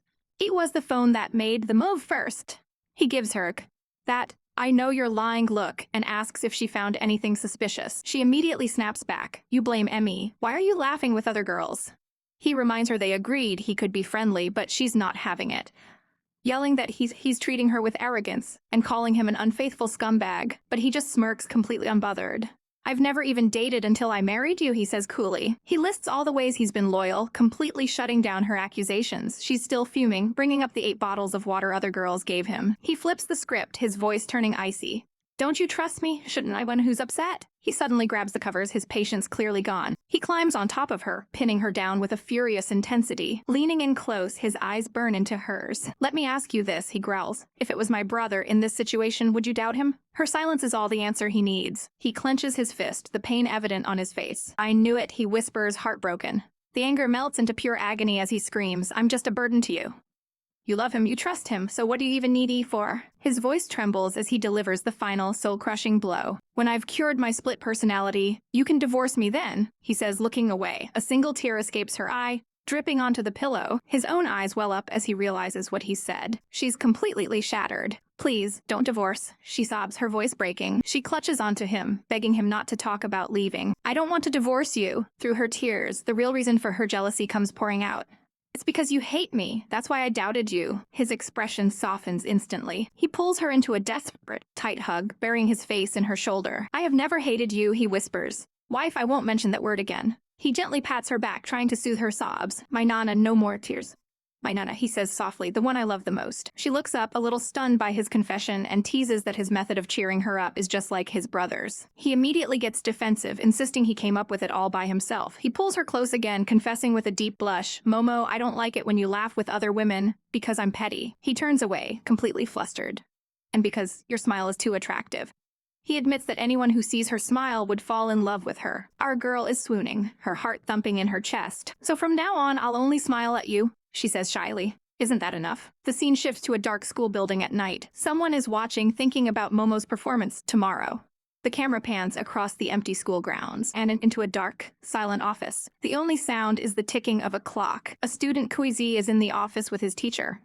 Teacher, he begins nervously. Suddenly, the teacher's hand snakes around his neck, pulling him closer. She leans in, her intentions crystal clear. The poor boy panics, trying to push her away. "Let me go," he pleads, but she just smiles seductively, calling him Little Z and purring about how cute he is. He reminds her they had an agreement to study, but she just laughs it off. "Tonight, teacher has arranged a one-on-one tutoring for you," she whispers menacingly. She looks down at him, her eyes glinting with a predatory light. "I really like students with 06 like you."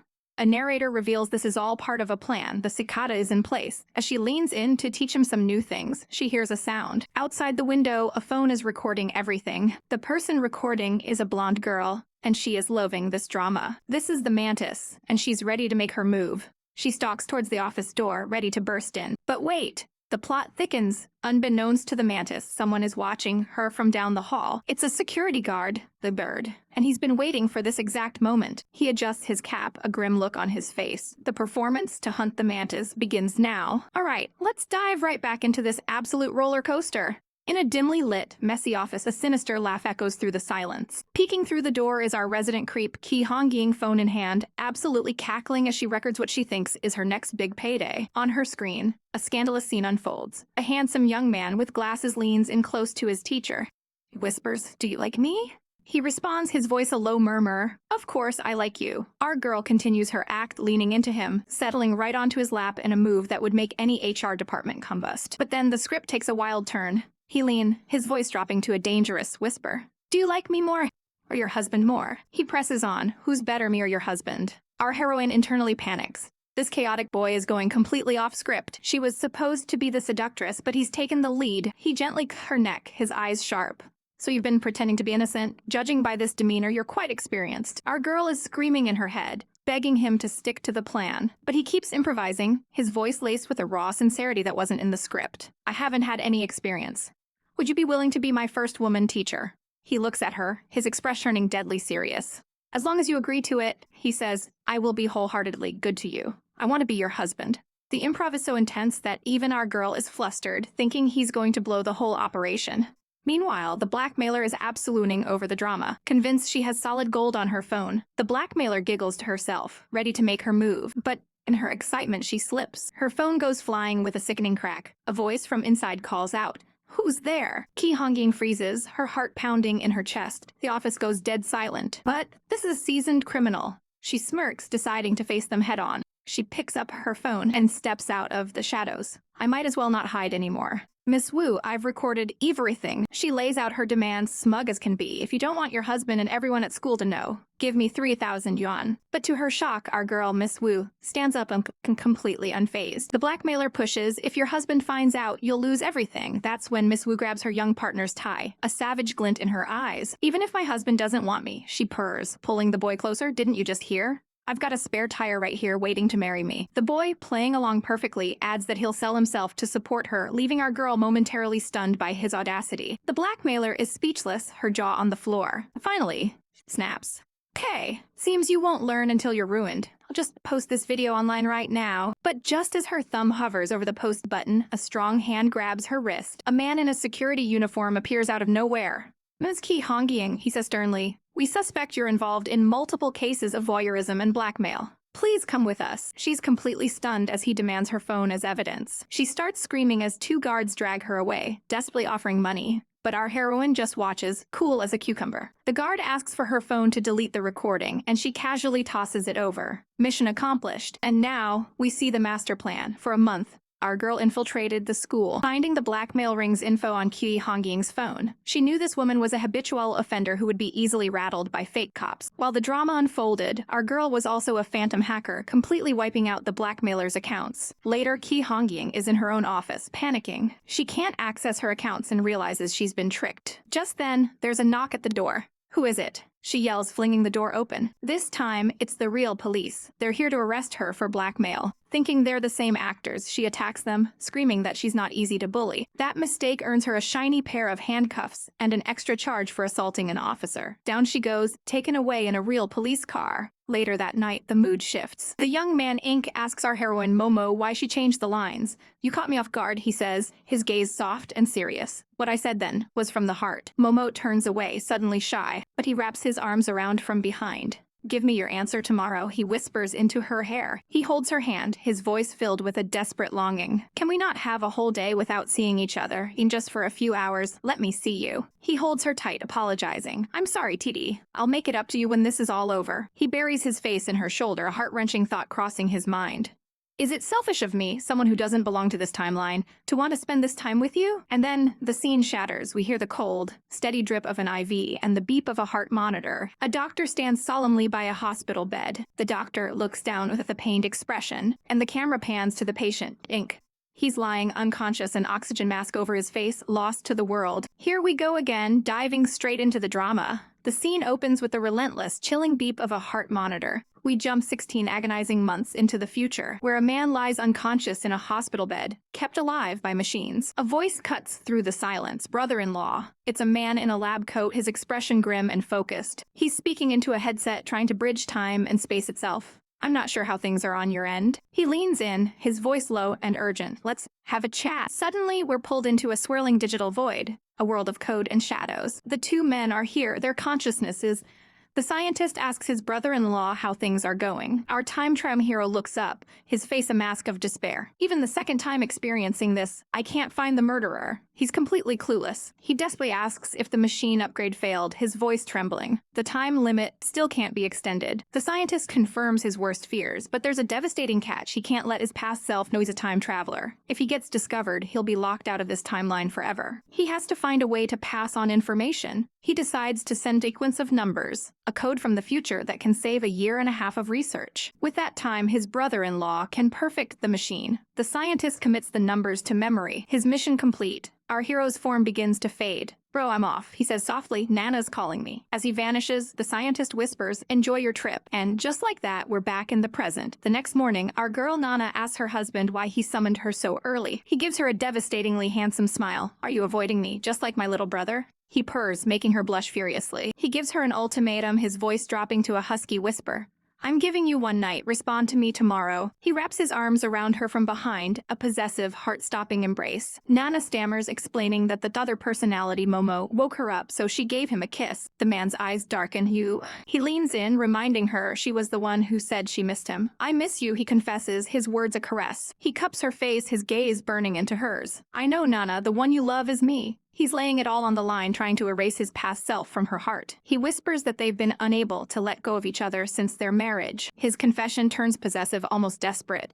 Nana, I love you more than anyone else, he breathes, including my little brother. He leans in, murmuring his brother's nickname, Titi, before pulling her down onto the bed, claiming her as his and his alone. Meanwhile, at a lab across town, the scientist brother-in-law is at work. He puts down a stack of files and notices a strange envelope. He picks it up curious. He opens it to find a single piece of paper with a string of numbers. His eyes go wide in shock. These digits, but this is the data he's been searching for, the key to everything. He frantically asks a colleague who sent it, but no one knows. It just appeared, sender unknown. His hands tremble as he stares at the code. An outsider couldn't possibly know this unless the mind-blowing realization hits him.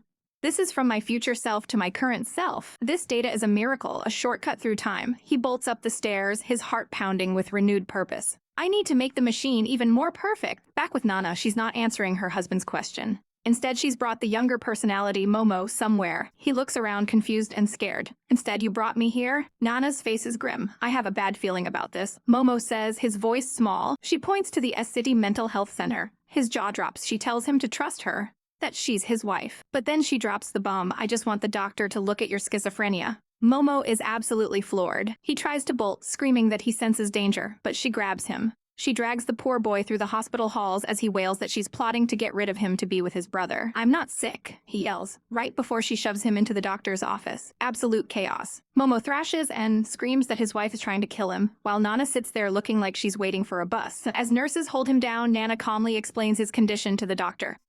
If I kiss him, personalities. The doctor, unimpressed, says, show me. So she does. She leans in and plants a kiss right on his lips. In a flash, the frantic, terrified man is gone, replaced by a sweet, doe-eyed boy who chirps, honey, I love you. Nana turns to the stunned doctor. You see? The doctor, now a believer, agrees the symptoms are severe and sends him off for tests. He sits back down to write his initial diagnosis. Mrs. Mo, he says gravely, your husband may have schizophrenia. Nana's face falls. So it is indeed that. She looks up, her eyes filled with a storm of emotions. The doctor asks the obvious question. Don't you want your husband to become a normal person? A silent, panicked no screams in her mind. She answers quietly, her voice barely a whisper. They both treat me well. The doctor is taken aback by her response. Mrs. Mo, how can you treat him as two different people? Leaning back. Though the two personalities may seem different, he delivers the hard truth. They are still one person. And Nana is left to grapple with this impossible reality. Our story opens with our poor girl getting an earful from a doctor. He asks her, how can you possibly treat a patient with two personalities as if they're two different people? She looks down, completely lost. They're still just one person, he insists, but she's trapped in the most chaotic love triangle ever. She tries to explain, I'm in a relationship with the brother, but the younger brother also loves me. She confesses, I want to date the younger brother, but it feels like I'm cheating. The doctor has heard enough. He literally writes down that she has delusional symptoms and tells his nurse to book her for counseling. Our girl snaps, I'm not crazy. The doctor, completely unfazed, lays down the law.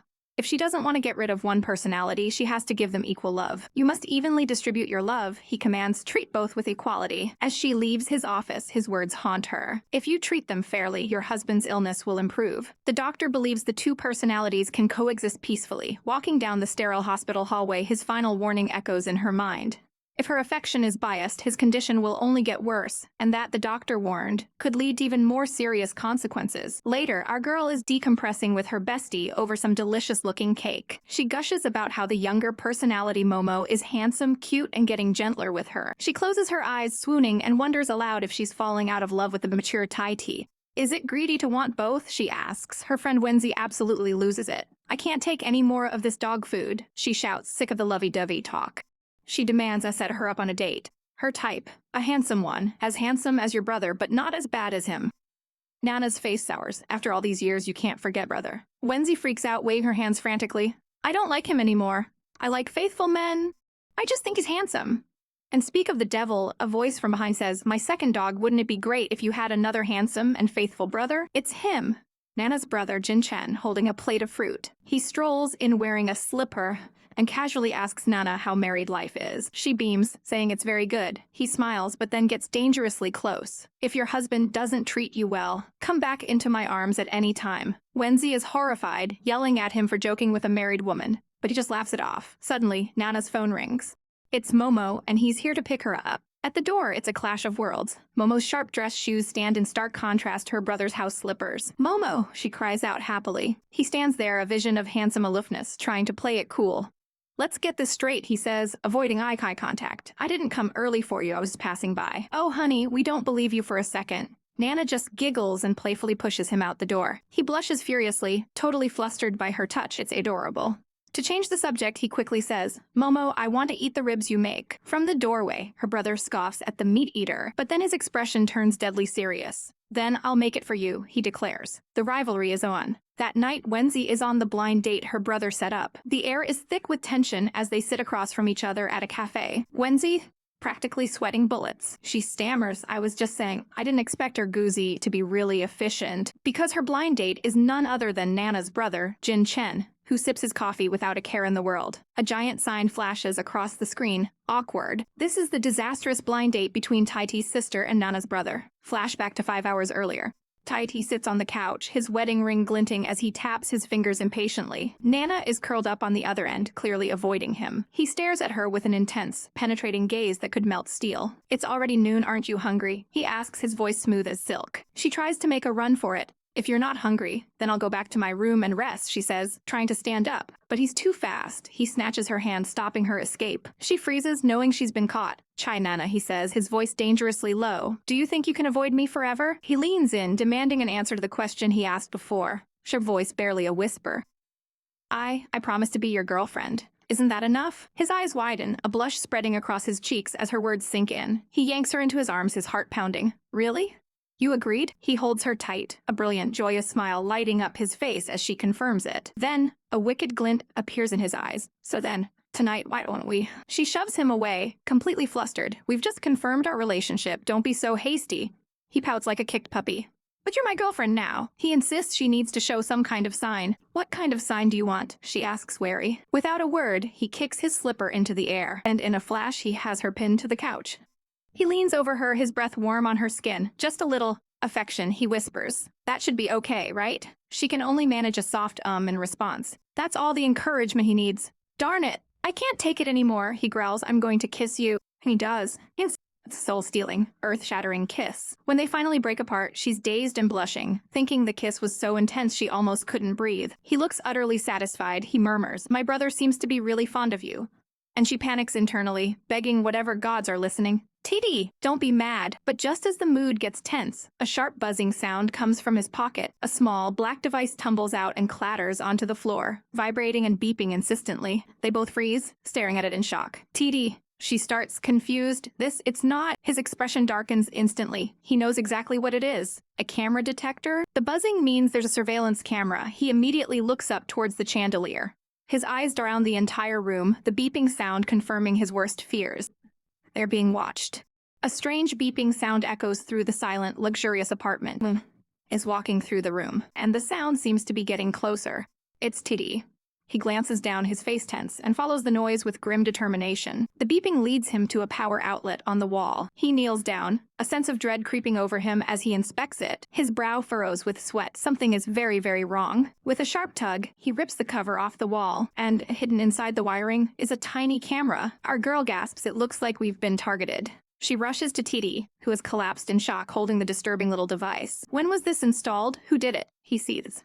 Meanwhile, a shadowy figure watches them on a monitor, vowing to make TD pay, but then realizing with a smirk they've been discovered. Their tech expert, Mr. Chen, examines the camera. "The person who installed this is a pro," he says grimly. "The source can't be traced." He explains that a supposed repairman came by half a month ago to fix the broadband. Our heroine asks the obvious question, shouldn't the broadband company have a record? "That's the problem," Mr. Chen says. "The company said they fixed it over the phone. The person who came was an imposter." TD, his voice dangerously low, asks about the surveillance footage. Mr. Chen admits the man was completely covered up, but he did show a worker's ID. He pulls up a photo on his phone of a man in a black mask and cap. "We thought there was no issue, so we let him in." TD's eyes lock onto the image, and his entire demeanor shifts from tense to volcanic. He explodes, lunging to his feet. "What are all of you even doing?" He roars at a terrified Mr. Chen. He rages about their negligence, pointing out the intruder could have planted a bomb. As our girl tries to calm him down, he orders his men to tear the house apart and find any other bugs. She gently holds him, sighing his name. "After they're done," she says softly, "let's go out to eat tonight to relax." Then, turning to the trembling Mr. Chen, she offers us a surprising olive branch. "I'll introduce you to a friend. She's my best girlfriend. You two should meet." And so the most awkward blind date begins at a cafe. Mr. Chen sits there, looking absolutely miserable. Suddenly, a bubbly woman with pink hair appears, asking if he's Ergu's man. His mind conjures images of little dogs. He's utterly confused. She quickly corrects herself. "Oops, I meant my husband's assistant." But the damage is done. He just looks even more dejected. Trying to salvage the situation, she dramatically calls herself a useless man, and then frantically orders 24 drinks from the waiter. 2 hours and a mountain of empty bottles later, Mr. Ken is a blubbering, drunken mess. "I truly love her," he wails. He starts ranting about the man who infiltrated the house, vowing revenge with drunken conviction. He slams his fist on the table for emphasis. "Even at the cost of my life," he sobs, "I'll drag him down to hell." Just then, a chick woman in a purple suit arrives. She finds the pink-haired friend consoling the heartbroken assistant. "Hi," the newcomer says smoothly. "What are you guys doing here? I can take him." In the car, a passed-out Mr. Chen mumbles a woman's name. The pink-haired friend, Nana, tells the driver, Wenzi, to take them to her dad's villa where everyone else is. Wenzi smiles, telling her not to be so formal. Once we get there, she adds with a sly look, "Why don't you stay the night too?" Nana lights up like Christmas tree, trying and failing to act casual about the invitation. Later at the villa, chaos erupts. Nana has our heroine in a death grip, and a jealous TD is trying to pry them apart. "No way, my wife belongs to me." Wenzi steps in, ever the cool-headed one. "Let the newlyweds have their time," she says, gently separating them. She pulls Nana into a hug, much to Nana's delight and Titi's absolute confusion. Wenzi winks. "You lovebirds head back to the bedroom. I've got this." As Titi leads our girl away, he leans in with a serious question. "Chai Nana, your bestie, is she straight?" Our girl responds by kicking the door open with a thunderous crash. Cut the screams. Wenzi is the sea calming needles. Here is your manhwa recap. Geo8 narrator. The breakfast table is set for a tense family meal, but our girl is lost in a memory.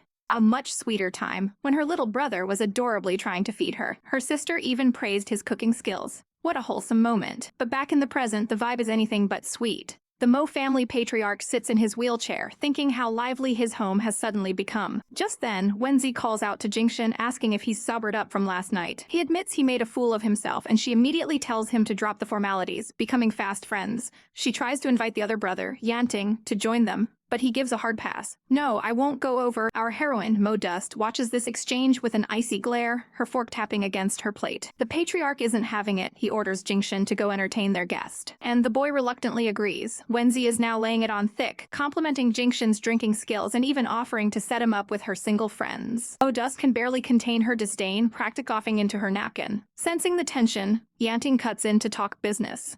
Yanting, about the persons who installed cameras in your house this time, have they been caught? He reports that the people who did it were professionals, leaving no trace behind. The father's face darkens. Yanting continues, his voice grim, I am afraid that only your father, Chai Yuan, could do it. Our girl's eyes widen in disbelief. My father would note he installed cameras in his own daughter's house, she snaps. But the old man just smirks, telling her to ask her dad herself. She's left speechless and fuming. Yanting tries to de-escalate, saying it's too early to jump to conclusions. The patriarch picks up a framed photo, his expression unreadable. I spoke too hastily. Everything's fine now. He then dismisses them both with a simple get up. As they're leaving, our girl's eyes catch the photo in his hand. She turns to Yanting and asks who the woman in the picture is. He drops a bombshell. She is Mo Dust's mother, but not mine. Our girl freezes, the implication hitting her like a ton of bricks. Yanting confirms it. He and Mo Dust are half-siblings. He begins to unravel the tragic family history.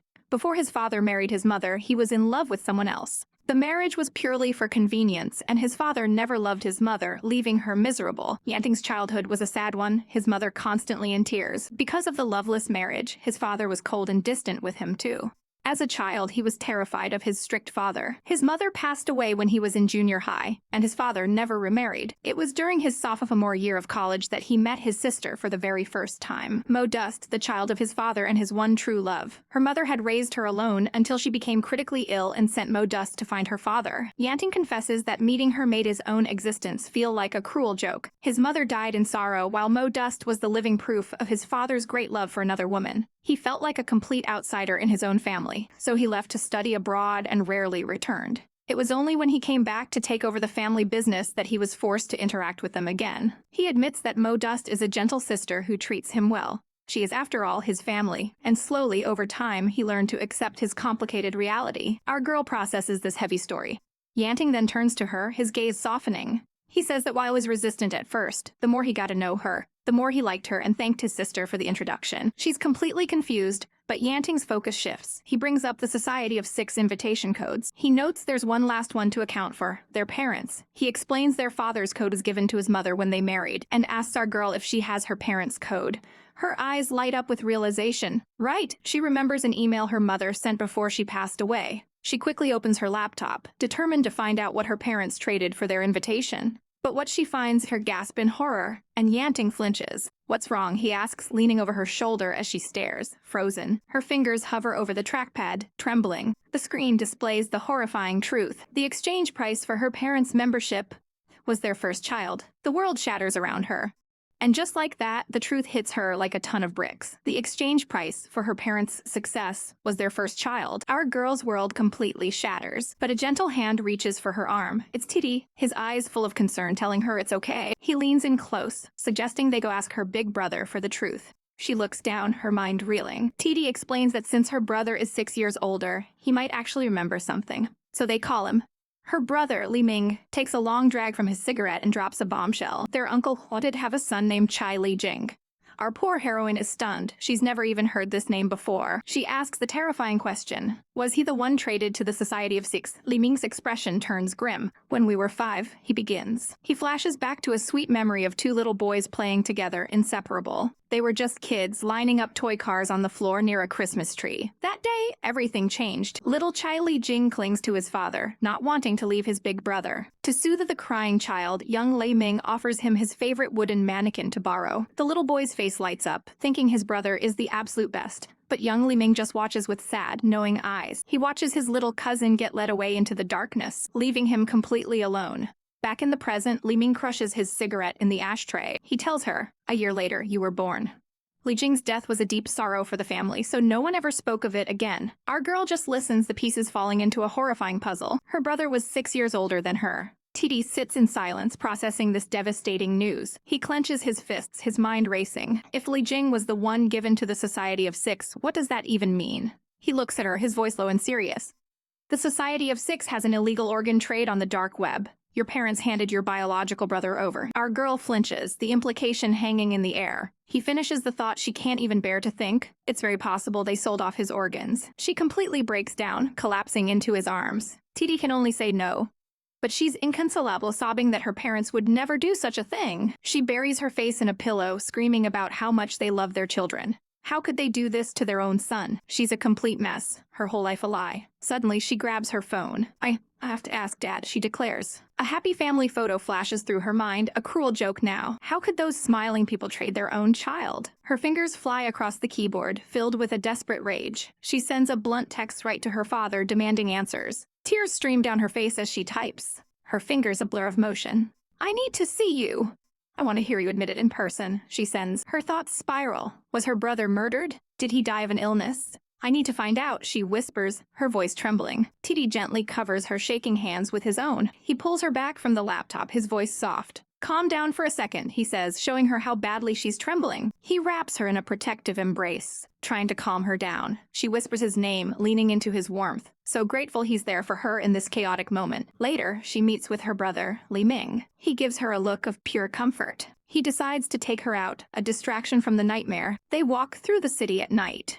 The streetlights a blur. He gently takes her arm to get her attention. She looks up, a bit dazed, remarking that it's been a while since they went to a bar. He throws a fist in the air, trying to hype her up. Inside the bar, they're greeted by the staff. They immediately get drinks and clink their glasses together. They both down their drinks in one go. Li Ming swirls the ice in his glass. He looks at her with a smile. You know, this reminds me of the first time we met. And we flash back 3 years ago. Our girl is at a bar, looking like an absolute goddess in a slinky black dress. She stands alone, a picture of lonely elegance. Suddenly, a smooth voice calls out, "Hey, beautiful."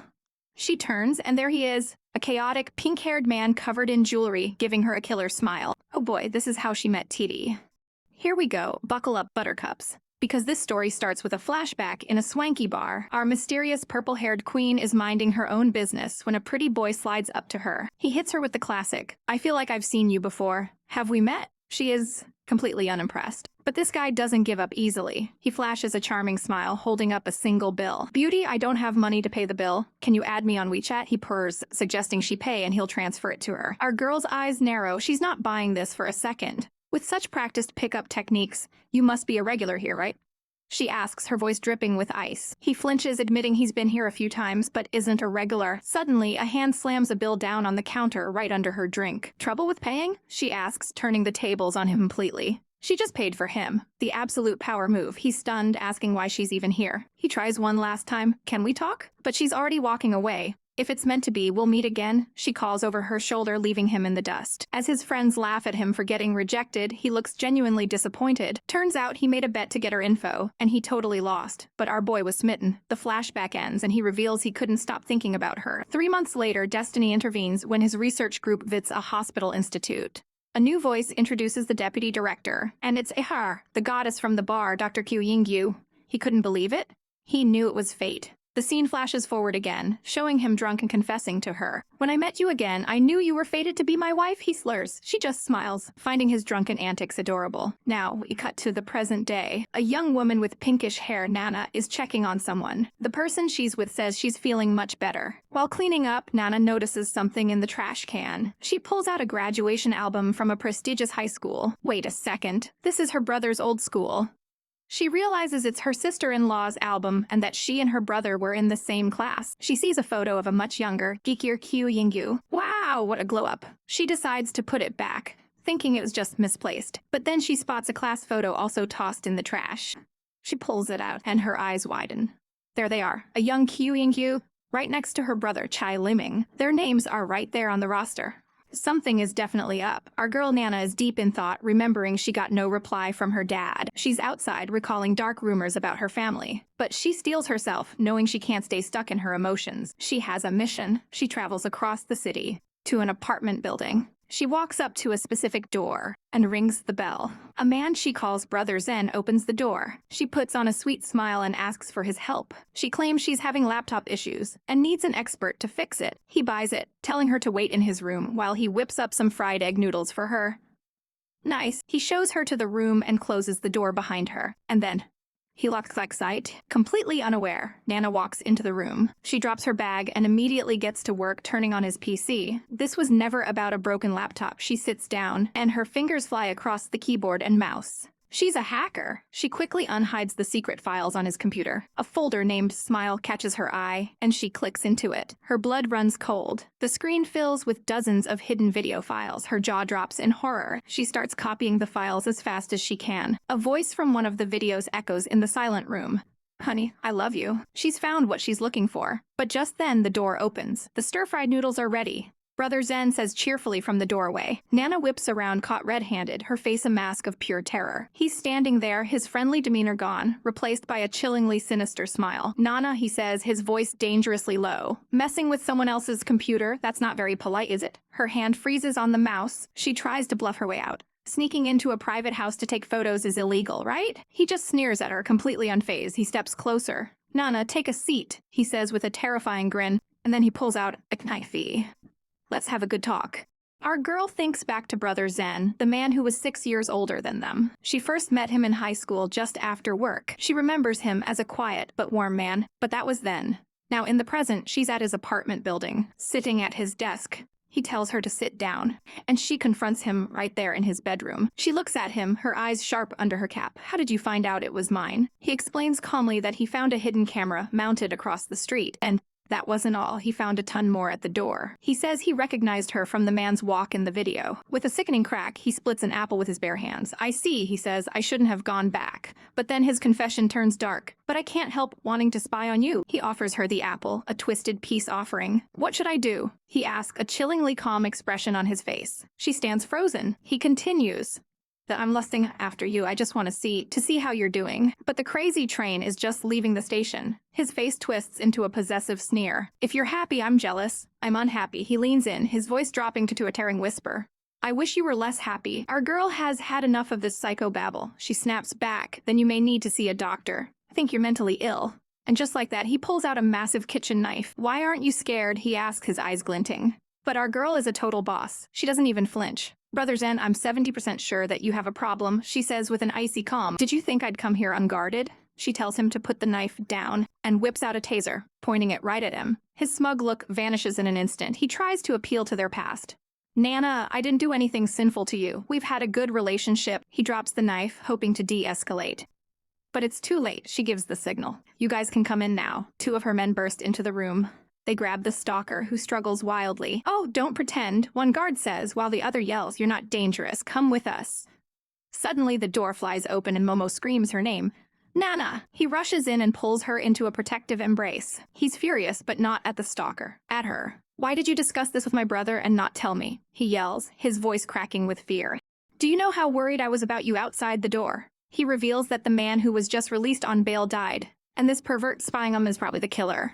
Her brother peeks in sheepishly as the guards try to calm Momo down. Momo is a mess, grunting, my wife.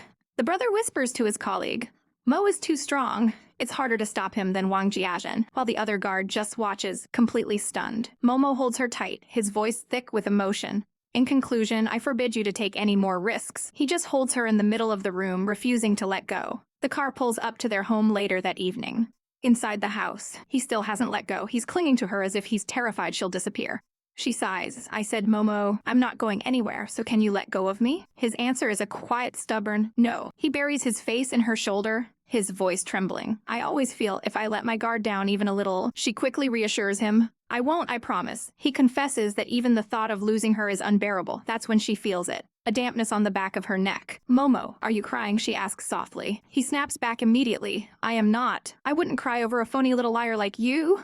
Let me see, says, trying to pull away. He resists, hiding his face. She insists, let me see, Momo, and gently turns his head. A single, heartbreaking tear escapes his eye. The strong, stoic man is completely shattered. Stop looking at me, he pleads, his face flushed with tears. She looks at him, her heart aching. He's so embarrassed. You've seen me in such an embarrassing state. You must hate me now. but she just was silly. In that moment, she feels his awkward, clumsy love so clearly. It's disorderly without technique, it's pure. He's so worried, so afraid of losing her, but he doesn't dare let her know. Overwhelmed, she pulls him into a deep kiss. "Call me wife," she whispers against lips. "I am your wife." His clumsy, sincere love moved her. She realizes in that instant that she had already fallen in love with him. She scoops him into her arms, carrying him with surprising strength. The bedroom door clicks shut. He was someone familiar. Someone she could trust unconditionally. He pulls off his shirt, revealing his lean, muscular torso. From their very first meeting, she wanted to be passionately close with him.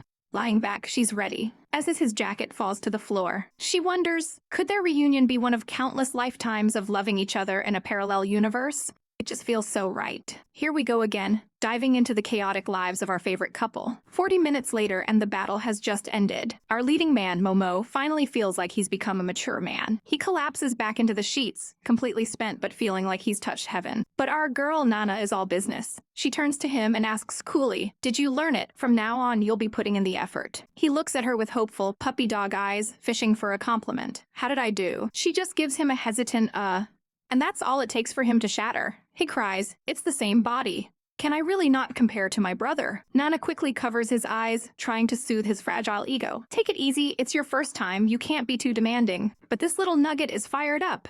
He clutches the sheets, vowing, "I don't want to take slow. I want to improve right now." She's completely stunned by his sudden burst of energy. He then rolls over, exhausted again. "Momo, you did really well. Let me rest a bit. Our girl has had enough."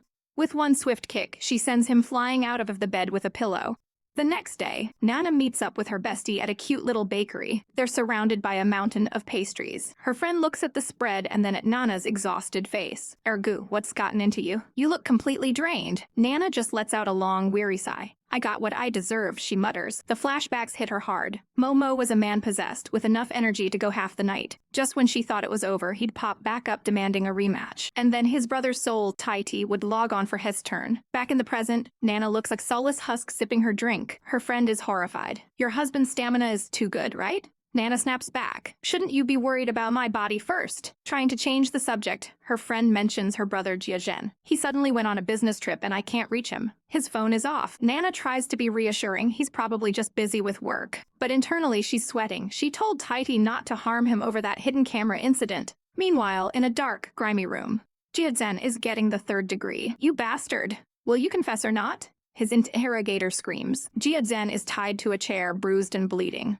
He grits his teeth. "I installed the camera, I admit it, but I've never murdered anyone." The interrogator flashes back to a crying woman and loses it. He lifts the chair, ready to end Jiazhen right there. "Pay with your life," he roars as Jiazhen's eyes widen in terror.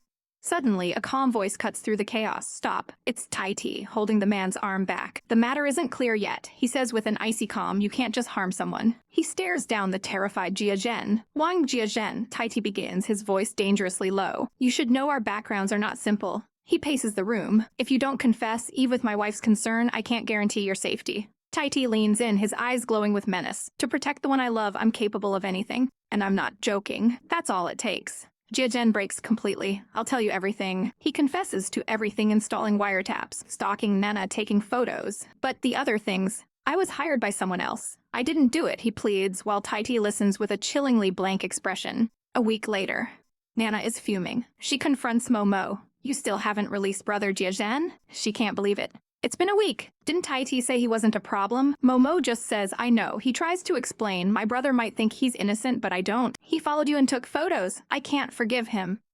Nana, her hands up. "Just believe Taiti." We see a flashback of Momo arguing with Taiti's orders, wanting to keep the guy locked up for another year. Nana snaps him out of it.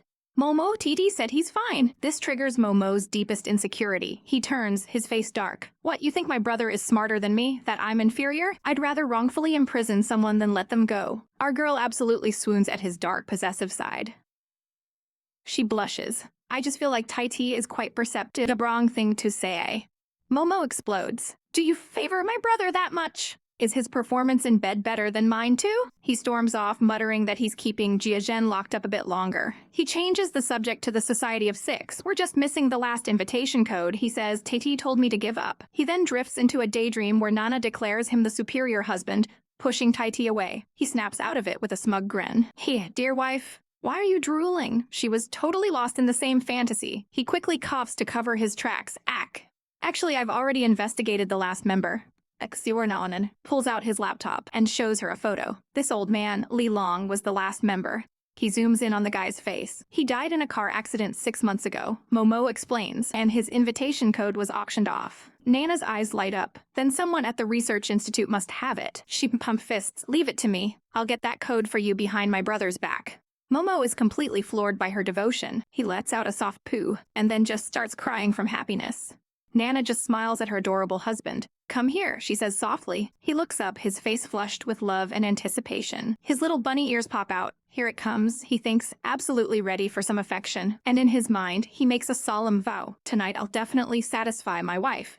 Here we go, my lovely viewers. Let's dive right back into the chaos. Our story is at what looks like a very serious research institute. A woman greets her superior, Director Liu, but the director just icily asks why she's being so formal. Suddenly, the woman trips, getting her shoes a little dirty. Director Liu completely loses it, shrieking that her shoes are filthy and to never let it happen again. Her colleague tries to calm the raging beast, suggesting they go to the cafeteria for a meal. Director Liu instantly perks up, giggling about a new energetic guy in the cafeteria they should check out. As they walk away, our poor heroine overhears them gossiping about how handsome this new guy is, and so our girl heads to the cafeteria herself. The new guy asks if she's got enough food, and bam, a literal god of the kitchen appears, surrounded by roses. He whips up a feast fit for a queen, asking what she wants to eat, claiming he can make anything. Our girl is flabbergasted, whispering to her partner, Momo, don't be so obvious. She's undercover after all. But Momo is too busy being a charming menace, showing off his wedding ring and telling her he only smiles for her. Then it's down to business. Momo gets serious, revealing his findings. The computer that accessed the shady website is in the director's office. Our girl confirms it, saying she has the key. Their mission is set for tonight. Night falls over the city, and the office is dark and empty. A figure slips silently through the cubicles. It's Momo, our handsome hacker, moving like a shadow. He sits down at the director's computer, his eyes sharp and focused. He quickly confirms that this was the machine used to access the account just an hour ago. He starts rummaging through the desk, looking for an invitation code. Our heroine points out a desk calendar, but he dismisses it. It's from 2020, but the current date is May 2023. Still, something about it feels off. And then she sees it, a string of characters scrawled across the top of the March page. Momo, she exclaims. Try the string, it might be the code. His fingers fly across the keyboard. And success! A message pops up on screen. Made it. He asks how she knew, and she just stares back, a pit forming in her stomach. This was too easy.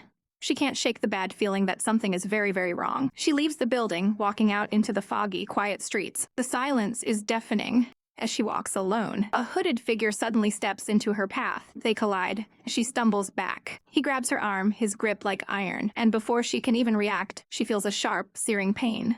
He just stabbed her. Her cap falls off as he whispers her name, Q Yingyu. He knows who she is. The last member of the Society of Six, he snarls, pulling the blade out with a sickening squelch. He drops a strange, twisted symbol on the ground, telling her she's the only one left. Headlights cut through the darkness as a car speeds towards them. The attacker vanishes, leaving her bleeding in the street. She clutches her side, collapsing to her knees but managing to make a call. I'm close by. She gasps into the phone. I'll wait for you. Her hand, slick with her own blood, begins to tremble as the call continues. She tries to stand to keep moving, but her legs give out. She crashes to the pavement, a pool of blood spreading around her. A bitter laugh escapes her lips. Lying there, her vision blurring, a voice screams her name in the distance. And then, we're pulled into a memory. A younger, more timid version of our girl is being bullied at school. The mean girls are taunting her for being a goody two-shoes. But just as one of them raises a hand to strike, a voice cuts in. The girls freeze. It's Chai Liming, the school's #1 heartthrob. The bullies immediately start blaming our girl, stammering that it was her fault. They claim she was dating someone, which was against the rules. But Chai Liming just smiles, calling their bluff. Panicked, the bullies insist they weren't fighting, and then immediately flee as the bell rings. Later, our heroine finds him smoking near the vending machines. She remembers who he is. He's not just handsome, he's a certified genius, winning awards left without even trying. He turns to her and says he won't tell on the bullies, but in return, she has to keep smoking a secret. He leans in close, a playful smirk on his face. Deal, okay? Pretty lady, he asks, and they seal it with a pinky promise, and in that one, heart-stopping moment, she fell in love with a boy from another world. The memory shifts. She's finally worked up the courage to confess, handing him a love letter. But he won't accept it. She pleads, telling him she really, really likes him. He scoffs, telling her to stop playing games. "I'm a playboy," he says with an icy glare, "not a good guy." She's speechless. Suddenly, he slams his hand against the wall behind her, trapping her. He leans in so close she can feel his breath and asks a devastating question. "You're still a virgin, right?" She freezes in shock. "My principle is, I don't mess with virgins," he says coldly. He pulls back, seeing the fear in her eyes. "Now you know I'm a bad guy, right?" he asks with a smirk. He tells her goodbye and turns to leave. As he walks away, he always has a smile on his face, but she can't help but wonder why deep down his smile always looks so lonely. Here's the story of our girl, a woman who knew exactly what she wanted. It all started after her first love confession failed. Back then, she was just a studious girl in glasses, walking through life and trying to figure things out. She eventually met a nice, stable guy who gave her flowers and treated her well. Time flew by, and soon she was graduating with her doctorate, a whole future ahead of her. The next logical step was meeting the parents, but that's where things took a sharp turn. His mother looked at her with a fake smile and asked, "Why don't you give up on the doctorate?" The parents explained that it wouldn't be good for her husband if she was more educated than him. Their perfect future for her. A small, comfortable life as a housewife, popping out kids for them to raise. Our girl sat there, utterly shattered. The future they offered her was a cage, and it was not the life she wanted. So she made a choice. She wanted to climb higher, to become the woman she was always meant to be. The glasses came off, and a goddess was unleashed. She decided to chase after the one that got away, her first love, Chai Liming. After getting a tip from a classmate, she found out which nightclub he frequented. So she went, dressed to kill, and decided to wait for him to appear. She perched at the bar, a vision in black, ready to reclaim her past. And just like that, the moment arrived. A smooth voice cuts through the noise. "Hey, beautiful!" And there he was, her chaotic, devastatingly handsome first love, giving her a wink that could melt steel. He wastes no time, cornering her against a wall. She knew her plan was working. Men like him are always intrigued by a mysterious woman. And so their world romance began. A blur of passionate kisses and tangled limbs. He whispers her name, Xiao Yu, completely under her spell. In bed, she finally felt a joy she'd never known, but she couldn't let him know that. Instead, she played it cool, pretending his performance was unsatisfactory. The poor boy looks absolutely crushed, desperately asking if they can still date. But she kept him at arm's length, a beautiful enigma he couldn't solve. She'd get close, then pull away, leaving with a simple goodbye.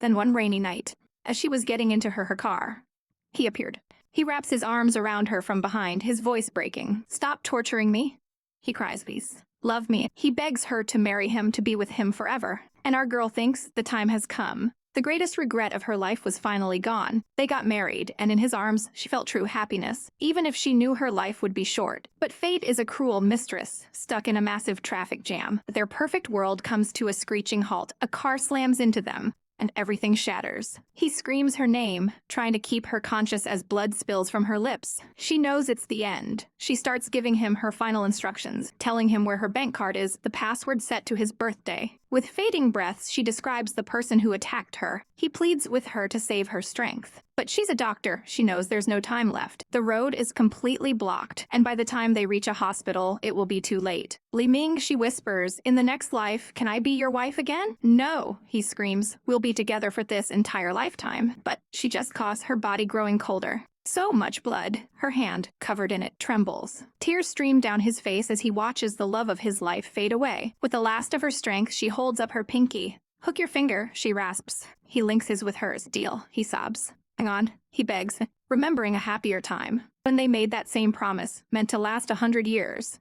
But in the cold, harsh present, her hand goes limp. The promise is broken. The traffic is at a standstill. Her body slumps against him. "Lifeless wife," he whispers in disbelief. He holds her close, his world ending as the city horns blare around them, indifferent to his heart-wrenching loss. His love is gone, and he's all alone in the middle of a traffic jam. The news is delivered with icy finality. His sister-in-law has passed away. The night is silent and empty in the penthouse they once shared. Our heartbroken hero sits alone in his office, clutching a letter she left behind. His hands tremble as he holds the crisp envelope and a small blue card. Tears stream down his face, his eyes swollen with a grief so profound it's almost silent. His mind flashes back to her, a total badass, making bank with the Society of Six to pay off her family's debts. She was always so cool and collected, even when leaving everything she earned to him. But the letter she was writing held a dark premonition. The other members of her society were being picked off one by one, and she knew her time was coming. His fingers, one of them bandaged. Trace the word she wrote. His name, Liming, is the first word he reads, and a sob escapes him as her voice echoes in his mind. By the time you read this letter, she wrote, I'm probably no longer in this world. He hunches over, shattered, as her words continue to cut him to ribbons. I don't require you to mourn, she says, giving him permission to move on immediately. A fresh wave of tears rolls down his cheeks as he reads her next wish. Find someone gentle, she tells him, someone who can give you the affection I never did. He remembers her walking away, always so independent. Mr. Chai, congratulations on your freedom, she wrote with a savage wit, even at the end. She was always a lone wolf. Her final wish wasn't for herself, but for him. You must be happy.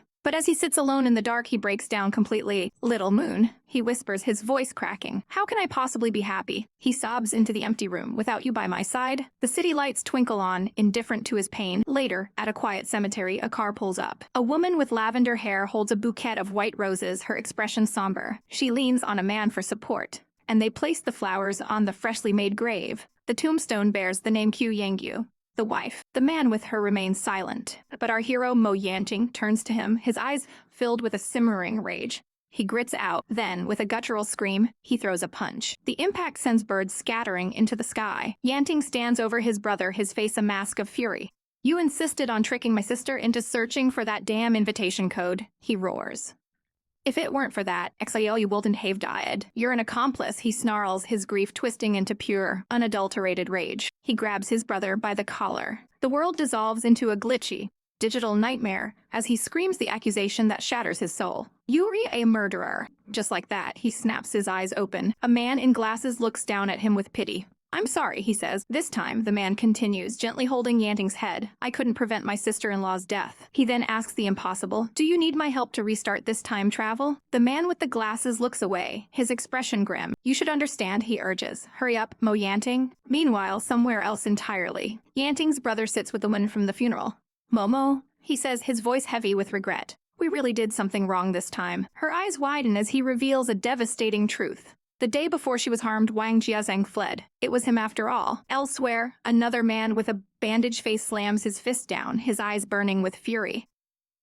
Both you and my brother were deceived, he shouts. The killer is Wang Jiazhang. 1 month passes in the blink of an eye. In a lavish book-lined study, a serious conversation is underway. A woman reports that the suspected murderer, Wang Jiazhang, has been missing for a month with no leads. Mo Secret confirms this grim reality. He declares his intention to use his father's power to expand the search. The whole family is gathered for this tense meeting. Moshi's father listens, his expression unreadable. With a sharp, piercing gaze, he agrees to deploy his men to track down the suspect. But then his attention snaps to our girl. Daughter-in-law, he says, his tone icy. He asks if she's merged the accounts of the Society of Six yet. The patriarch looks on, waiting for an answer. He reminds her of the deal. After merging the accounts, she's to hand over the powerful Yang fish to Yanting. Our heroine meets his gaze without flinching. Yes, Daddy. This was agreed upon before our marriage. Satisfied, the old man leans back. Okay, he says, giving a final, chilling order to protect the Yang fish at all costs. Girl can only bow her head and agree. Suddenly, Yanting pipes up with a nosy question, wondering why after a few months, our girl isn't showing a baby bump yet. The question hits them like a lightning bolt, and both Moshi and Nana freeze, blushing furiously. Moshi stammers, adorably flustered, while Nana frantically nods, thinking it's because she's too thin. The old man just sighs, unimpressed. How can you not pay attention to nutrition during pregnancy? He scolds, worried about the heir. Moshikli promises he'll take good care of her, practically vibrating with nervous energy. This whole conversation sends Moshi's mind racing. He remembers a much more private moment with his wife, a moment where they were much, much closer. Our girl had panicked, realizing that if she got pregnant, their intimate time would be on hold for a while. The thought had sent Moshi into a state of pure, unadulterated panic. He immediately declared, I want that too. I always listen to my wife, as he pulled her into a passionate embrace. 2 hours later, the room is quiet. Moshi is fast asleep, exhausted but content. He looks so peaceful, completely unaware of what's happening beside him. A hand for a laptop and quietly opens it. It's our girl, Nana. While her husband sleeps, she's wide awake, working in the dark. Her face is a mask of concentration. A notification dings on the screen. She's done it. She has successfully merged all the accounts of the Society of Six. She wonders if this will finally bring the whole truth to light, her heart pounding with a mix of hope and fear. Suddenly, she notices something. The young fish, it's glowing again. At the same moment, a new email notification pops up on her screen. Her fingers fly across the keyboard. A message from Dad appears asking her to meet her whelps. Daddy? Daddy? She races through the dark city streets, message echoing in her mind. Another text arrives, bring the yang fish, and come alone. Disguised and on edge, she makes her way to the meeting spot. She knows this could be a trap, but she's come prepared. She spots a figure waiting for her. Her breath catches in her throat. Dad? A man in a cap and mask turns to face her. He greets her gently, acknowledging how tough things have been for her. He immediately asks if she has the yin fish. But our girl isn't here for small talk. She fires back, demanding to know why he sent those horrific videos of her mother's death and why he won't talk about her brother. He gives a flimsy excuse about the yin and yang fish being linked, a programmed backup, but dodges the real questions. He looks away, refusing to meet her eyes. Then he holds out his hand, demanding she give him the yang fish. Our girl's answer is a single, defiant word. No. Her father's face contorts with rage. He and his father, Moshi, are not good people. He snarls. But she stands her ground, revealing she received an email from her mother's account, a key to finding the truth by collecting the invitation codes. She screams at him, her voice breaking. But no one gives me the truth. Father! How did Mom die? You don't care, do you? She accuses him of only caring about the yang fish, not her and not her mother. He looks broken, explaining he's been running for his life to escape Moshi's pursuit. He calls out her name, his voice filled with pain. At his words, our heroine finally crumbles, sobbing that she's been so worried and so afraid all these years. He pulls her into a tight hug, trying to comfort her. It's okay now, Nana. Dad is here. They stand together in the cold, empty street. As she clings to him, whispering Dad, he says something absolutely bone-chilling. The people who obstruct and harm you, daughter, are no longer around.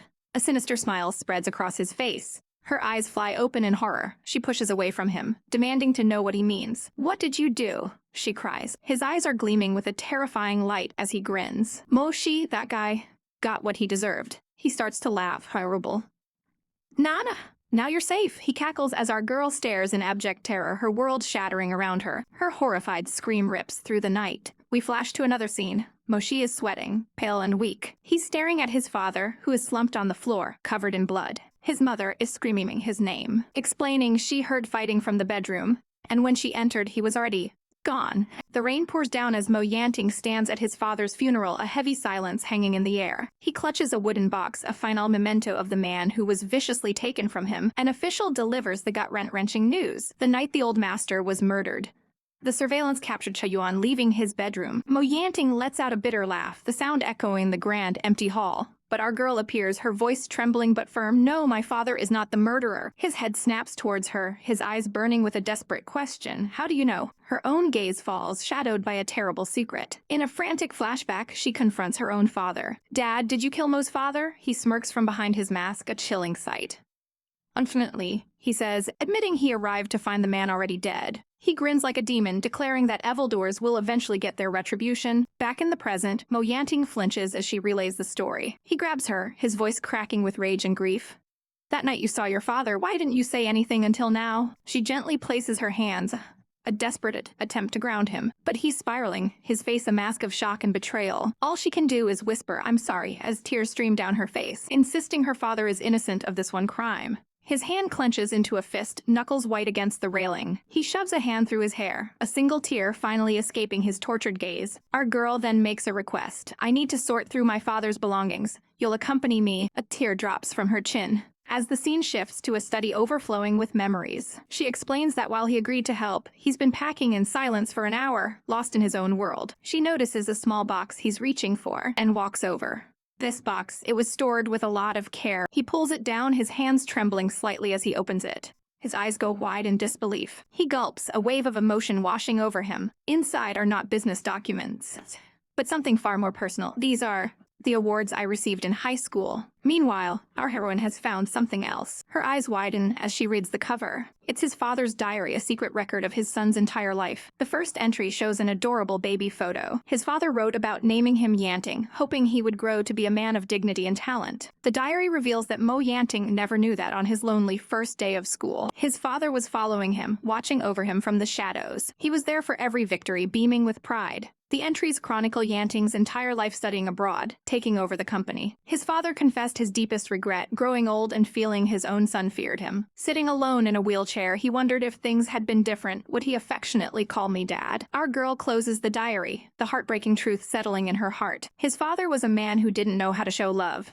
And because of it, Mo Yanting was left clutching the book, believing his entire life that he was unloved. She can't bear it. She wraps her arms around him from behind, holding him tight. He grips her hand. And finally, the dam breaks. He sobs into her shoulder, the crushing weight of a lifetime of misunderstood love finally hitting him. They stand there, two broken souls clinging to each other in a room full of ghosts. Life moves on. Titi becomes busy, and Mo Yanting increases our girl's security. After some drama, things seem to calm down, and we find them sitting together peacefully on the couch. She asks him if her father has reached out. A sly smile plays on his lips. She admits her dad contacted her again for the yang fish, but she refused. And then Mo Yanting drops a bombshell. You initiate contact with him. Get father-in-law out. She stares at him. Titi, you... just tells her not to worry, but a sinking feeling fills her heart. She can't read his expression, can't see through his plans. Utterly conflicted, she can only say, let me think about it. He pulls her into his arms, his voice soft but firm.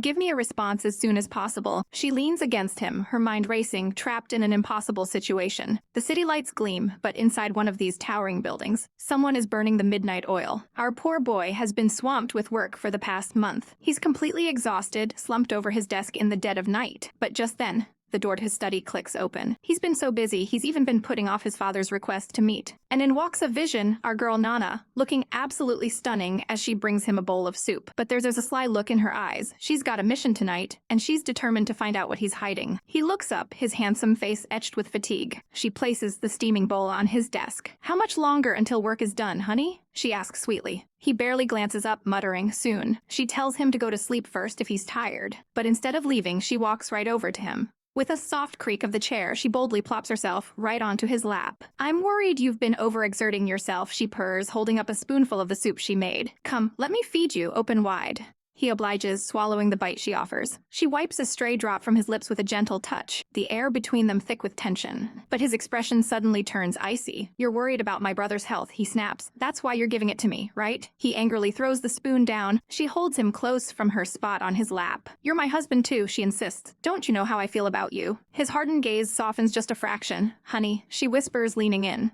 I can't sleep without you in bed. He finally melts, admitting he's been missing her too. But then he asks what Momo has been up to, and she freezes, thinking she can't possibly tell him. That's not fair, he presses. I'm your wife, can't I know? She knows she can't say a word, remembering the warning from his brother. Her mind races. Those two are definitely plotting something. How do you even communicate with your brother? She asks, fishing for information. He answers plainly, through a diary. Go. A light bulb goes off in her head. If she can find that diary, she'll know everything. But her scheming is cut short when he suddenly clamps his arms around her, pulling her flush against the desk. Damn it! I can't take it anymore. He growls. No matter how busy, you still need to be affectionate with your wife. Come on, honey. She gives him a seductive wink. I miss you, says. He groans, pulling her impossibly closer. Ha ha, be gentle, Momo. But our girl's mind is already elsewhere. After Momo falls asleep, she thinks, I'll look for that diary in the study. He clutches her, possessively whispering, Nana, you are mine, all mine, as he caresses her hair. He pulls her into a deep, passionate kiss. And that's when a wave of panic hits her. Oh no! A kiss at a time like this would mean Titi. Her eyes fly open in shock. But then she lets out a dramatic, fake yawn. He back confused. Nah, he says, the moment broken. He stands up, his perfectly sculpted abs on full display, and looks at her. Nana? The mood has completely shattered. Outside, rain begins to pour, splattering against the windows. He walks over to the glass, placing a hand against it as he stares out into the storm. She watches him from the bed, a silent, heavy tension filling the room. A single bead of sweat rolls down her temple. She knows this is bad. Titi found out about what happened between her and Momo, and he's been sitting in silence for hours. He finally speaks. Titi... He begins, his back still to her. Actually, I knew a long time ago. His reflection in the window is filled with pain. But there's a big difference between knowing and being caught in the moment. The feeling is just very different. She stays quiet, choosing her next words carefully. She knows she can't apologize because that would be like denying Momo. To keep the balance, she has to give both equal love. He turns to face her. It's not your fault, I know that, he says, his voice soft. My little brother is always clinging to you. He's annoying, isn't he? His eyes are filled with a desperate hope. You clearly love Ma, he continues, but he keeps pestering you. I know you don't really... Titi, she cuts him off. It's not like that. She takes a breath, gathering all her courage. Then she drops the most heart-wrenching bomb imaginable. I love Momo. As if on cue, a massive bolt of lightning cracks across the sky. Titi's face is a mask of pure shock and devastation. I really love him, she continues, twisting the knife. That's why I was with him. She explains that Momo has always respected her. Titi's face completely crumples. A single, perfect tear traces a path down his cheek. So that's it, he whispers, broken. I see. She stares horrified as she realizes he's crying. He covers his face, his shoulders shaking with silent sobs. She can't stand it and rushes to his side. Wait. Don't cry, she begs, holding his face in her hands. I don't want to hurt you. I still love you. Can you forgive me? He looks at her, his eyes swimming with tears. You didn't do anything wrong. Nana, you don't know how much I love you. She pulls him into a desperate hug. You and Momo, you're both my husbands. I love both of you. I can't give either of you up. So, can the two of you stay with me like we used to be? She asks. He pulls back slightly, a sad smile on his face. So fierce, just like my wife. But then his expression darkens. Nana, actually, I don't belong here. In the end, I have to leave. His words are like ice in her veins. From now on, you and my little brother have to take good care of each other. She stares in horror, thinking he'll never forgive her. He grabs her hand, his voice pleading, don't leave. Titi, please. He clutches his head in pain. I have no regrets, Nana, he says through gritted teeth. No matter what, always remember this body will always love you. His words make her unbearably anxious. A terrifying thought enters her mind. I feel like he might be leaving me. Suddenly, his heart begins to thump violently. An agonizing badum echoes in his chest as a strange energy pulses through him. He feels a sudden disconnect in his brainwaves and cries out, happening, before lapsing into her arms. Titi?